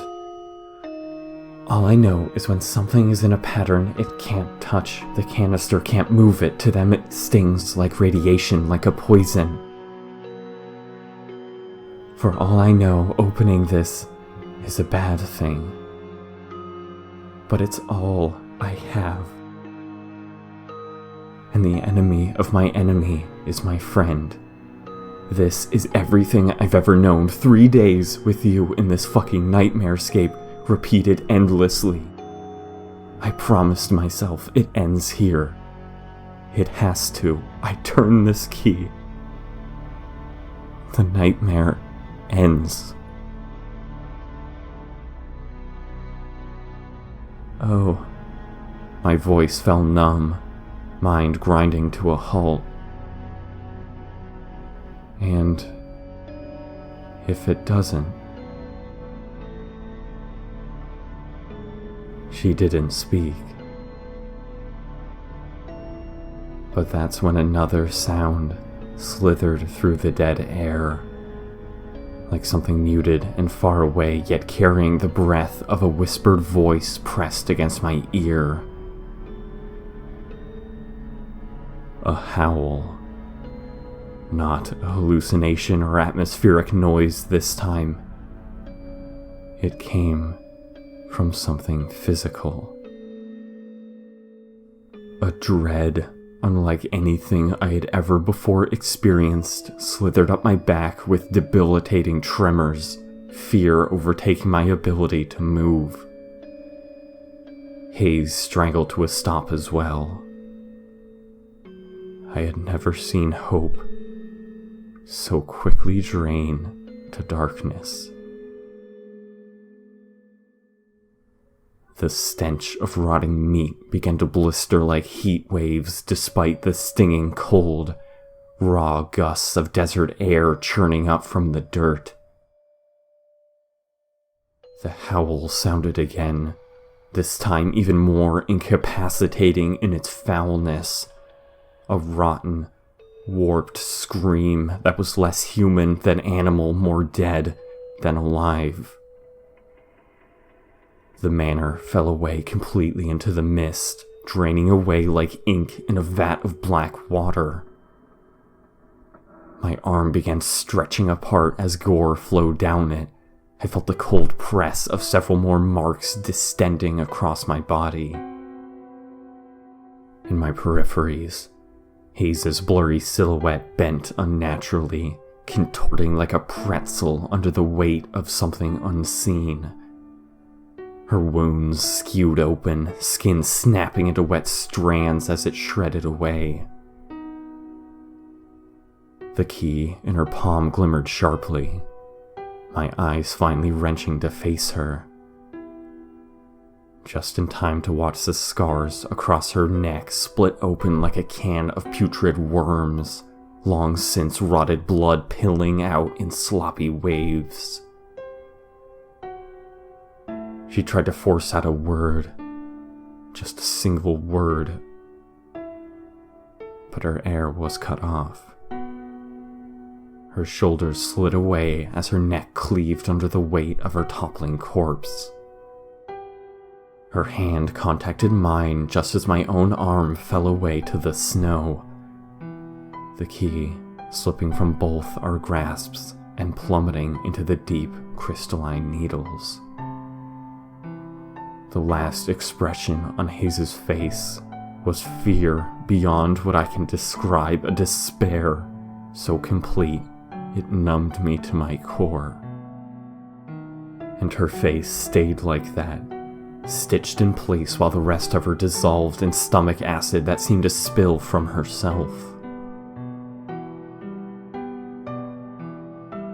And yet her fingers still twitched, lidless eyes rotting with filth as I saw my own midsection begin to bruise apart with rapidly forming tooth marks.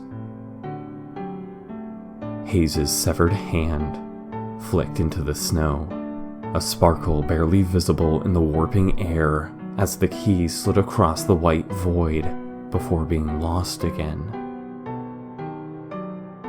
But this time it wasn't lost.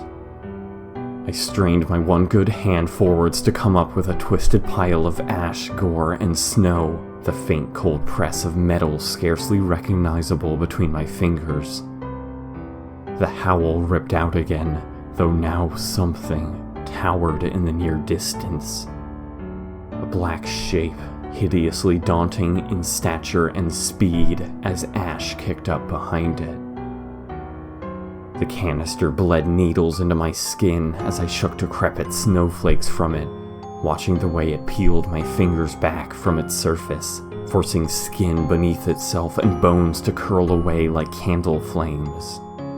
My vision speckled with black dots, atonal humming vibrating my view back and forth like an out-of-alignment projector.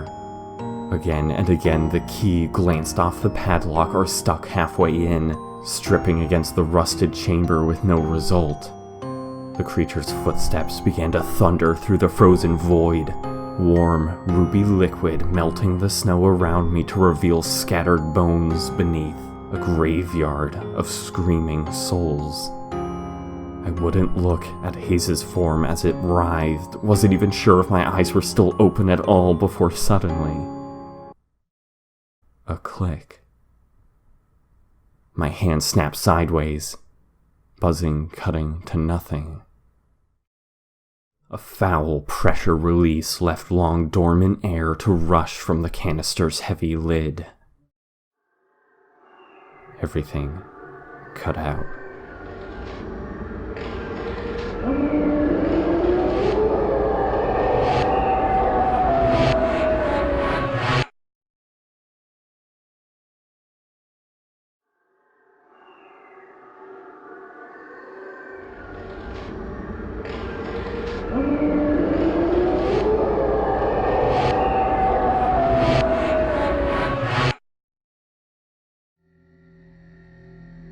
Soft mist curled at my peripheries like steel wool scratching at my brain.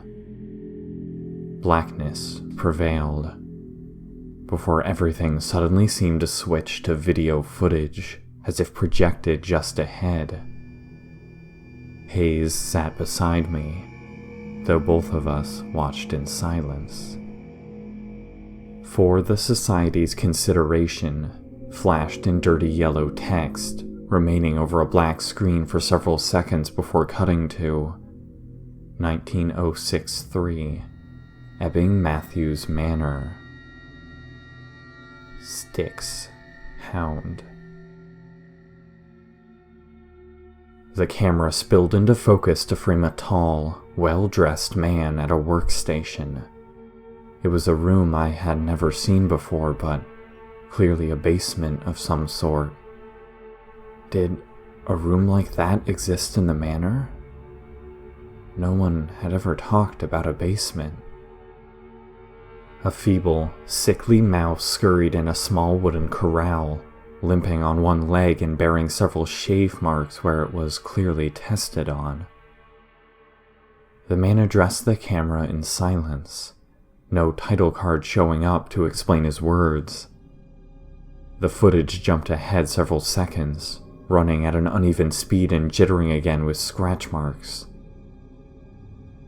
When it finally refocused, the camera had changed position, the mouse lying dead on its side as a trail of smoke softly rose from its eye sockets. 2 electric prongs in its neck were connected to a large battery, the voltage meter having long since gone back down to 0. The man steadily removed the prongs, leaving the dead mouse where it lay. The man spoke again, reading his lips impossible as he quickly worked another large rubber glove onto his hand, pulling large, reflective goggles over his eyes. Another figure walked in then. One I immediately recognized as Thomas Matthews, my grandfather, from what little pictures I had seen of him.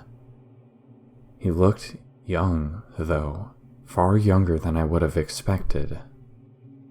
He also wore what easily equated to an early hazmat suit, rubber gloves and reflective goggles, though, cradled in his arms, was a small, black blur. The camera had a hard time focusing on it. It looked sick and more than half dead, limp tail missing fur in patches as gangrene began to claim its lower left leg. A repulsive muzzle was fastened so tight around its mouth that flesh had begun to heal over the rusted metal that cut into its jaw. It slowly lifted its head, only to be pushed back down by my grandfather's gloved hand. They looked terrified of it.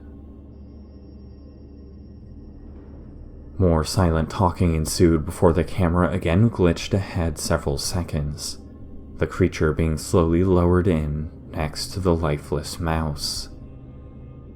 The creature was unable to support its own weight, sinking quickly to the floor as the hands released it. Its black eyes were hidden amongst its ruffled fur, bloodied paws scraping along the splintered wood as it tried to feebly crawl out of the corral. As it did so, however, the camera flickered as if experiencing distortion. The mouse's leg twitched, the camera hurriedly being lifted from its tripod to zoom in on the occurrence. More silent dialogue. The mouse's legs began to flail more wildly, spasming as if in a blender before suddenly breaking into a clear run pattern. It didn't go anywhere, but it only took a gloved hand to set it upright before the creature, operating like a broken machine, charged directly into the far wall. It continued to run into it blindly, head pressed to the wood. The camera flashed back to the dog-like creature, limping weakly along before again sinking back to the floor. The footage flickered, cutting to the mouse as a hand again encroached into frame and held the scurrying creature steady. The footage suddenly glitched again, a hammer being driven into the mouse's skull. The little creature's head split open like porcelain, brain matter splattering the floor and sticking to the hammer as it pulled back. Another violent pile drive left the head to separate from the body as the hammer scraped its skull fragments away. Yet the mouse continued to run, not faltering in its stride. The dog shivered at the other end, sad, hollow eyes staring at the floor. It was only when the black-furred creature was steadily lifted out of the enclosure that the mouse suddenly stopped running, legs giving a spasmodic flail before its headless form slammed against the floor. The footage cut out with a violent spark of light, the projector grinding to a venomous halt.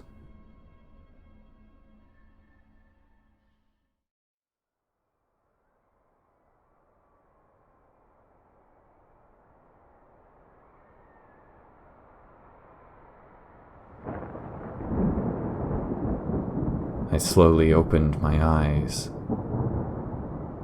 A sink greeted me, my legs wobbling beneath me as a figure loomed to my right. It was pitch dark outside, snow rapping at the windows. The dishwater in front of me rapidly decayed into a hideous brown. Clouds of the fluid seemed to seep up from the bottom. Sylvia's face contorted in confusion as she leaned in closer. I, in turn, jerked my hands out of the water as I glanced around in panic. I was back in the kitchen. Where had I just been? Oh, God! Sylvia yanked her hand out of the water as she took a step back. Catch yourself on a knife? But my voice was numb, limbs frozen in their place from shock. Sylvia, where am I? What am I doing? The pots and pans around us were bathed in numb moonlight. No one else in the kitchen to cause the strange shadows slithering along them. The entire space whispered softly with haunted voices, my gaunt skin fighting against a cold I saw rather than felt. A howl sounded in the distant storm, something not unlike a wolf, but perhaps distorted slightly by the wind. I'll get a Band-Aid. Sylvia was quick to adjust herself. Knife? I echoed slowly, gaze darting to the sickly puncture wounds spilling out slimy, waterlogged blood, each divot placed precisely the same distance apart in a massive semicircle. My stomach flipped, Sylvia's fleeing form leaving white ghost trails in my vision as the wound only seemed to be growing in size the longer I stared. It looked uncanny. The placement and look reaching back at the far recesses of my mind like a meat hook and attempting to wrench something forwards that was meant to be forgotten. This thing looked like a massive bite mark. My arm was utterly and frighteningly numb in the face of this ghastly mutilation, my fingers responding to my movement normally despite beginning to look like they were severing from the rest of my flesh. Tendons just beneath the surface were slowly pooling into view. What had I just been doing? Why did I feel as if someone was in danger? The wind again gusted at the window to my right, moonlight spilling across the kitchen with stringy fingers, carrying the same howl as before. Almost closer now. Clattering resounded to my far left in the corner of the room, undoubtedly Sylvia frantically rummaging through our first aid kit in the storage locker. I unsteadily turned to face her, but suddenly stopped as something else about my arm caught my eye. It wasn't just bleeding blood. Black ooze softly pooled at my fingertips like washed away ink. No, wait. That's exactly what it was. Faded writing was barely visible on my pale flesh. My eyes narrowed as I brought up my arm to inspect it closer. It looked as if two phrases were written on top of each other. That's when I heard something softly dripping. My own blood splattered like faint and infrequent raindrops against the tiles, but that sound was mirrored in the distance behind me. I whirled around, the dark figure possessing a noticeable limp as their hands slowly twitched by their sides. Haze's face was slowly streaked with lingering moonlight as she stepped forwards, dead silver eyes unblinking as her stance wobbled like she was half asleep. I flinched back, eyes widening to consume more of the haunting darkness before me. Dark liquid pooled beneath her, trickling streams softly snaking down a gash faintly visible around her collar. "Careful, Elle," she softly nodded, eyes focusing. "Warm water will ruin the film stock." My blood chilled. I must escape. The words and memories flashed into my mind clear as day, my eyes darting to the ink on my hand, then back to the sink in terror. Amongst the shattered dishes and moldy decay, the black canister lay open, with film reel spilling from it. Large sections had been torn away, the footage scratched and ruined from being scrubbed in the glassware shards. A large spool of it strung from the maggot-infested sink across the floor, all the way to Sylvia's broken form standing in the corner of the kitchen, facing the wall. She seemed to be slowly eating it. I immediately flinched back as the dog-like creature's monstrous scream barraged the glass window, a lengthy shadow passing to block out the moonlight. "I made a mistake." Haze's pale skin shone like paper. "I've made a huge mistake." "What?" I shook my head, fingers grasping at the partially destroyed footage, feeling a tug as Sylvia's broken cadaver slithered it across the tiles. "What do we need to do? What the hell was film stock doing in the canister? Is this what we need?" We've seen it before," Haze repeated, clutching at her head as if experiencing intense agony. "I remember bits and pieces. We already did this.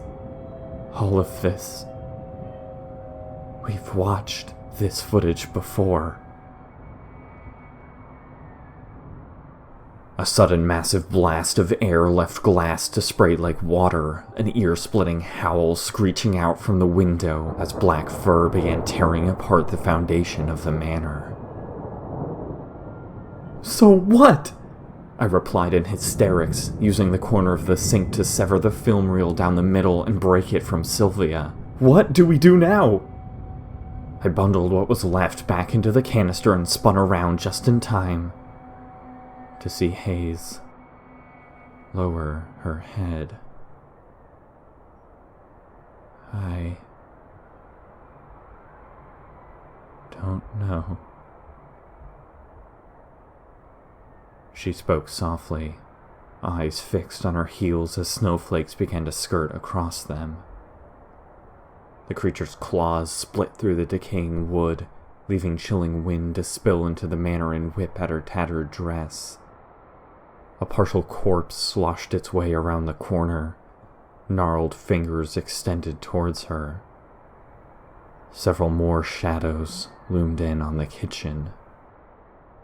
Sylvia finished up her length of footage, jaw popping unnaturally before she turned slowly, with a grisly smile extended across her face. Clambering resounded from overhead. This was it. Blood ran down Haze's neck and cheek, though she paid no attention to any of this. This was everything. There is no next. No more plan. All these years. How much of that time was I just trying the same thing over and over? A deafening scream from the creature outside barely made her flinch, nor did she move a muscle as the corpse gripped her shoulder hard, fingernails carving into her flesh. She simply stood stoically, numb mouth uttering out,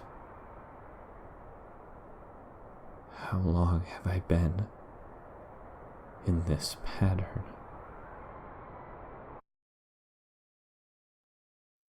Alright, fuck all of that, I cried, clutching the canister hard and reeling it back. Fuck that so damn hard. Crack. The corpse buckled under the weight of the canister as I hacked it across its jaw. Its grip on Hayes slipped, bones shattering as it collapsed to the ground with a violent crack. The canister splattered with skin that was liquefied upon impact, leaving a lasting mark on the corpse's face. Hayes' eyes looked up in astonishment as I grabbed her wrist and frantically pulled her along. I don't know how much you remember, I shook my head, but I still don't know what the fuck is going on. I vaguely remember some kind of dog and a fucking zombie rat on this film, but what the fuck does that tell me? There's a projector on the 3rd floor attic. If watching this footage, scratched or not, will get me closer to an answer, I don't give a shit if I forget again. We're not giving up. And I'm sure as fucking fuck not getting eaten because you're having an existential crisis or some shit. I feel like that happens every day here. Clawed, animalistic hands finally pried apart the window frame as we pushed out of the kitchen. A hideously dark form slithered in from outside, bathed in moonlight and snarling venomously. The manor lobby was scattered with countless corpses, some lying in partially frozen, decomposed heaps. Many others, however, stood upright with bowed heads, swaying softly as if a lineup of dolls. I couldn't tell if their heads were following us or not, but was forced to suddenly backpedal as I turned to see Aunt Cheryl's puppet-like form lying partially suspended at the base of the stairs.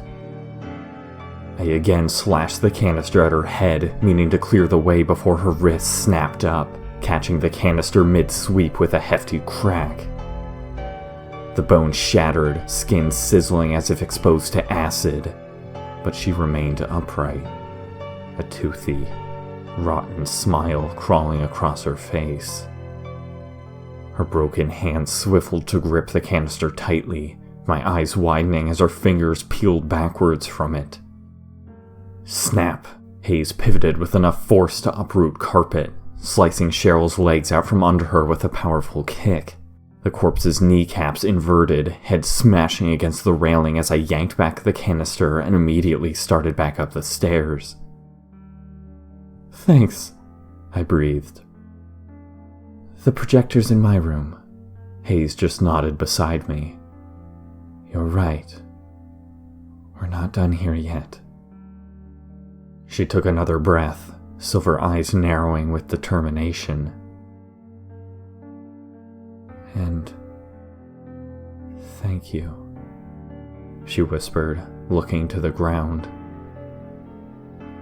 I don't know what's real anymore, but I know I wasn't meant to do this alone. Thank you. The creature screamed a guttural, horrible roar that shook the foundation of the manor.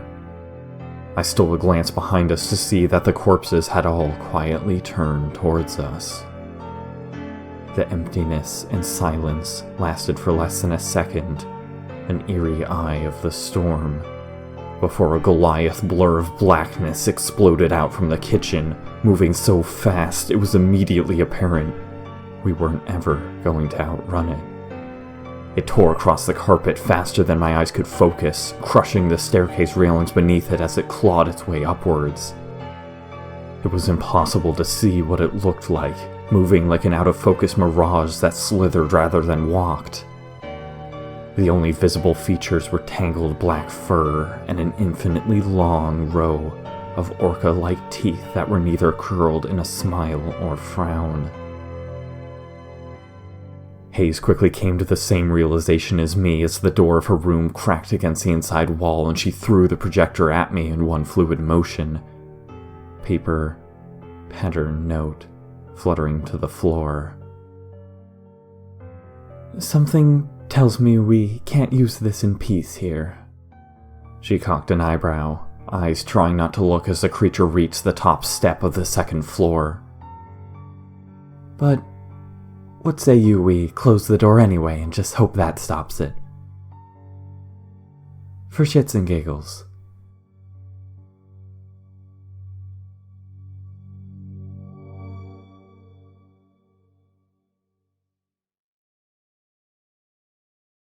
Hey guys, so sorry this part's a little especially short. I'm so sick I want to die.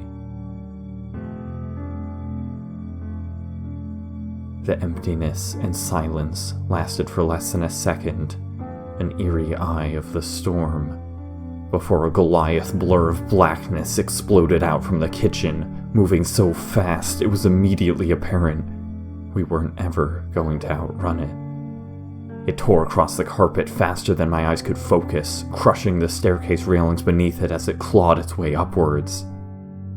It was impossible to see what it looked like, moving like an out-of-focus mirage that slithered rather than walked. The only visible features were tangled black fur and an infinitely long row of orca-like teeth that were neither curled in a smile or frown. Hayes quickly came to the same realization as me as the door of her room cracked against the inside wall and she threw the projector at me in one fluid motion. Paper, pattern note, fluttering to the floor. Something tells me we can't use this in peace here. She cocked an eyebrow, eyes trying not to look as the creature reached the top step of the second floor. But what say you we close the door anyway and just hope that stops it? For shits and giggles. No, there is a place. I shook my head, racking my brain. Somewhere secure enough where we can hold out. I remember the footage was filmed here, somewhere below ground. The basement. Hayes' eyes widened, hand slashing a piece of paper off her wall and reading it. She immediately turned it to me, both our eyes meeting. John just started dropping his gloves in pattern day cycle 2. It read, "When he catches the egg." Why the pattern change? Didn't know what it meant, she affirmed, smile brimming. Looks like even you had the hang of this at one point. Enough to give yourself a little clue of where we go next. Ever see a little floor hatch when you picked up your gloves? Wonder where that leads. We tore back out of the room, making our way to the staircase only to see the hideous creature already halfway up, blocking any path. Saliva spilled to the sullied carpet in droves, ravenous blackness eating at every exposed surface like a disease. Several corpses were jammed in the elevator below. 2 options, Hayes nodded. 2 sets of 2, right or left, and projector or film. I froze up, unable to take my eyes off the creature, let alone process her absurd question. Good choice. She snatched the film canister from me, shoving me down the hallway perpendicular to the stairs before backing up herself. I finally wrenched my eyes back between us, heart capsizing as I realized what she was proposing. My legs slowly backed me up further as she did the same, putting more and more distance between us as the creature made its way up the stairs. If it chooses you, you throw the projector to me, Hayes nodded, playfully calm. I'll run down the stairs and find your secret room, then I'll have a fun movie night by myself. Wait. I desperately searched for another option. Just wait. Obviously, I'll give you a nice underhand toss should it choose me. She smiled, before the emotion slipped slightly. Statistically, that would be better. I apparently already tried to finish this. We all know how that went. Wooden shrapnel splintered to the lobby below as the creature nearly reached the top step, blurred head already flicking between the two of us. Okay, we're not. I staggered, blood freezing as claws raked against the top step. Wait, Hayes, there's another... The creature turned to her. I suppose I earned that. Hayes breathed out, before forcing a pained grin. Hell, you can do this, alright? You promised me you would. Oh, fuck, I cried. Jesus, wait, no, I can't. We promised we'd do it together. Hayes, I don't know what the fuck I'm doing. Fucking run! She casually tossed the canister underhand, the black shell sailing lightly over the creature before bouncing across the carpet and clacking against my feet. It was fun. Hayes's words were plastered over a smile that both begged for help and knew full well it wasn't coming. Her hands dropped to her side, smile twisting further into uncanny territory as she held back tears and the creature started forward. You know, I always knew I was going to hell, she continued, wincing. I deserve it. Deep down, I always knew that this was my punishment, that I deserved to be here, that this nightmare was constructed for me.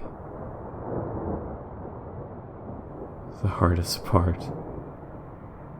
She choked back tears before finally reinstating a weak smile. Was knowing that I had to share it with people who didn't deserve it. I'm so sorry for everything. Thought I could redeem myself in death, but what good does that do anyone? Right? Wait, no! I cried. Hayes, we can... Her silver eyes cut out as her lids squeezed shut and the creature blurred across the length of the hallway in a fraction of a second, moving like something governed by a different set of physics. Its jaws snapped around her waistline with a ghastly rib-shattering squelch before I could blink. Its head thrashed like a shark, tearing her clean in half with a grisly snap that left the hallway to drip with rotten, murky blood. My hand splayed out in shock, her midsection slamming against the wall as her pale legs toppled over the edge and cracked backwards against the next railing down. Bones shattered through skin like wet tissue paper. Her flag pin clattered against the sullied carpet. Severed head stretched out of alignment as her blank eyes rolled against the floor without blinking. The creature's shaggy fur bristled upwards as if underwater, haunches raised as it spun around to face me. Its muzzle dripped with gore, hot breath rank with Hayes' flesh between its teeth. My eyes were starched wide with disbelief, legs snapping into a sprint down the stairs. The creature swiveled to instantly tear after me, not a second passing before I could feel its breath already having caught up to me. Wooden splinters dotted my legs as its claws raked mere feet behind me down the staircase. I immediately began unspooling the footage from the canister until the reel clattered into my hand. I hastily fumbled the slack into the teeth of the projector's spindle. As a piece of torn footage spiraled behind me, I hardly even noticed that the pursuing shadow had recoiled backwards, claws raking against the banister as its fur molted like a diseased animal. Its throat screamed with foul air, producing a sound unlike anything I had ever heard. And before I even reached the base of the stairs, I realized I was suddenly alone.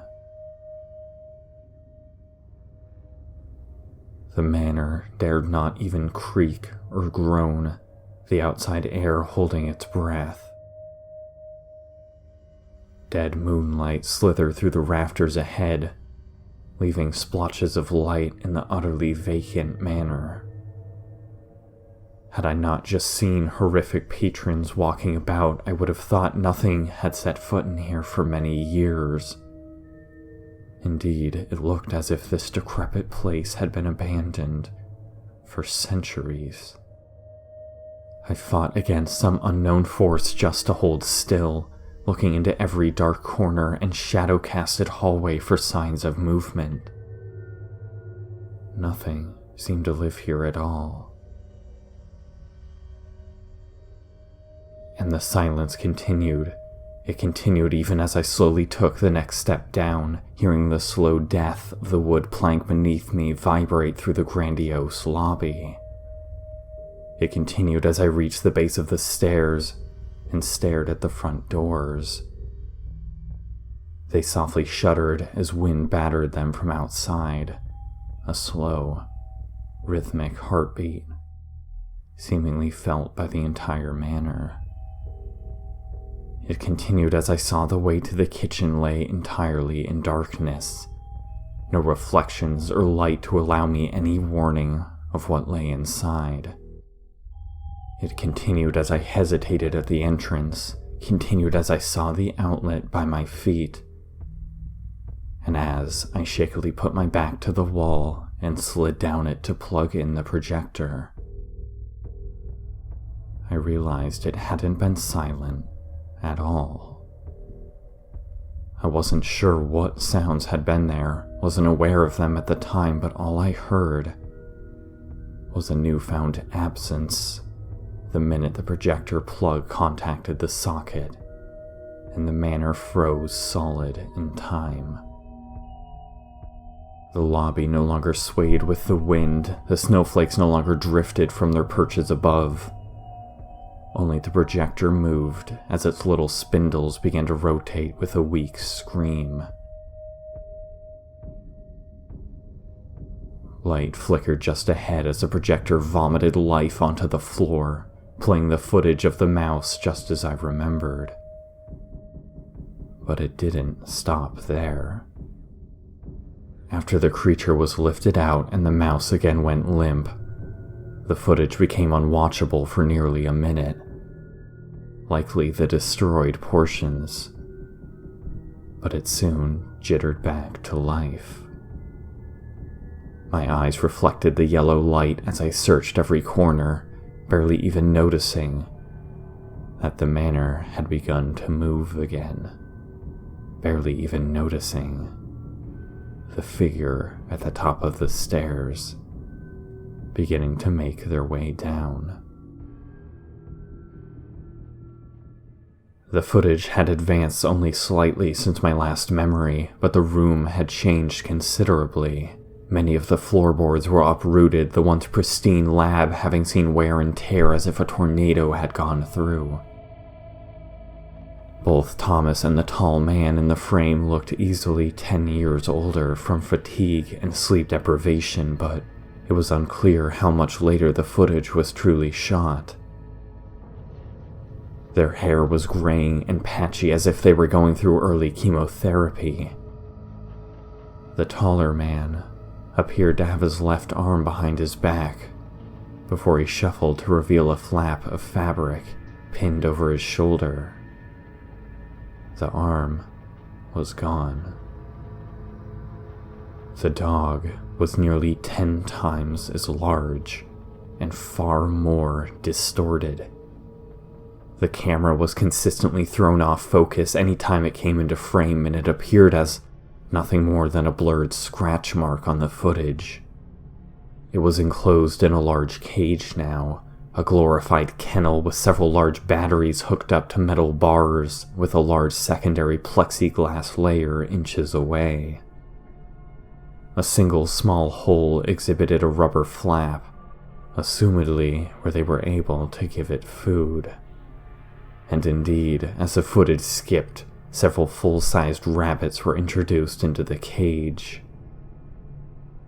The footage shrieked with static as the camera tried to film the dog, instead coming up with warping blackness in the center of the frame as gore splattered the clear plexiglass. The taller man addressed the camera, now holding a type of clapper with the experiment title and rendition number. This particular one read, "Influenced Defense Take 4.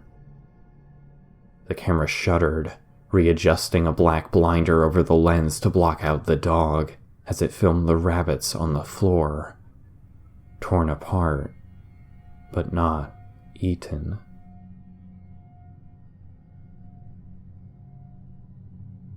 The footage jumped ahead before stuttering back several frames. The blinder was removed, but the dog was kept largely out of frame to avoid its distortive effects on the footage. Instead, the frame focused on a Zippo lighter crudely taped to a metal pole, small flame flickering. The taller man stepped towards the camera as Thomas began slowly pushing the pole into the cage. He gestured to the dog as it flinched back against the far side of its enclosure. Only its white teeth were visible through the distortions. Then, the tall man's hand moved down to showcase the rabbits twisting and writhing on the floor. He continued talking as acidic saliva speckled the glass. The dog barked and bayed, nearly a minute passing before the garbled, broken rabbits began to twitch, blood pooling beneath them. Sluggishly, the camera focused on their legs beginning to spasm rhythmically. As the lighter suddenly brushed against the dog's fur, the film grain peaked with a frightening display of warped footage, before the dead rabbit swarmed like a hive mind, broken, twisted limbs carrying them up the electrified bars. Their beady eyes ruptured with the current, fur singeing black at the ends, but they carried on all the same, rotten blood pilling from their fur as the dog bent back against the cage and the rabbits clambered onto the pole with the lighter. One darted toward the flame to snuff it out with its body, as every other one gnawed at the metal so hard their mashed skulls chipped away. Thomas quickly retracted the pole, the rabbits being knocked off by the rubber entranceway. Except they weren't. Not all of them. The dog's fur bristled and blurred with black as one rabbit clung on, slipping through the opening to the other side. Thomas immediately panicked, dropping the pole as the rabbit charged him before spinning 360 and tearing towards the cage batteries. The taller scientist stopped talking as well, scrambling over and heaving his boot down on the rabbit's head with a devastating crunch. The dog's influence had clearly grown along with its size, however. The rabbit wrenched its way free, leaving its head behind as it used its hind legs to disconnect one of the battery's negative ends. It was at the other battery in seconds, Thomas just barely able to reach it in time and kick it into the far wall. Its bones shattered through its skin, but it didn't falter, brokenly stumbling back towards the other battery before the taller man slammed a plexiglass case over it. Thomas hastily reconnected the first battery, falling to the floor and breathing heavy. He wiped sweat from his brow. The footage flickered. The black mass in the cage, snarling. The projector ground to a halt as some of the footage snared in the spindles. I finally tore my eyes from the little square of light on the floor to finally realize that I was no longer alone. But the figure reaching the last step of the staircase, with eyes boring into my own, the figure holding a gruesome yellow bone shard, organs barely kept in as bite marks split her lengthwise. Despite the way her legs walked as if inverted, bones squelching through skin with the weight. I knew the face. Hayes. I slowly stood up. Hayes, you're in a pattern.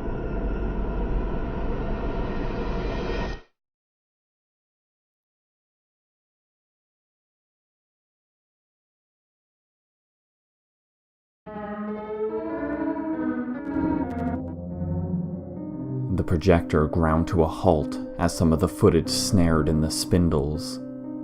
I finally tore my eyes from the little square of light on the floor to finally realize that I was no longer alone. But the figure reaching the last step of the staircase, with eyes boring into my own, the figure holding a gruesome yellow bone shard, organs barely kept in as bite marks split her lengthwise. Despite the way her legs walked as if inverted, bones squelching through skin with the weight, I knew the face. Hayes? I slowly stood up. Hayes, you're in a pattern. The gash lines on her neck widened, head rolling back on itself. Her dead eyes stared at the ceiling, yet she continued forward all the same. Hayes, listen to me. I hissed, pulse rapidly increasing. The kitchen door creaked as knives clattered onto the lobby floor. Ghoulish eyes began to peer from every dark corner. Look around you. None of this is real, Hayes. I felt sickness rising in my throat. That's what the patterns are, what it's been all along. It's a hive mind, the dog. You have to wake up. She threw her hand out. I nearly dropped the projector as I threw my left arm up in horror. The bone split through my wrist, the force slamming my entire arm into my forehead. I felt the bone gash at my head like a burning iron, Hayes distorting with speed as she tore across the carpet faster than humanly possible. She pivoted, arcing her foot at my skull to pile drive the shard further in. I dodged at the last second, only to watch her use the same momentum from the kick to hurl a piece of shattered railing without missing a beat. Blood speckled my face as the spine split through my open palm, being immediately driven into my shoulder as her second kick didn't miss. I spun backwards as Hayes slashed across the ground, a far larger wooden stake in her hand. She stabbed at the projector spindles. Finally, I was able to hold my ground just enough to hack the canister to intercept her stab. The wood shattered against the metal shell, Hayes flinching back as her skin sizzled against it. I frantically yanked the projector away, rolling against the base of the stairs and breathing heavy. The railing shard was still jutting out of my palm, making it hard to hold the canister. A stomach-churning smile ruptured across Hayes' face like an open sore as she clambered up the railing like a spider. A howl split through the manor, a black mass rapidly slinking down from a dark hallway to stand at the top of the stairs, as several more cadavers staggered beside it. It winced at the footage still fluttering in the spindles. Hayes, listen to me. I gripped the canister harder, looking between her and the dog. You'll rot here. The dog's fur bristled, lowering on its haunches as Hayes' burned skin molted away and her fingers peeled back another sharp sliver of wood. The dog made no advancements, the corpses surrounding it slowly stepping forward in its place. Come on, I pleaded, beginning to back up towards the kitchen. Hayes, if you forget everything, remember this. You can be conscious without break. Hayes darted forward the minute my foot lifted off the ground. The dog's teeth were the only thing visible through the distorted mirage enveloping it, jowls peeling back in an inhuman smile to match Hayes'. I again frantically put the canister in front of my face to parry the strike away, the metal clanking resounding through the manor. She hacked again and again, my own speed just barely able to match hers. Several more venomous exchanges occurred before the shard finally clattered from her hand, her advance not slowing. Sorry, I winced, reeling back the canister before swinging it with all my strength at her head. Forgive me for... Snap! The canister dented as she spun to kick it into the far wall. It ricocheted several times against the staircase before rolling off into the surrounding blackness. My eyes went wide, the skin of Hayes' bare foot sizzling as she continued calmly walking. She slammed her own arm against the railing, bones snapping to form grisly jutting spikes as her amputated hand slopped to the floor. Fuck me! I gagged, spinning around only to see a ghastly thing standing in the kitchen doorway, arms draped with kitchen knives. "No time, Aunt Cheryl," I cringed, finally peeling the shard from my palm and immediately hurling it so hard I nearly lost my balance. And for the record, she stayed a lot longer than 2 nights. The carcass staggered back, arms snapping open with splaying tendons as the steak cleaved into its pale flesh, entirely missing its mark but still buying me enough time to slip past it and slam the door behind me. The damp, dark kitchen was coated in dead mold, snow still drifting from the massive hole where the window once was. Shattered glass decorated the floor, wood shrapnel scuttling in the wind. I wasn't going out that way, though. I frantically searched the floor for where I vaguely remembered dropping my gloves. The dog no longer appeared shy without fear of seeing the footage, the door behind me buckling with a spray of splinters as it howled. Scuffling rapidly came from the ceiling as several somethings crawled overhead. I set down the projector and dropped to my hands and knees, growing more frantic as the floor was far too dirty to make out much of anything. My eyes flashed back to the window before my breathing grew more labored. As much as I wanted to, I wasn't even sure running was an option. The way the mouse had died the minute the creature was taken out of the enclosure. There was a good chance whatever influence that black dog had was the only thing keeping me alive. The ceiling boards began to be torn away by splinter-ridden hands, finally fracturing, as an all-too-familiar set of dead gray eyes ignited in the darkness. Haze dropped from the ceiling upside down, landing with a broken snap of bones. I finally found what I had been looking for, grabbing up the projector and kicking the floor hard enough to feel my foot bruise. Haze's eyes scurried along the floor before snapping upwards to meet mine. Her legs bent unnaturally to bring her to her feet. One more kick left the floor to crack with a puff of foul air erupting from beneath. The latch cracked against the side of the shaft, a single, long ladder leading down into utter darkness. Haze bristled, backing away as if being physically burned, and in a fraction of a second, everything again went cold. I heard nails grate on wood, the door falling into silence, though I could still see fur beyond the shattered frame, breathing in and out. The other sounds from the ceiling also hastily snuffed out. Haze held absolutely still, eyes now trained directly on the basement. Her pupils were so small, I wasn't sure she could see at all. I slowly found words, trying to assess whether or not I could lower myself down before anything could act. I barely had enough air to force out anything at first, my voice shaky and weak. "You," I slowly continued, testing if Haze would look at me. "You remember this, don't you?" Haze's dead eyes remained fixed, skin flashing further pale as a horrific stench began to waft up from within the depths of the basement. I think I get it now. I continued slowly, my heart shuddering against my ribs as I forced my sneaker forward one step. I watched both Haze and the creature outside the door in my peripheries, seeing them both flinch at this, at the exact same time. Too far. Haze's eyes narrowed, the door again shuddering with a massive impact as the creature's claws raked at the hinges, peeling them back. Several more hands reached down from the ceiling, dead eyes glancing toward me. That's when I made a bad decision.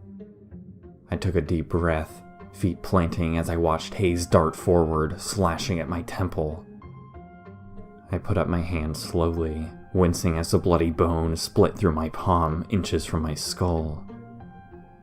Hayes' eyes widened, my hand wrenching her closer as my fingers grabbed around her wrist. Sorry, I again cringed, wrenching her sideways with me until her staggering steps reached the edge of the hatch. Her feet slipped, neck snapping against the corner as I let the blood slip our hands apart, and she tumbled over the edge.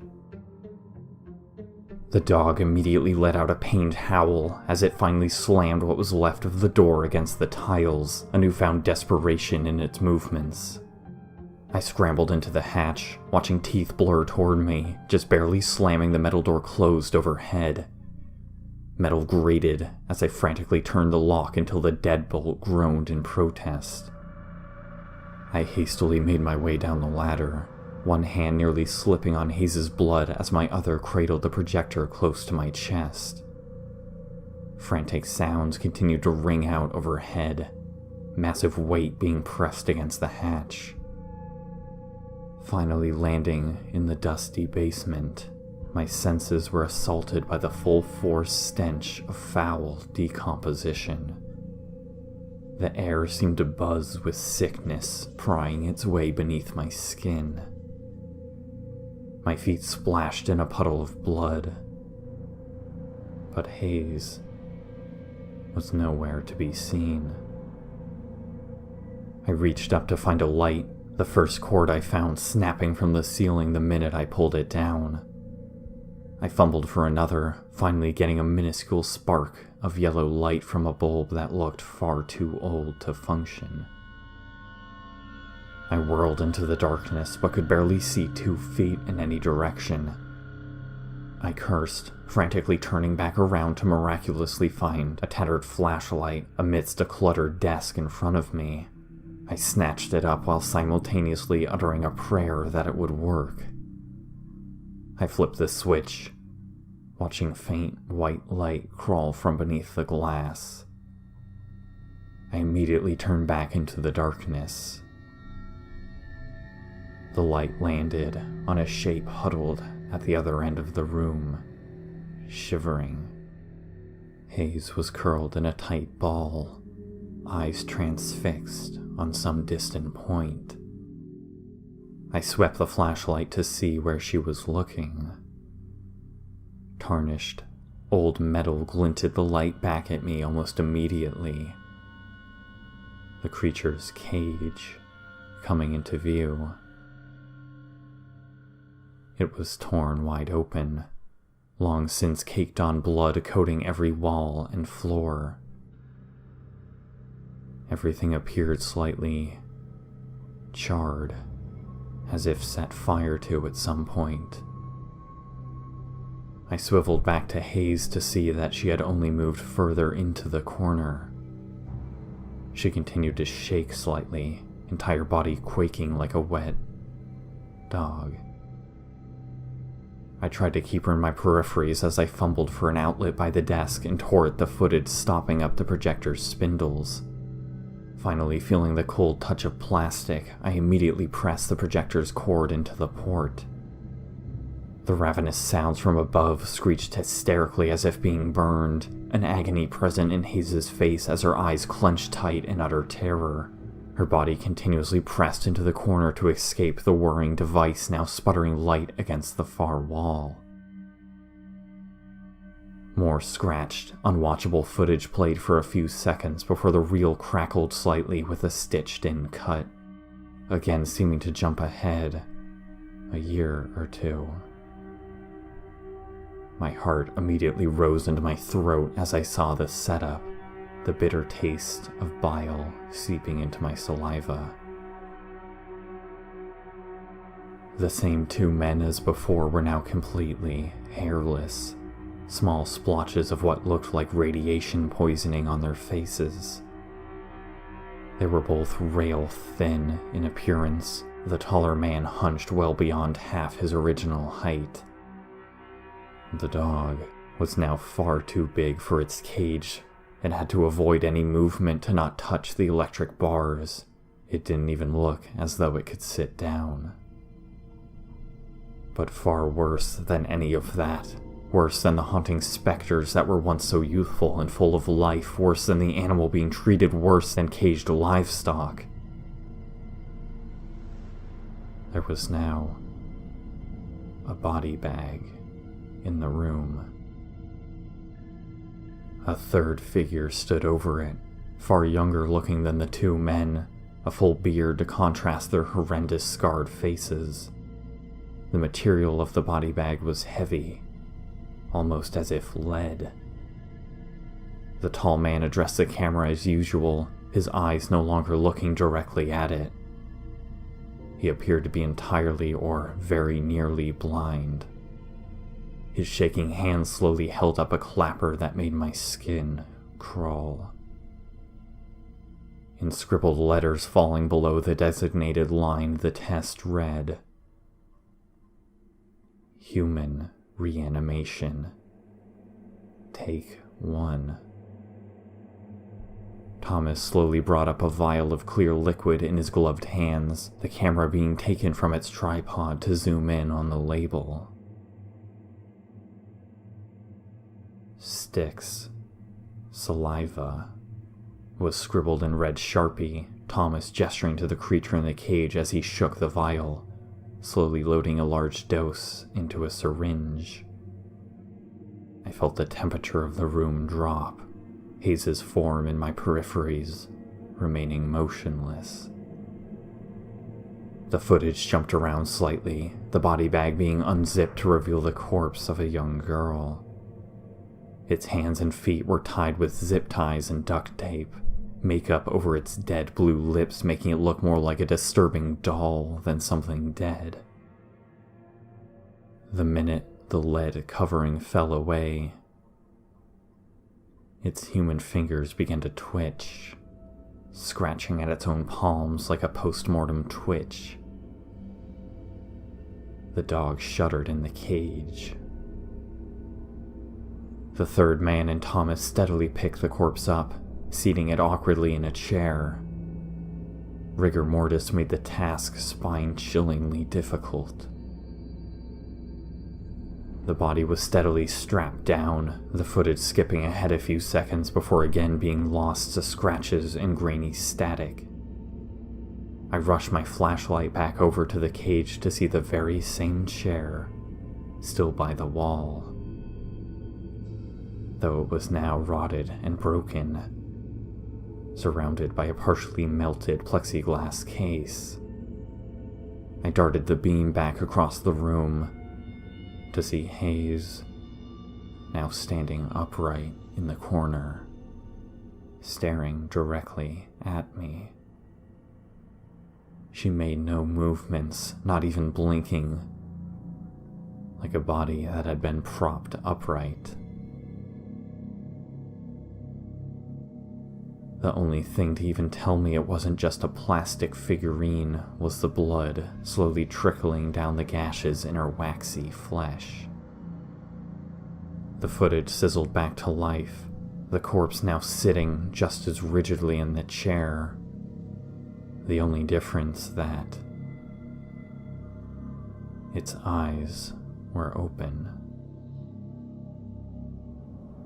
The third man was sick in the corner of the room, retching several times until he was dry heaving. The footage jumped ahead, his feet the last thing visible in the frame as he exited. The footage again spliced to a different roll, apparently just catching the tail end of an experiment as a plate of food sat in front of the cadaver. Its eyes stared directly ahead. This time, however, one of its arms had apparently been untied from the chair, gripping a fork with its cold, gray hands. It had decomposed a bit since the last time, noticeably gaunter. Thomas was slowly reaching for the fork in its hand. The food in front of it was untouched. Thomas flinched his hand back several times as if testing the corpse's reaction time. Finally, he He seemed confident enough to rapidly stab forwards and grab the fork. The dead face stretched then, slowly elongating as it turned to face Thomas, rotten gums coming into view as its lips peeled back in a poorly imitated smile, showing every tooth. Its hand was gripped around his own. Then something happened, so fast it didn't even show up in the footage. Thomas just suddenly jerked back in horror, clutching his arm that inexplicably spouted blood. The fork had been forced down the length of his arm, scraping along the bone as it was embedded just beneath his skin. The dead girl's hand reached for him again before he was able to stagger away, the camera shaking as someone rapidly shut it off. The takes came much faster now, as shorter lengths of footage seemed to be spliced together. I looked up from the film to see that Hayes had traveled at least half the distance to me, though still standing absolutely still. Her eyes bored directly into mine, even when I looked away. The first shot framed a memory card game being sifted through. Thomas held up 2 cards to the cage with the creature, one red and one black, pointing to the red one but shielding his decision from the corpse's eyes. The tall man then presented the same set of cards to the corpse, assumedly asking it which card had been chosen. It just stared. The second shot just showed a rapid close-up of the decaying girl's eyes.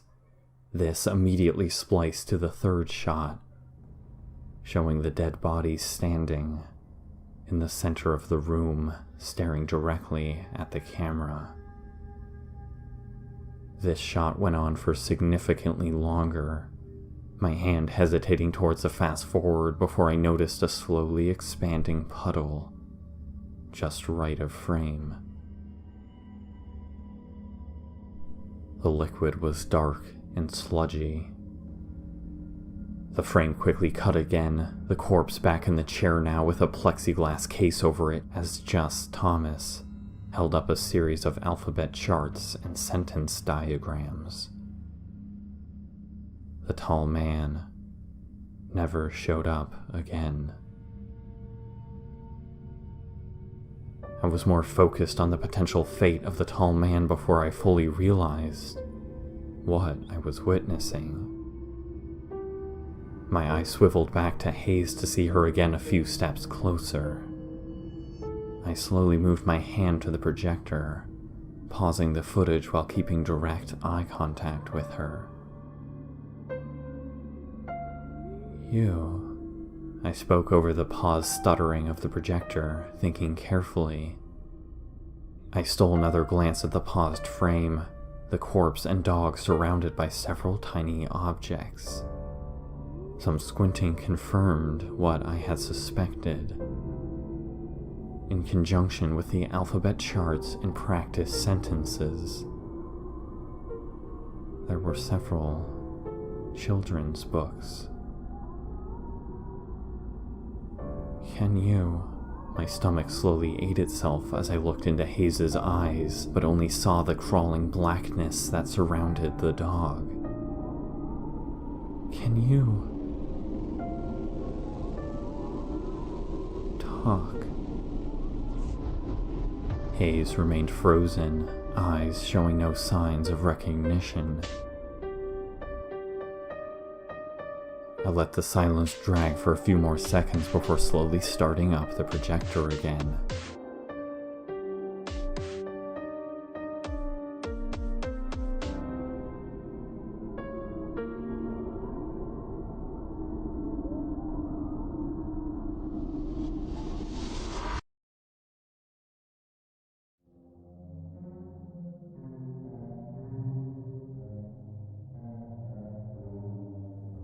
"Can you?" My stomach slowly ate itself as I looked into Hayes' eyes, but only saw the crawling blackness that surrounded the dog. Can you talk? Hayes remained frozen, eyes showing no signs of recognition. I let the silence drag for a few more seconds before slowly starting up the projector again. The next shot had metal prongs hooked up between the cadaver and a large battery. A limiter bridged the gap. Thomas carefully flipped a switch, the corpse remaining utterly still as its eyes gradually bubbled and blackened. The camera focused on the black creature as it winced in the cage and gritted its teeth. The footage cut. The same prongs were now inserted into the creature's cage as the corpse sat alone. The switch was again flipped, the creature distorting the footage wildly as it writhed. The corpse, in turn, seemed to be experiencing agony as well, twisting against its restraints. Can you speak? I returned to Hayes as I left the projector running, now having to stand and physically back up. She was getting so close.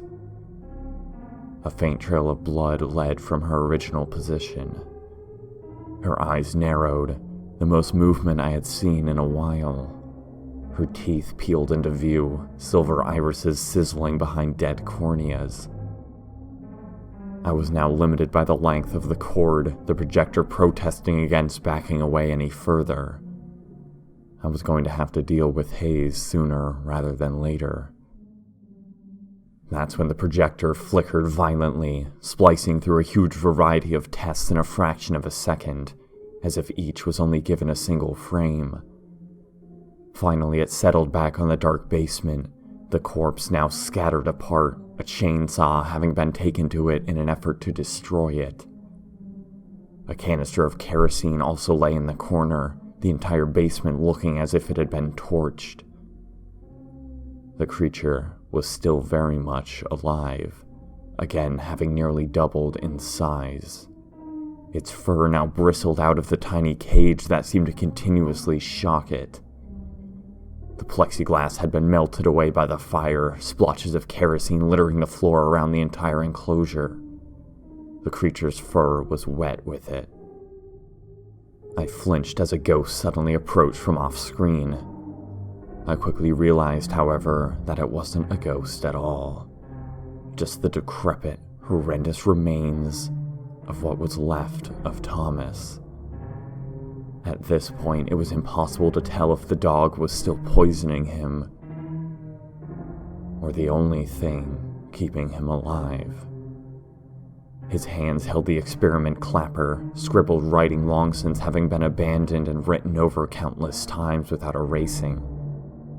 The last thing I could clearly make out was, "Killing the stick sound.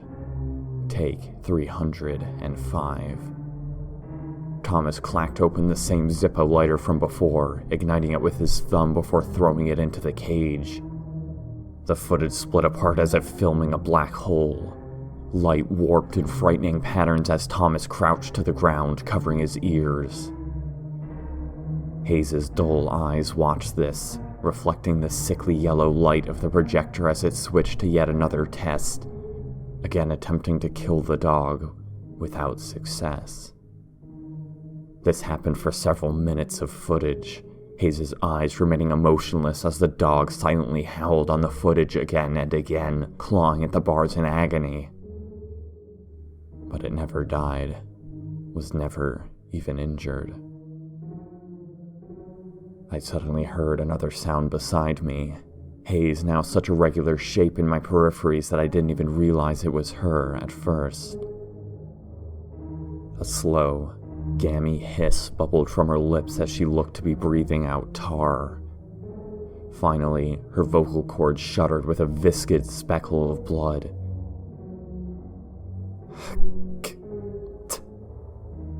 The sounds contorted out, Hayes remaining otherwise motionless. "What?" I nervously replied, looking for a potential weapon. What are you saying?"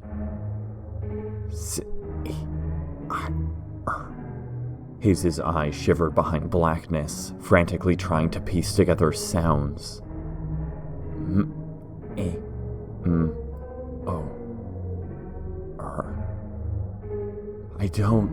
I dropped my guard. I don't understand what you're...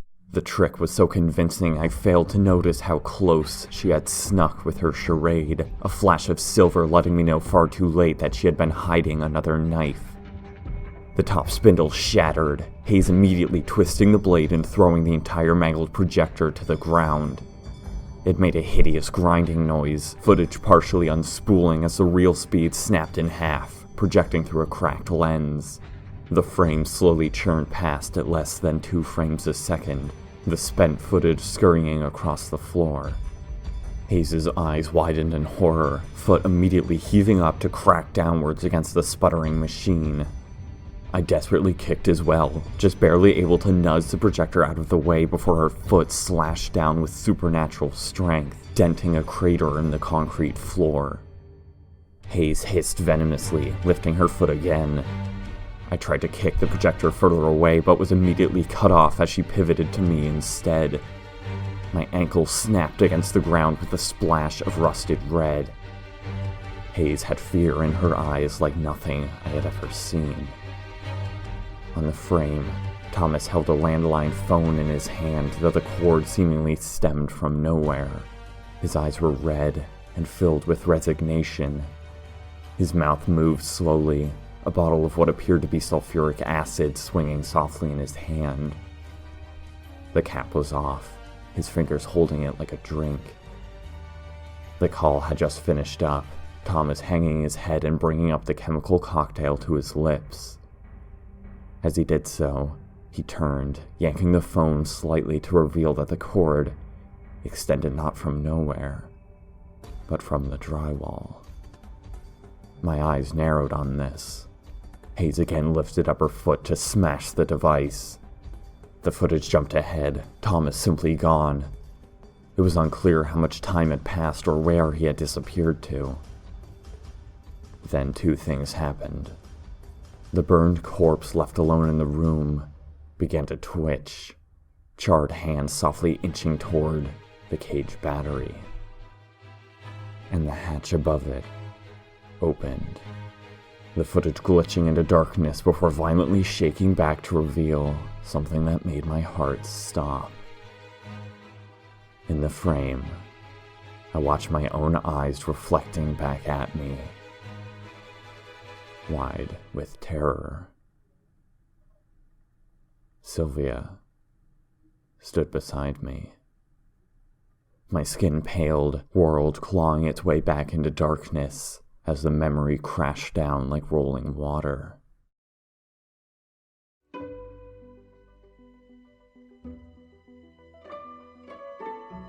Oh yeah, you think so? I sat with my ruffled uniform outside the manor. A pleasant spring sky radiated overhead, a dry breeze skirting along the grass beneath the wooden table I sprawled across. Oh, sure. Sylvia shrugged to her plate, hot dog lying untouched as ketchup began to sully the bread. Her legs were tucked beneath her on the ground, pale skin shimmering in the sun. All right then. I slowly looked down at my own hot dog, grin widening. 3, 2, 1, now! I shoved the hot dog in my face as Sylvia did the same. We scarfed them down as fast as we could. Oh, John, come on. Aunt Cheryl did a double take as she bustled past. Is everything a competition with you two? Dan worked hard on those, you know? The least you could do is slow down a little bit. Done! Royce pumped his fist with a muffled shout before swallowing hard and standing proudly between Sylvia and I. Oh, for Pete's sake. Aunt Cheryl rolled her eyes and promptly walked over to a small crowd around a large grill. Several smaller kids ran circles around the nearby tables, warm chatter permeating the air. Adults congregated in various small groups, a game of horseshoes resulting in several bursts of laughter exploding out. Oh, damn you. I frowned at Royce through a full mouth, swinging my legs off the table before finally swallowing. Where did you come from?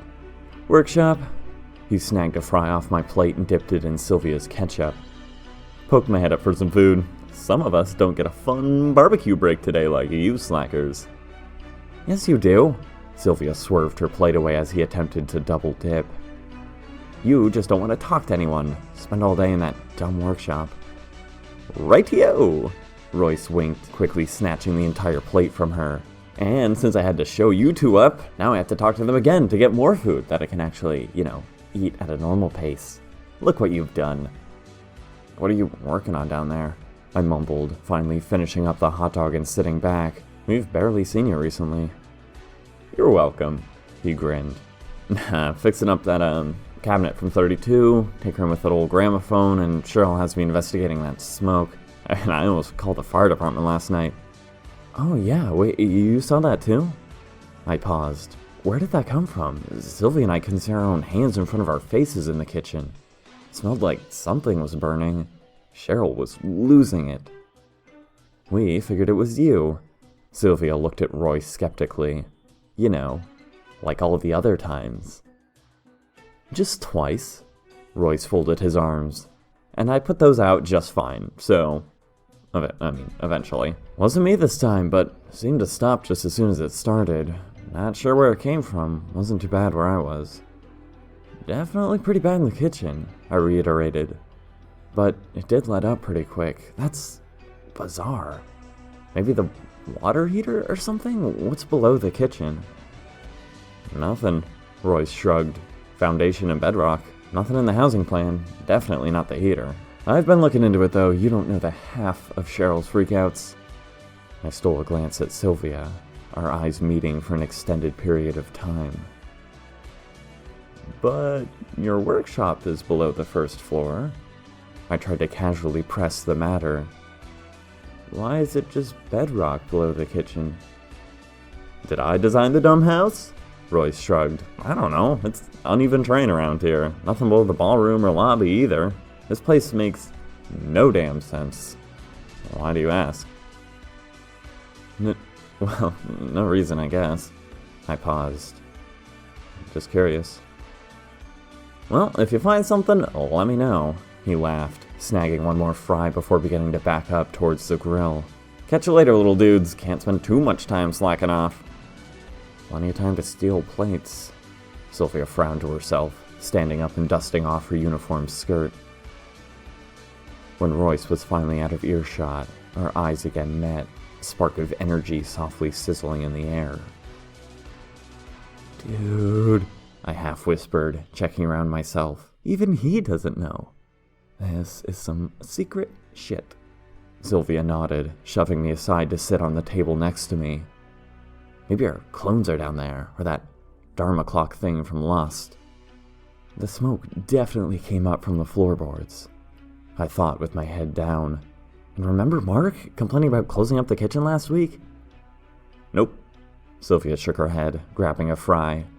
How many secret rooms do you think are even in this place? Maybe the piano in the lobby rotates a bookshelf or some shit. Definitely. I gestured. Seriously, this place was built by only the highest of architects. But anyway, he complained about hearing weird noises, beneath his feet. You don't remember that? Creeped him out. Mark creeps me out. Sylvia shrugged. But I've heard stuff too, man. And there's no way I misplaced the kitchen key so many times. Okay, I don't think you can pass that one off. I sneered. Shut it, she snapped back. I'm serious. Talking about weird shit in the kitchen is... Margaret really dumb enough to miscount that many apples in the shipment? She's dumb, but, shit's been awry for a while in there. So, you think some homeless man is living under the kitchen stealing food at night? I laughed. Sounds like a pretty... John! A smaller voice suddenly rushed up, the chubbiest kid of the bunch suddenly latching onto my legs with fits of laughter. John, help! Another kid rushed up, finger extended to clearly tag the shit out of this hapless victim as he wove between my legs and under the table. Giggles exploded out, laughter escaping my own throat as I lifted up my legs and watched them escape out the other end of the table. Run, Beck, run! I laughed. You got this, bro? I turned back to see Sylvia pouting. Oh, so he knows your name. She folded her arms. That's cool. Real cool. What's that, Selena? I raised an eyebrow. Kids don't like you? Oh, it'll be alright. That only makes you a total monster. Half of them are freaking scared of me. She grew darker, eyes narrowing. How was that fair? I do nothing but show unending support and affection. My eyes drifted back to the kids then, following them as I suddenly bumped into a tall, slender girl with one hand on her hip. She was cocked as if in a model pose, liquid spilling from her glass. Her dress was more skin than fabric, both way over yet ironically underdressed for the event. My heart tightened, stomach giving a flutter. Oh God. Hayes. I had successfully avoided her since our first meeting at the rally 2 days ago. I had been grateful for that, her very presence so intimidating I couldn't imagine getting one word out to her. And yet, despite all of that, some part of me still held on to a fantasy where Sylvia shoved my head down with a loud thump. I flailed and readjusted to see her green eyes boiling with intensity. You always this creepy, she hissed. What the hell are you staring at? Nowhere, nothing. I shook my head, turning away, but unable to keep my eyes off the scene as Beck quickly apologized to her in the sheepish way only kids can. Hayes looked down to her dress, grip tightening before her face slowly contorted into a ghastly forced smile. I felt the air chill even from where I was sitting. No, I get it, she cooed, sinking down to get eye level with Beck, hand creeping onto his shoulder. I'm a bit too tall to see, huh? Her eyes slivered into sickles as Beck nodded hastily, fear creeping into his eyes. Hayes flicked up her gaze to see if anyone was watching. I hastily turned away, smiling awkwardly to Sylvia. So, I could immediately tell she was onto me, my words now digging my own grave. What's the deal with this weather, right? Sylvia was unimpressed. Go near that witch and I'll slit your fucking throat, she hissed. She has enough degenerates following her around. You're better than... Beck let out a cry, Sylvia and I swiveling to see him face down in the dirt, drenched in whatever liquid had been in Hayes' cup. Hayes immediately bent down in horror, brushing hair out of her eyes as she lifted him up and dusted him off. What happened? His mom was the first over, overwhelming concern on her face. Sylvia and I stood up as well. Poor thing ran into me, must have tripped. Hayes shook her head, barely able to hold in her twisted grin, as Beck's tiny eyes flashed to her in betrayal. I'm so sorry, I feel terrible. No, we're so sorry. His mom quickly picked him up and began carrying him away. My God, I'm so sorry, thank you for helping, sorry. I stared in astonishment, gawking. Had Hayes just... something so petty? That's when I noticed the way she listed ever so slowly from side to side, barely overheard Beck complaining about nail polish remover in the drink on him, and saw the faintest glint of metal poking out from Hayes' purse. A flask? It was 11:30 in the morning. Just how drunk was she? My heart sank into the depths, blood chilling. Perhaps I had misjudged her more than just a little bit. I couldn't look as she laughed fakely, resting her hand on a suited man's chest. They all nervously looked away as well as she pulled out the flask and refilled her drink. So anyway, that aside, I tried to slowly recollect myself, hopping down from the table and looking to Sylvia before lowering my voice into conspiratorial territory. We doing this or what? What? Her emotions reset, body sitting upright and turning to me. Oh, wait, now? Wind rustled beneath my feet. The first slivers of gray were beginning to crawl over the horizon, the scent of rain still a few hours off. The hatch, I nodded, looking over my shoulder to the manor. Don't think we'll get a better time when no one else is in the kitchen. I mean, maybe the thing that's just unlocked. It sure as hell is hidden well enough. Never know if you don't try. Sylvia took a second to blink before feigning a clearly interested disinterest. Sure, why not then? She hopped down as well.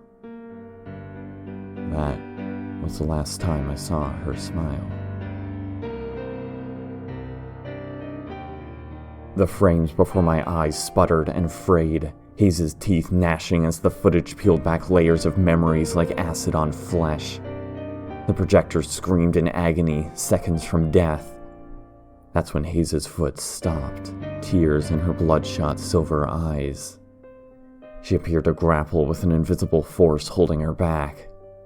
Her foot stomped into the ground inches from the projector at half the strength of before. I struggled to get up with my mangled foot before Hayes suddenly staggered violently, intentionally slamming her entire head into the wall.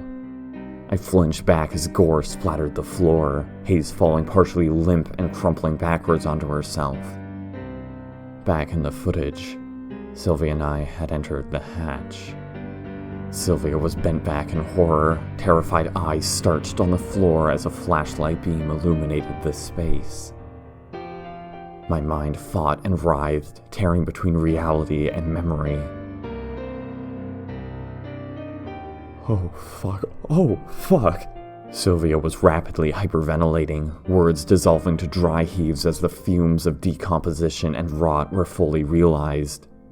Light painted smoldering chunks of flesh at our feet. What the hell? I felt terror flooding my veins. My flashlight beam slowly swept across the room, glistening back from wet slops of matter against the walls. The stench we had attributed to sewage or decaying wood was very quickly proven wrong. Flies buzzed like a dense fog coating every surface. Something had died down here. Several somethings.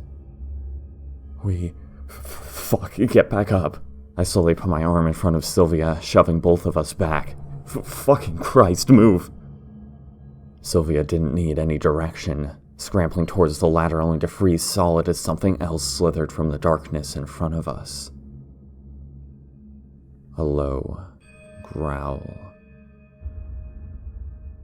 My heart clammed up immediately, shaking hand moving to see the flashlight beam cast bars across the room. The cage was bursting at the seams with fur, blurring teeth immediately snapping at the metal the minute its eyes constricted in the light. Then a click. A severed, badly charred hand fell limp, wires silently listing to the floor around the cage. The faint electrical buzzing in the air cut to utter silence. Sylvia and I were paralyzed with fear, muscles physically held captive by the horrific image of the cage, slowly peeling apart. Metal grated and warped, tendrils of blackness slithering across the floor and up the walls. Back in reality, I watched Hayes writhe on the floor in front of the very same cage. Her skull slowly pieced itself together despite her continuing to bash it against the ground. Her fingers bent back against the floor as her fingernails peeled away, but the memories didn't stop. Sylvia and I exploded outside, Royce's face the first I saw as his lanky form towered above everyone else. Fucking run! The words exploded through my head, but the air just wasn't there to push them out. Run.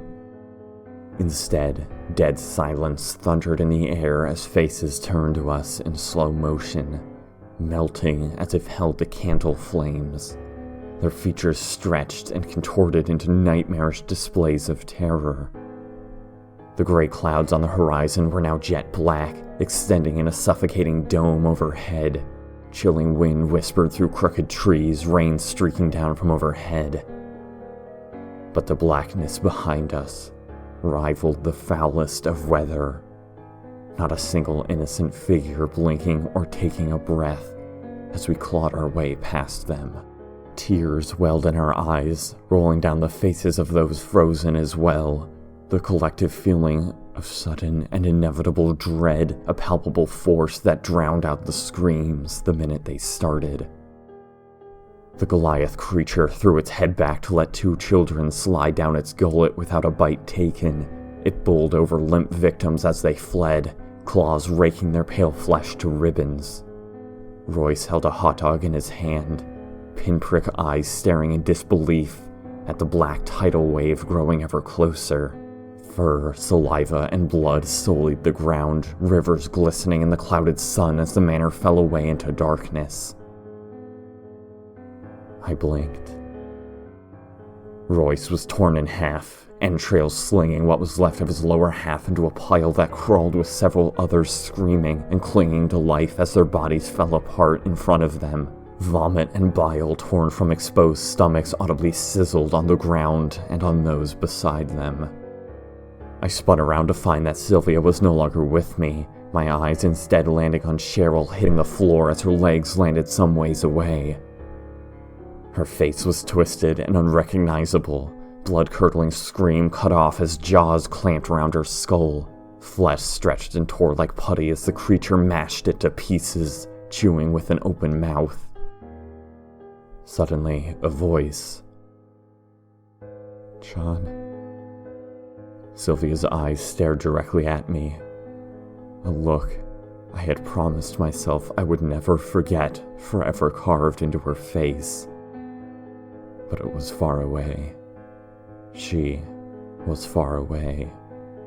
Her leg lay twisted behind her, crippled form lying close enough to the fray to allow blood to speckle her uniform like rain.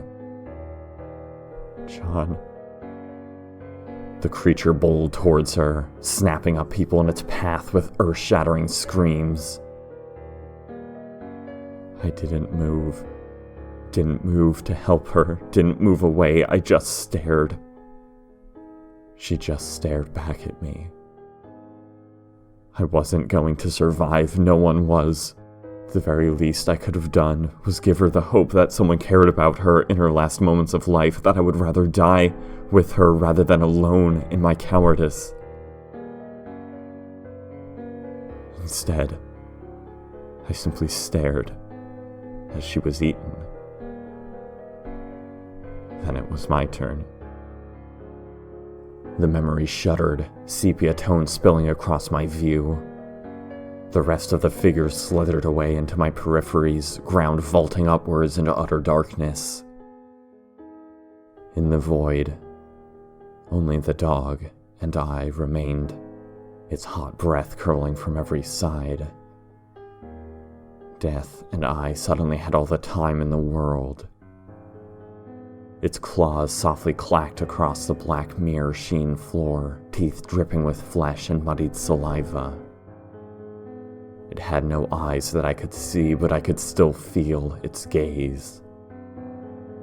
It had no hurry to the way it walked. My arm felt the first blow as I threw it up to protect myself from the blurring form. Coarse fur lacerated my face as its head snapped around the limb, teeth slashing straight through and into each other.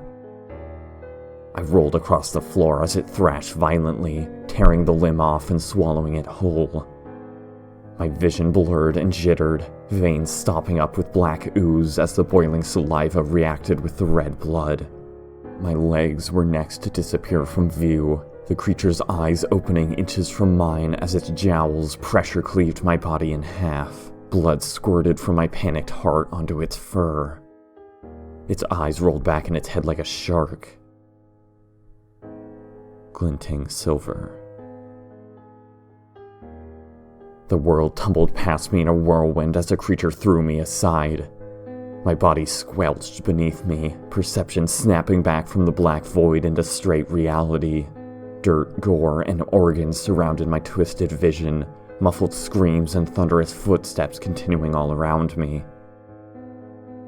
But one figure stood directly overhead, life draining from their eyes as they watched what was left of my body sully the ground.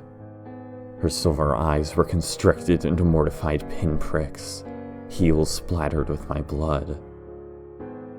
Her hand shook uncontrollably, gaze flashing around in a desperate search for help. But she was all alone. abandoned.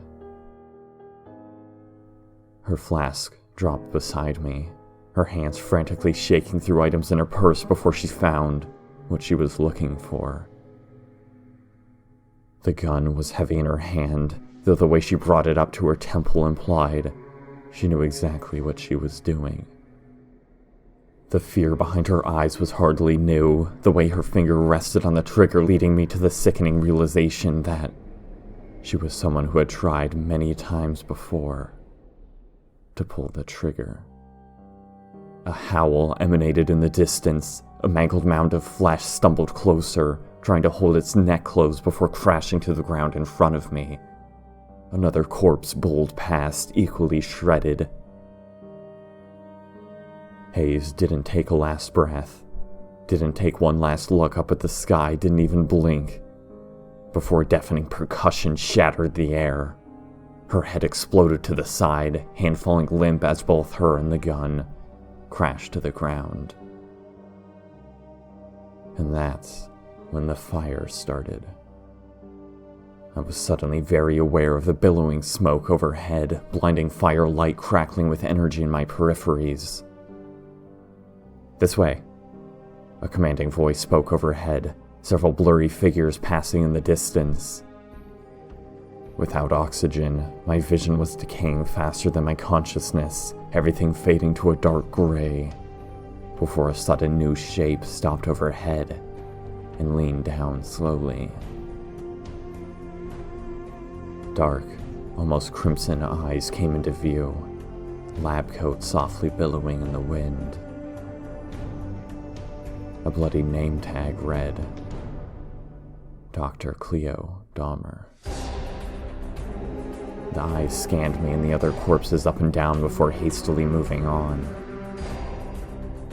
Darkness crept over me.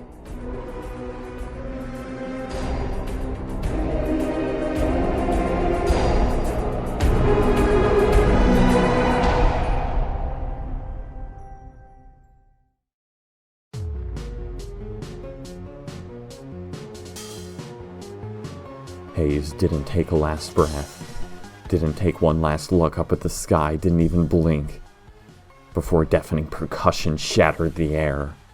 Her head exploded to the side, hand falling limp as both her and the gun crashed to the ground. And that's when the fire started.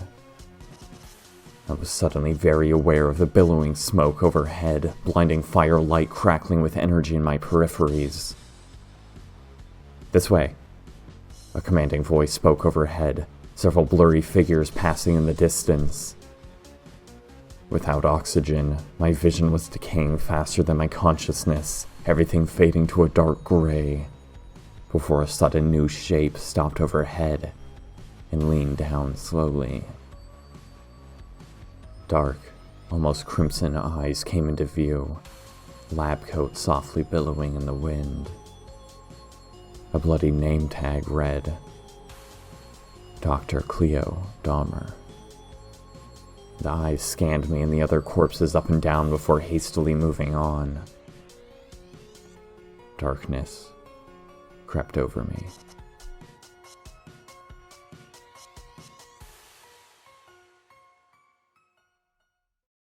It started as a pinpoint of white, slowly expanding until it ruptured into a memory of the white room. "Hello, excuse me." A voice swam into my blurry senses, a vacant ceiling greeting me as I pried my sticky eyelids open. I let out a soft groan, feeling the warm cling of blood between my limbs and the floor. Despite the sheer quantity of gore on and around me, I didn't appear to have any immediate wounds. Instead, gray, dead eyes stared back at me, the pools of blood reflecting its face upside down, the cadaver's cold fingers extended out before me. I recoiled, unkempt golden hair spilled to the soggy ground by her stiff limbs. Then it blinked. Finally, it spoke softly in a haughty tone as if this was all an inconvenience, eyes tracking me. Is it money you want? I'll have you know my dad won't pay shit for me. You're an idiot if you think otherwise. What? I coughed in panic, glancing around the room. That's not... Several cameras glared in each corner, the entire room a sterile hospital white with absolutely no furnishings, save for 2 chrome tables at the far end. Fluorescent lights buzzed faintly overhead. Both the corpse and I appeared to be strapped to the floor with unreasonably heavy metal clasps around our waists. An archaic padlock dangled off each of them. Strangely enough, with my slowly returning senses, I clenched my left hand to find a metal key in it. No? The corpse scowled. Fine. Then I choose death. Death? I turned back to her, trying to wipe blood from my brow. What the hell are you talking about? Where are we? Cut the cheap talk. Her words were biting and direct. Don't think I'm an idiot. Who kidnaps the governor's daughter? Only people in need of money or perverted freaks. I refuse to have my beauty defiled by some sexual predator. If you're not after money, then I choose death. Jesus! I flinched, shaking my head. I'm not. I would never. I don't know who the hell you are. You think I kidnapped you? Funny. The girl's eyes narrowed. I suppose I meant to believe you were kidnapped alongside me then. Yes! I was aghast. What? I'm fucking strapped down same as you. My name is John Matthews. I have no idea what the hell is going on. I sunk further as I tried to recall anything. Do you remember how you got here? You're dumber than I thought if you'd think I'd fall for that. The corpse muttered, trying to move. I'm Hayes Borden. Classic stalker trick pretending you're a victim as well to earn my trust. You can fuck off. I don't know who that is. I shook my head. Hayes? Is that name supposed to mean something to me? It took all of my not considerable strength to bring up the key to my clasp, only to quickly find that it didn't fit. Already tried that. Hayes frowned, hands resting on her own metal clasp around her midsection. Idiot. What? Okay. I slumped, trying to turn my head to see the rest of the room. Okay, what is the point of the keys then? What the hell is the point of any of this? You really don't remember how or why you're here, 'cause I don't. A loud beep suddenly sounded overhead, a usually dark square on the far wall igniting with red light. A countdown. 5 minutes. Hayes' eyes widened, my own heart seizing up. Oh, fuck. The breath escaped my lips. What does that mean? Hayes was rapidly losing her mask of calm and collected. What the hell is that? I swallowed hard, finally noticing that one of my arms was bruised with some sort of mysterious mark, nearly torn in half as ghastly gray skin spread from it. It looked uncannily similar to a small head wound in Hayes' skull. She noticed me looking and quickly swallowed her fear, eyes narrowing. Listen, fanboy. She pointed her finger in my direction. I have no intention of playing nice with you. Her finger moved to point to a massive metal bunker latch across the room. You're going to open that door, she continued. You're going to let me walk out, and I'm never going to see or hear from you again, all right? If those cameras are recording footage, an agency will be stopping by to claim those tapes in a matter of hours after my insured survival. If you do everything right, I'm going to try my best to get you a fair trial before your state execution. I nervously looked to the door, eyes finally settling back on her to see she was shaking slightly. I know this isn't exactly good news for either of us, but I uneasily started. I'm not behind this. Trust me. Doesn't matter, she hissed. Part of it or not, I don't care. You're going to get me out of here. I don't know what that timer means or where we are, but I'm not talking or doing anything until the police find me. Okay. I anxiously looked up to the clock to see that a minute had already passed. Maybe this... some kind of puzzle? Maybe I just need to... Do whatever, Hayes glowered, eyes scanning me. I'll be right here until somebody finds me. They're looking, you know. I'm sure they are. I nodded in assurance. Probably like a whole bunch of people. They'll find you soon. I promise. Her eyes lingered on me for several seconds before flicking away. Her hands nervously fidgeted. I know. She frowned. That's what I just said. She took a shaky breath. I carefully examined my key to see a small triangular symbol imprinted on its base. In looking back to the metal clasp, I noticed there were actually 2 small keyholes, though neither matched the symbol on my key. One was a square, the other a straight line.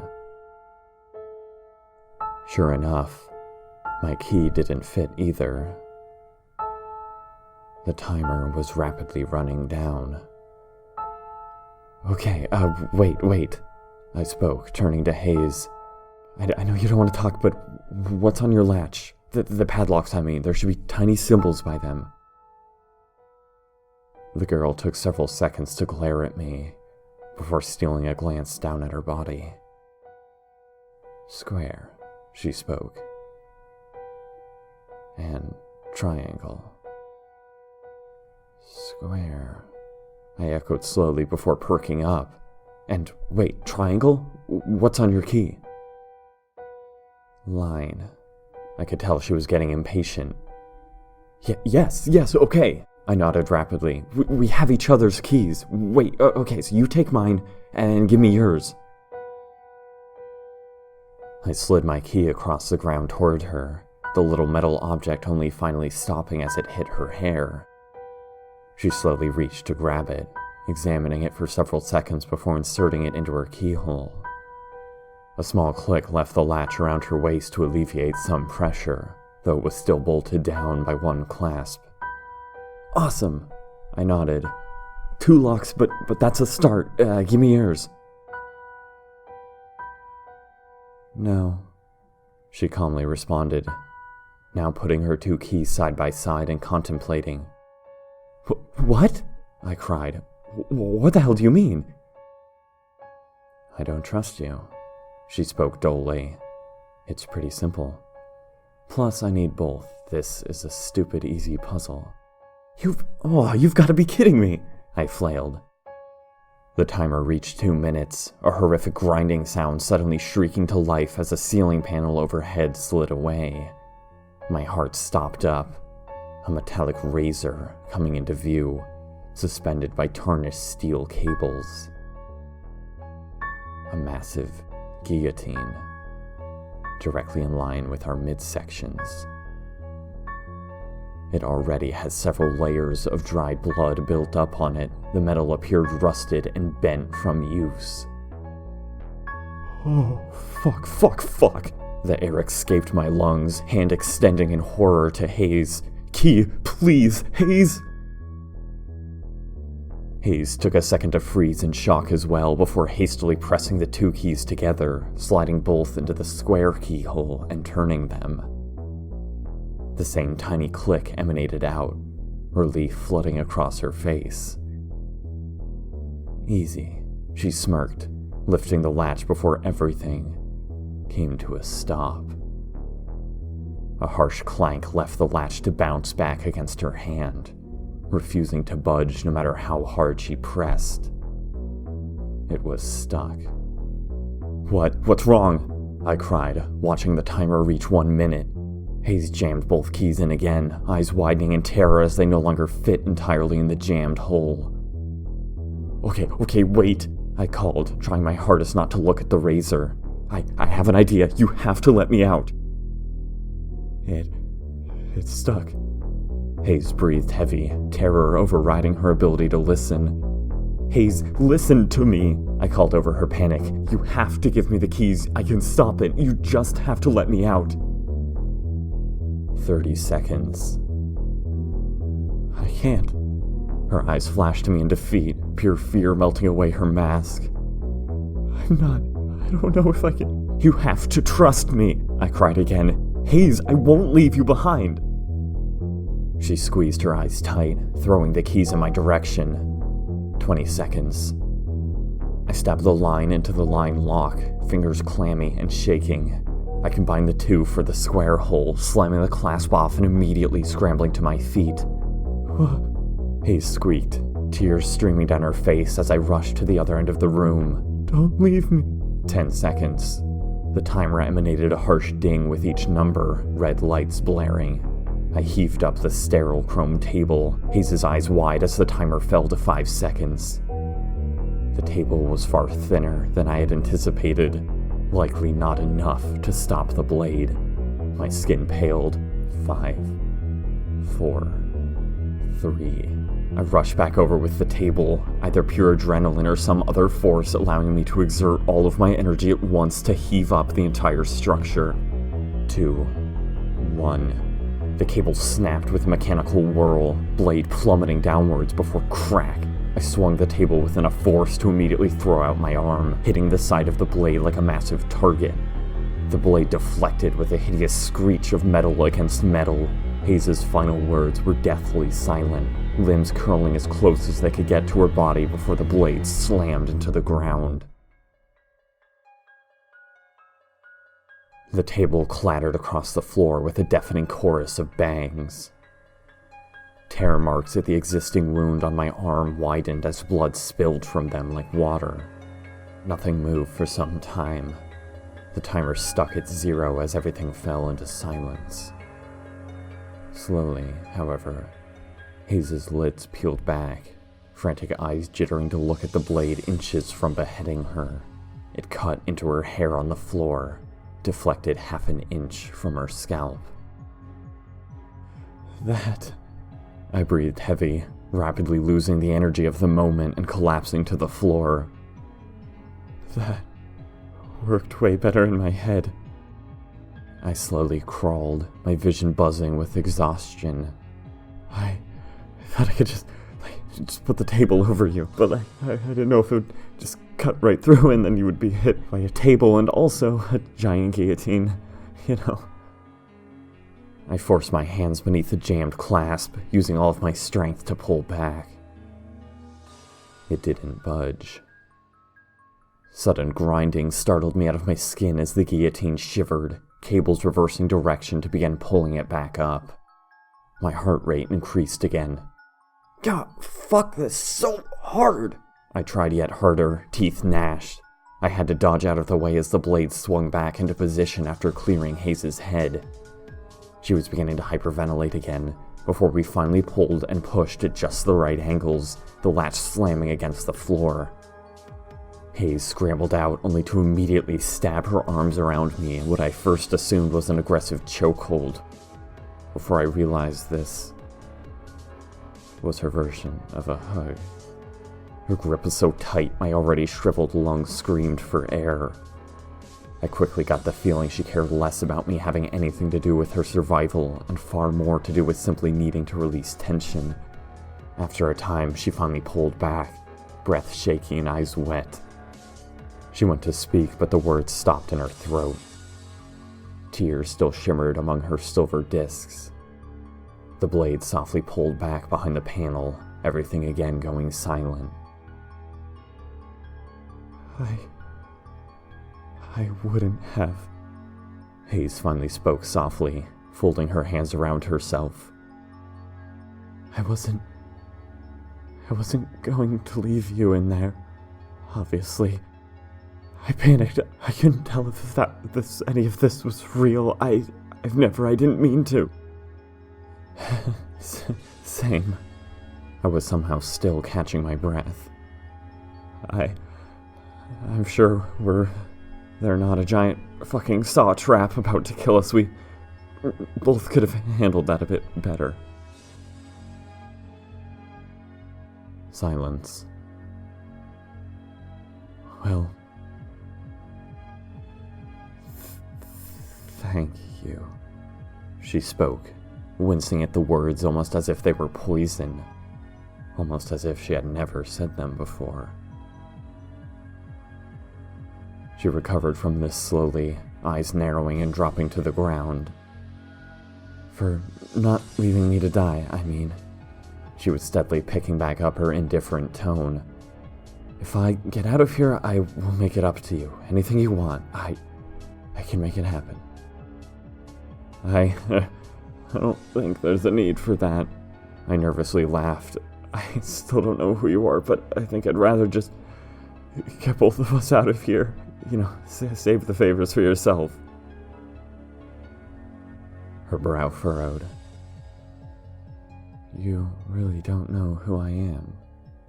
She spoke slowly, pushing my hand away as I stood up and offered it to her. Well, Hayes Borden, right? I answered carefully. That's it, just your name. Though I doubt I'll forget it now. Like, ever. It'd be hard to forget the girl that saved my life. Hayes stopped again, the gears in her head churning.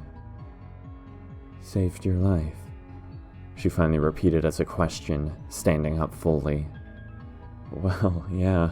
I looked at the 2 keys in my hand, grinning awkwardly. I know you said the puzzle was simple and, I guess line, triangle makes 4 sides, but I don't think I ever would have thought of combining 2 keys as something that would actually work. That was either a shot in the dark or pretty damn smart.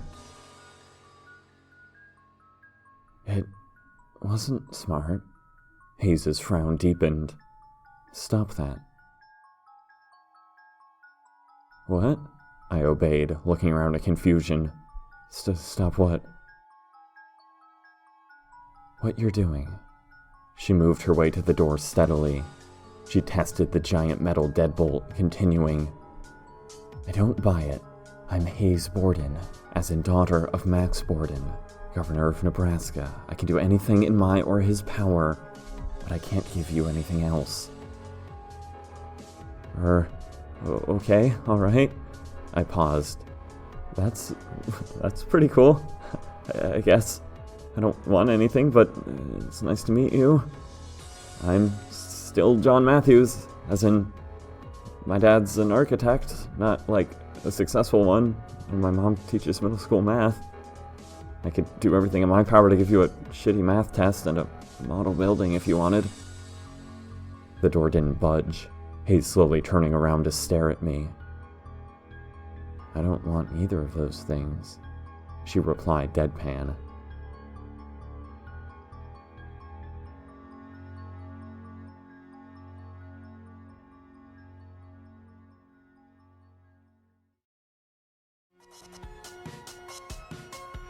Back in the underground, my heart fluttered weakly. I dry heaved onto the floor, mind speckling with pain. I wasn't sure if seconds or hours passed between each surge of memories and agony, but I wasn't convinced any of it mattered anymore. I didn't know how or when the white room fit into things.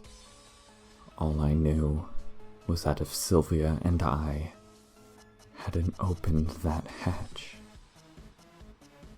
everyone might still be. My hand suddenly crunched with shattering bone, pinning to the floor beneath a metal rod. Hayes breathed heavy, blood spilling down one of her eyes as she blinked away tears and tar-like gore. Put this on, she rasped, looking away as she clutched her head with one hand and threw down an object with the other. My eyes flashed to see the dog collar land on my chest before she yanked back and the spiked leather snapped around my neck. What? I fought against the constraint, noting that the projector was still on, now playing through memories I remembered all too well. The dog, still smaller than it was in present day, scrambled up the ladder after Sylvia and my fleeing forms. Hold still, Hayes hissed, twisting the rod and pulling tighter. Or you die. I choked, having nothing to say. I slowly let my legs stop thrashing. Good, Hayes gagged, pointing to her own neck. You're fine. My turn now. Hurry. She wrenched out the metal rod before instantly slamming it into her own hand, wincing. Your turn for what? I rolled away, clutching my head and yanking off the collar. What the hell is... The collar? She just snapped, both seemingly trying to remove the rod and press it further in. I don't...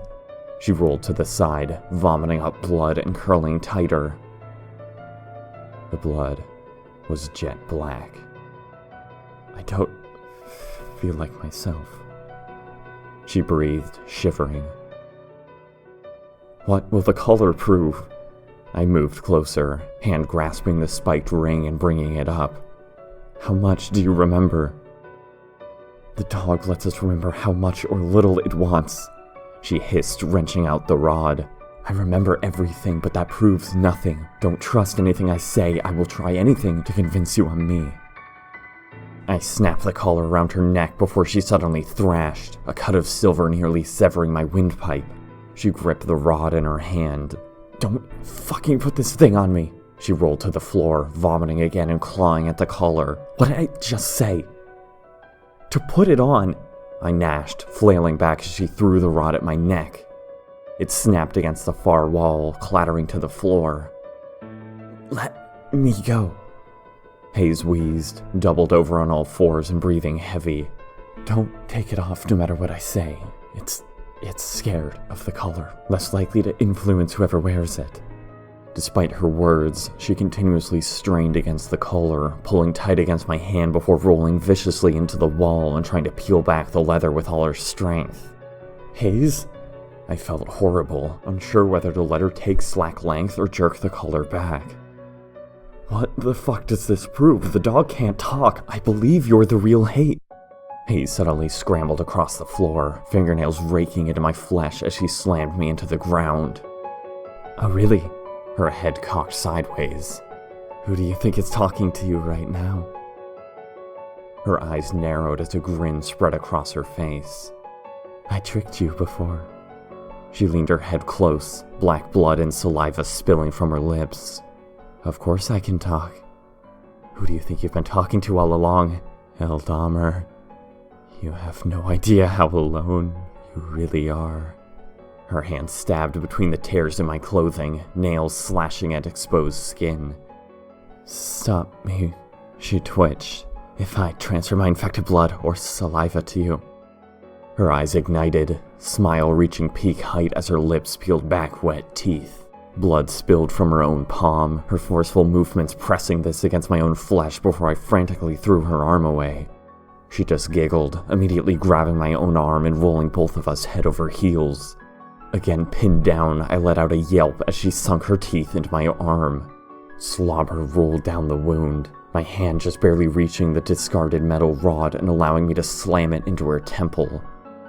She rolled to the ground with a shriek, momentum yanked short as the leash snapped her neck sideways.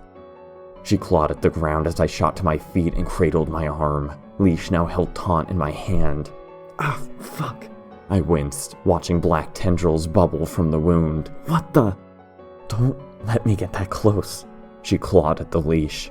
Don't be a fucking idiot, John. 1 or 2 more bites and you're gone, same as me. Fine. I hissed, immediately kicking the rod across the floor the minute she wrenched it out of her head. I snatched a rusted wrench from a nearby table, holding it tightly. Fine, I continued, then stay the hell away. I'm going to try not to. She finally stopped struggling. She swallowed hard, sludgy saliva sliding down her throat to momentarily cut off her breathing. Just stop me when I do. She finally spoke between breaths. No matter how normal I seem, I know this isn't me. I gripped the wrench tighter. Then, I felt my pulse quicken. Then, what's the point of me dealing with you at all? I tie you up in the corner and leave you. Because, She swallowed again, wincing eyes looking up at me. Because I remember what we were sent here for. She slowly gripped the leash, using it to pull herself up. I remember what I was trying to achieve all this time. She nodded softly, hands still gripped around the collar. What we need the footage for. It wasn't to watch it. You and I were chosen, Elle. We have a mission to complete. And what's that? I slowly fumbled the wrench through my fingers, eyes narrowed. I assume it means leaving the safety of this room. It's not safe so long as I'm with you. She shook her head. But you just have to decide. I know what I think we need to do, and yes, I know it means leaving this room. She strained against the leash, growing agitated. But I also want to bring you outside to kill you. She swallowed hard, eyes looking to me. The dog can reach you up there. I don't know which memories are true and which are planted. I don't know if I'm trying to kill or save us. You shouldn't trust me. You should do the opposite of everything I say. I will manipulate you right into its hands. The hatch above shuddered with a thunderous snap. What do you think we need to do? I just held the leash tighter. I'm all ears for now. What were we chosen for? To go back. Hayes spoke softly. This footage isn't for us. It's for someone else, someone who can understand it. The footage contains an experiment in which the Styx hound is injured. That data is invaluable. An experiment never reproduced. We were meant to retrieve it. Thomas set up a puzzle to keep it safe, keep it hidden. Retrieve it for who? I shook my head. Who wants it? The society, whatever that is, or Dr. Cleo Dahmer? Hayes' eyes widened at this name, taking a step toward me. Yes, she nodded, searching my eyes as if to check if I was lying. You remember the doctor? No, I pressed through cloudy memories. I don't remember a face, but the name, she was there when it all ended. And she's here now, Hayes replied, waiting for us at the edge of the property, at the end of the road. She's been waiting for years. Only she can stop this nightmare. The room suddenly exploded with light, the hatch above clattering down the ladder. But we failed. Hayes shook her head as I backed up. We failed her. We're no good under its control. If the footage is destroyed, the hound is unstoppable. Dust rained down from above as scuttling let me know many more corpses were on their way down the ladder. We haven't lost yet, then. I gripped Hayes' wrist, yanking both of us toward the wall behind the cage. There's another way up. I snatched at the projector, finding the charred remains of the telephone cord extending from a notch in the drywall. I quickly located a bloody handprint streaking across the panel. I knew Thomas had another way in and out. I nodded, gripping at the panel. He needed an outside entrance as well to stay hidden all those years and disappear so freely from the footage. There must be another room back here, one that leads to the backyard. No. Hayes' hand gripped mine, shaking her head as the sounds overhead suddenly stopped, the dog reversing direction. John, don't tell me anything. I am the hound. The dog was clearly rushing to cut us off now, knowing about the second entrance the minute I told Hayes. Hayes grated her teeth in her own flesh to avoid biting at me, blood spilling down her arm. Her other hand was clenched so tight around my own I could hear bones shifting out of place. Fuck! Okay. I scrambled, unable to tear my hand from hers, but able to wrench the panel to the ground to reveal a grimy hallway just beyond the threshold. We ran inside without hesitation, the dingy light offering no sight. Not that we had any time to look around. The outside air howled and whipped at our skin as I rolled from the hatch and practically threw Hayes beside me. I barely had a second to breathe before the thundering of footsteps let me know we were already out of time. I desperately tried to grab up the projector and get to my feet before being suddenly yanked back. Hayes giggled, arms wrapping around me as she snapped at my neck. "Oh, God damn it!" I flailed, barely able to yank the leash to hold her back. We rolled through the snow until she lay on top, nails clawing into my flesh. Her injuries mixed with mine, a trail of drool sagging from her infected smile. "We don't have time for this!" I threw her off, feeling hot breath race across the floor as the creature neared. Hayes tried to scramble to her feet before I yanked the leash again, her skull cracking against the ground. The dog came into view around the side of the manor, snow curving around its fur as if it contained its own weather system.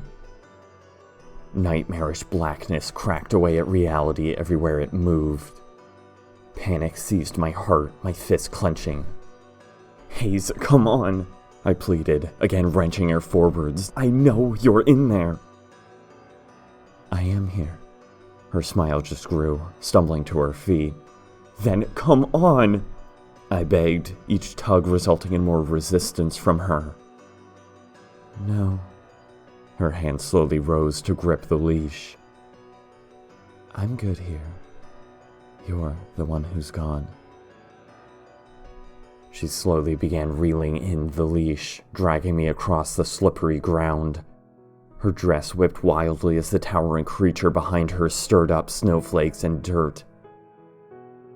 "God damn it!" I screamed, pulling with all my strength to again topple her to the ground. "Hayes, don't do this to me. Everything we worked towards, what about the footage? Don't make me do this alone. Don't make me leave you." I lied. Hayes laughed hysterically from the ground, broken limbs twisting to lift her up. "It's all been a lie. No one wants the footage. I told you not to trust me." The dog slowly came to a stop, shifting violently like a storm that vaguely mirrored Hayes' movements.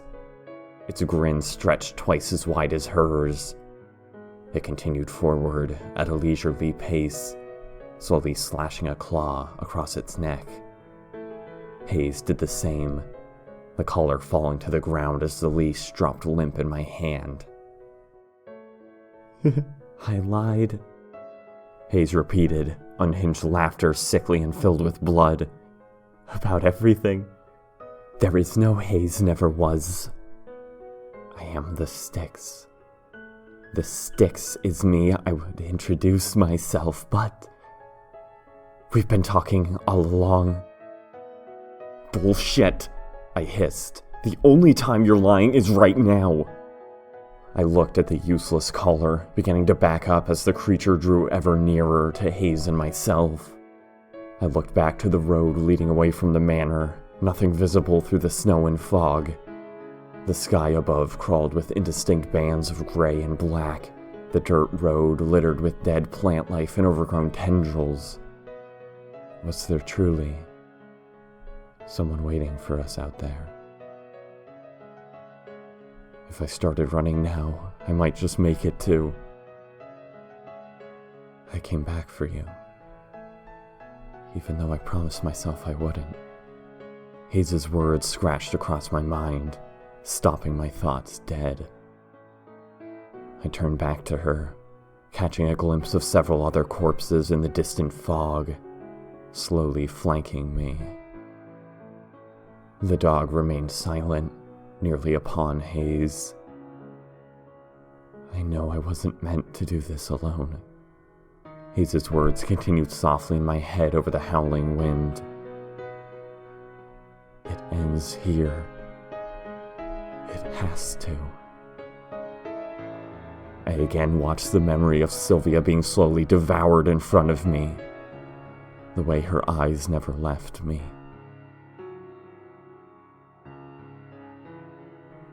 My hands clenched, eyes narrowing. Hayes' face turned to shock as I rushed toward her, her eyes following the leash as I tossed it off into the fog. I was upon her in a second, hands snapping around hers to see both her and the dog flinch back. I backpedaled instantly, yanking her along as I sprinted away from the manor. What? Her words were cut off as I just pulled harder, her stumbles barely able to keep her upright. Wind and snow lashed from every angle, the dog hissing venomously and immediately breaking into a sprint after us. I'm not leaving you behind. I just sped up the more she resisted. I don't care if... My vision flashed dark red as pain surged through my arm. Hayes had again sunk her teeth into my flesh, heels digging into the ground. I winced, the slippery snow allowing me to keep pushing forward. Tendons and muscles spilled to the floor as Hayes swallowed a chunk of my flesh, spitting out the rest of it. Blood scattered the snow like spilled paint. The wound sizzled with blackness, my vision jittering as if underwater. Hayes spit out more blood and immediately bit again. Leave me. Her words were muted and weak. Fuck that. I was quickly staggering rather than running, the creature catching up faster than it would take for me to get anywhere. My vision pulsed with black, darkness spilling from every corner. It ends here. I was rapidly losing the strength to fight Hayes, now walking at a snail's pace as I lost momentum. It has to. Snow leapt up to meet me as I rolled to the ground. Hayes was clearly exhausted as well, losing her balance with my collapse. She rolled to stop beside me, mouth clamped around what was left of my arm before spitting it out and breathing raspy, labored breaths. I couldn't do anything but watch the sky as darkness bubbled from the wound and my own vision. The dog's shadow slowly loomed overhead, blocking out what was left of the sun. But it didn't attack. Didn't do anything but watch. It didn't have any need to. Darkness raced through everywhere I wasn't directly looking, images leaving ghost trails in my vision. As everything finally muted out and I felt my breathing slow, Hayes' arm carefully extended. I felt the cold press of her hand in mine.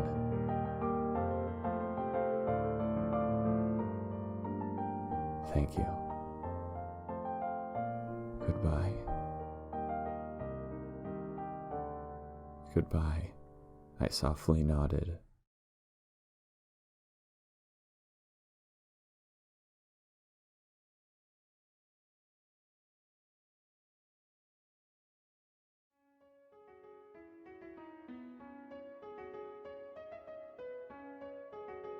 It started as a pinpoint of white, slowly expanding until it ruptured into a memory of the white room.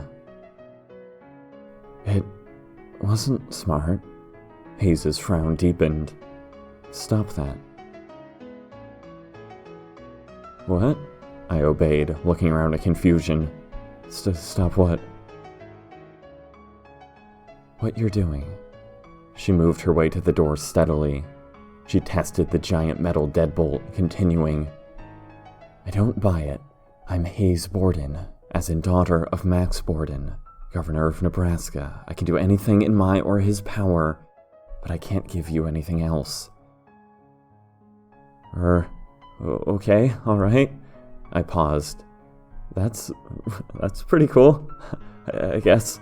I don't want anything, but it's nice to meet you.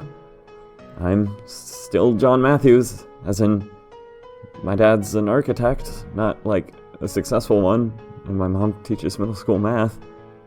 I could do everything in my power to give you a shitty math test and a model building if you wanted. The door didn't budge, Hayes slowly turning around to stare at me. I don't want either of those things, she replied deadpan. Congratulations! A female voice suddenly called over the intercom, causing both Hayes and I to jump. Sorry, I should have cut in sooner, but this is a first for us, you see. We didn't expect two Styx branches to interact so well together, let alone flirt so openly. Hayes and I whirled to the intercom, nestled somewhere within the nest of cameras. What the fuck is going on? Hayes was immediately on it, silver eyes searing into the cameras. Who are you? I demand you let me go this instant. You have no idea who you— Oh, I wish, my child. The voice replied, returning her haughty tone tenfold. Hayes Borden, alcoholic PR nightmare child extraordinaire. How badly do you honestly think the world misses you? Hayes flinched, fire stolen right from her eyes. Her stance slowly melted, eyes avoiding mine. Cutting right to the chase, The voice continued. you are both dead, eaten and assimilated by a parasitic anomaly we refer to as a Styx hound. My name is Dr. Cleo Dahmer, formerly from CAPSI, Center for Advanced Parasitic Containment and Implementation. You've been in her care for 2 years now. The outside world is no longer looking for you. Hayes tried the door again, not having any of this. Now you two represent a very special breakthrough. Dahmer continued. The Styx hound is a hive mind, you see. Any biological life infected with blood or saliva becomes an extension of itself. More than that, however, it appears to accelerate and maintain metabolic processes indefinitely in cells within a specific sphere of influence. This influence can be quite large. That's the only reason you're able to be alive here now. But unlike the others kept alive by its influence, you are fully cognizant. The intercom crackled. If you didn't figure it out already, Dahmer started up the red LED clock again. you two went through that very same awfully fun wake-up test countless times. This is the only time you've survived. This tells us a great many things about you, but most importantly, it lets us know our testing finally worked. That you are no longer under the hound's control. You see, dogs aren't great at solving puzzles. The thing is smart, but not that smart. I again glanced to the keys in my hand. Dahmer turned off the timer. Solving something requiring that level of thought lets us know someone is in there other than a dumb mutt, something a bit more human. Dahmer continued. But there are a few other fascinating things that people do differently than Styx branches. For one, they are afraid of dying. The cover slowly lifted from the guillotine blade, illustrating her point. Your panic was either great acting or something more genuine. Dahmer got closer to the microphone in excitement. My apologies for freaking you out with that, but neither of you were in any real danger of dying. Been there, done that already, I'm afraid. On a final, lighter note, Styx branches don't work together quite as well as two people with chemistry. And they certainly don't go back to save each other. Hayes' eyes flashed to me. Now, I know you're a bit concerned and not really up for exposition at the moment. Dahmer continued. So let me make this simple. We just want the black dog dead. The risk of it escaping again is too great, and the likelihood of worldwide infection makes further study of it not seem all that worth it. Thomas Matthews, whoa, shocker, your grandfather, John, more or less stole the specimen from us as a puppy when he worked on our D2 team, convinced he could use it to divulge the secrets of cell death and the gradual breakdown of our DNA. Cliché, I know. The search for eternal life. We were pissed too. He fell off the grid, supposedly convincing everyone he was dead as a doorknob. My heart froze up. The absurdity of everything being said so over the top I shouldn't have even been listening. And yet, my skin was beginning to crawl. So, imagine our surprise when this dead man calls us up one day. Dahmer laughed. A twisted, irradiated shell of a person, broken and fucked up from the shit he was working with. He wanted to off himself, but knew the dog was too dangerous to leave unattended. I suppose you could say he quite literally came crawling back to us for help. Static. We normally would have had bigger fish to fry. Dahmer grinned. But it seems the son of a bitch actually uncovered some extremely useful information we now need someone to retrieve. We need someone we know has the ability to infiltrate and eventually wake up from the Styx hive mind. A duo who have proved themselves, like you two. We can't go ourselves, of course, because when we arrived at Ebbing Matthews Manor, the hound wasn't exactly caged up nicely as Thomas said it would be. Oh no. Things were a bit more messy. My breath caught, haze in my eyes flashing to each other as the room exploded with scalding memories, image after image violently condensed down to a single point of pure white. Several more points began to drift downwards. Snowflakes. My eyes fluttered open, staring up at an inky gray sky. Another flake softly landed on my open eye. I winced, feeling someone's hand in mine. Neither Hayes nor I said a word for some time. We simply stared at the sky. Finally, after a particularly dull cloud passed overhead, I sat up slowly. The dog was nowhere in sight, no corpses dotting the haunting landscape.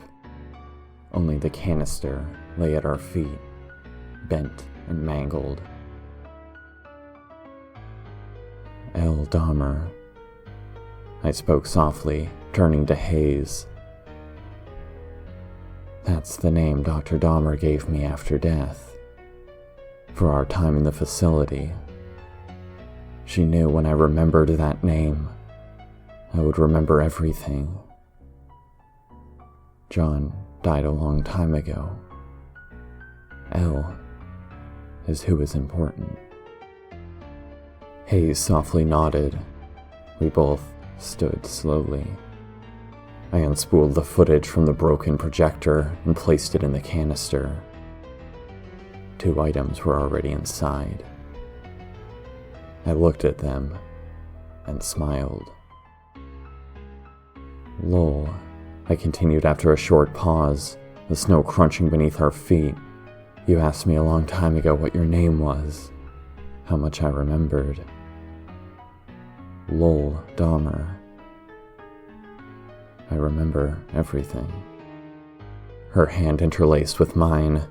We followed the road away from the manor, my eyes slowly drifting up to the massive structure, obscured by snow and fog. Distant memories calmly flashed intermittently. We were able to contain it, Dahmer's voice echoed in my head. but the mud has now dug itself in too deep, protected itself with your friends and family. We need someone on the inside to bring us the footage, to go back in, let it rip them apart and fall under its control. The wall daunted the horizon, snowflakes hitting its slick, smooth surface. The structure curved into the distance, containing the manor in a fishbowl of nightmares. Countless corpses lay frozen at its base, eyes slowly following us as we walked to the only door in any visible distance. You two are now mine, Dahmer smiled. Elle and Lowell Dahmer. My favorite children, my star students. We will spend a year preparing and testing a ritual in which you can wake each other up from the Styx's influence. It must involve several memorable steps and must have a high success rate.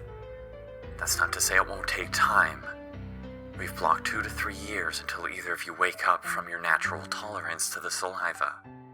If the hound realizes you're faking it, catches on, and is able to bite you again, everything must start all over. Don't break a pattern. You can be conscious without breaking it. Always remember that you're not actually living. You will rot in there. Lowell's finger pressed against a long, since frozen over keypad by the door. It gave a half-dead beep. This is Lowell, she spoke dryly.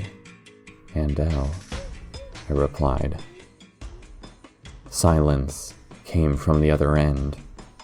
The day turned to night, the sun beginning to rise again, ghastly rays struggling through the foul weather and crooked mountains, before the other side of the speaker suddenly shrieked. Repeat. It spoke. This is Lowell. Lowell's eyes hadn't blinked since the first button press. And Elle. I cradled the footage with one arm, my other having fallen into the snow. Another hour of silence.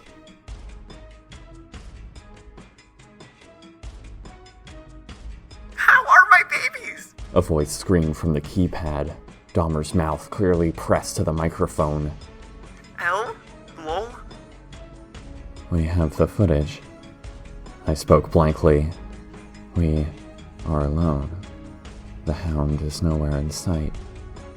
Apologies for the delay. Blood dripped down Lowell's neck, though most of it was frozen in place. There were complications. Complications? Smopplications? Dahmer cheered. I'm so proud of you. I hope you know what this means. Do you remember what you need to do now? Solve the entrance door puzzle, and someone will let us in to drop off the footage. I replied. The correct order of the digits is 12-101-1491. Lowell spoke calmly, silver eyes scanning the painted-on numbers. We've already figured it out.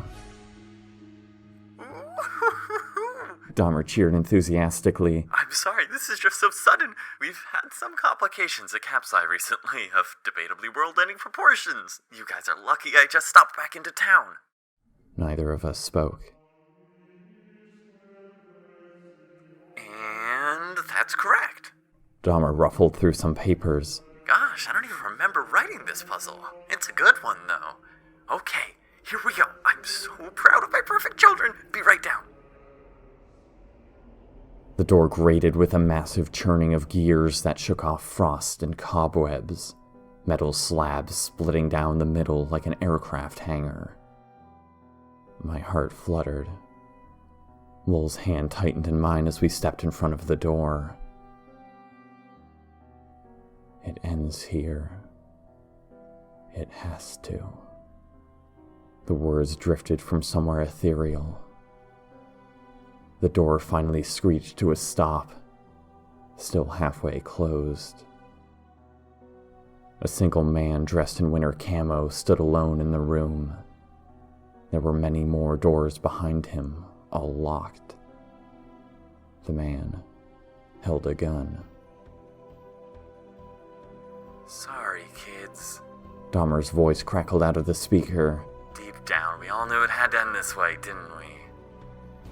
Neither Lowell nor I blinked. As much as I want to let you inside and see you again. Dahmer continued, 3 more men approaching from the peripheries of the room. Laser sights painted our heads. I just can't trust you to be fully yourselves. I know I promised in exchange for this I would get you out of this nightmare, that it would end here, but you understand, right? We softly nodded. I understand. Lowell took a step back. It's too risky, I replied, slowly extending my one hand to offer the canister. Dahmer finally burst through a door at the back, midway through putting on a jacket. She held a pistol as well. Oh, all grown up! She beamed at our haunting appearances. Elle, that arm is always falling off. I see you just finally ditched it. Yeah, things sucked.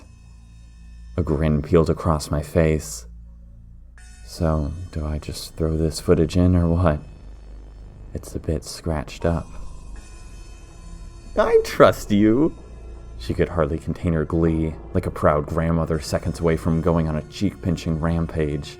You can hand it to me, just don't get too close. All right. I smiled, stepping forward and extending my arm through the open door.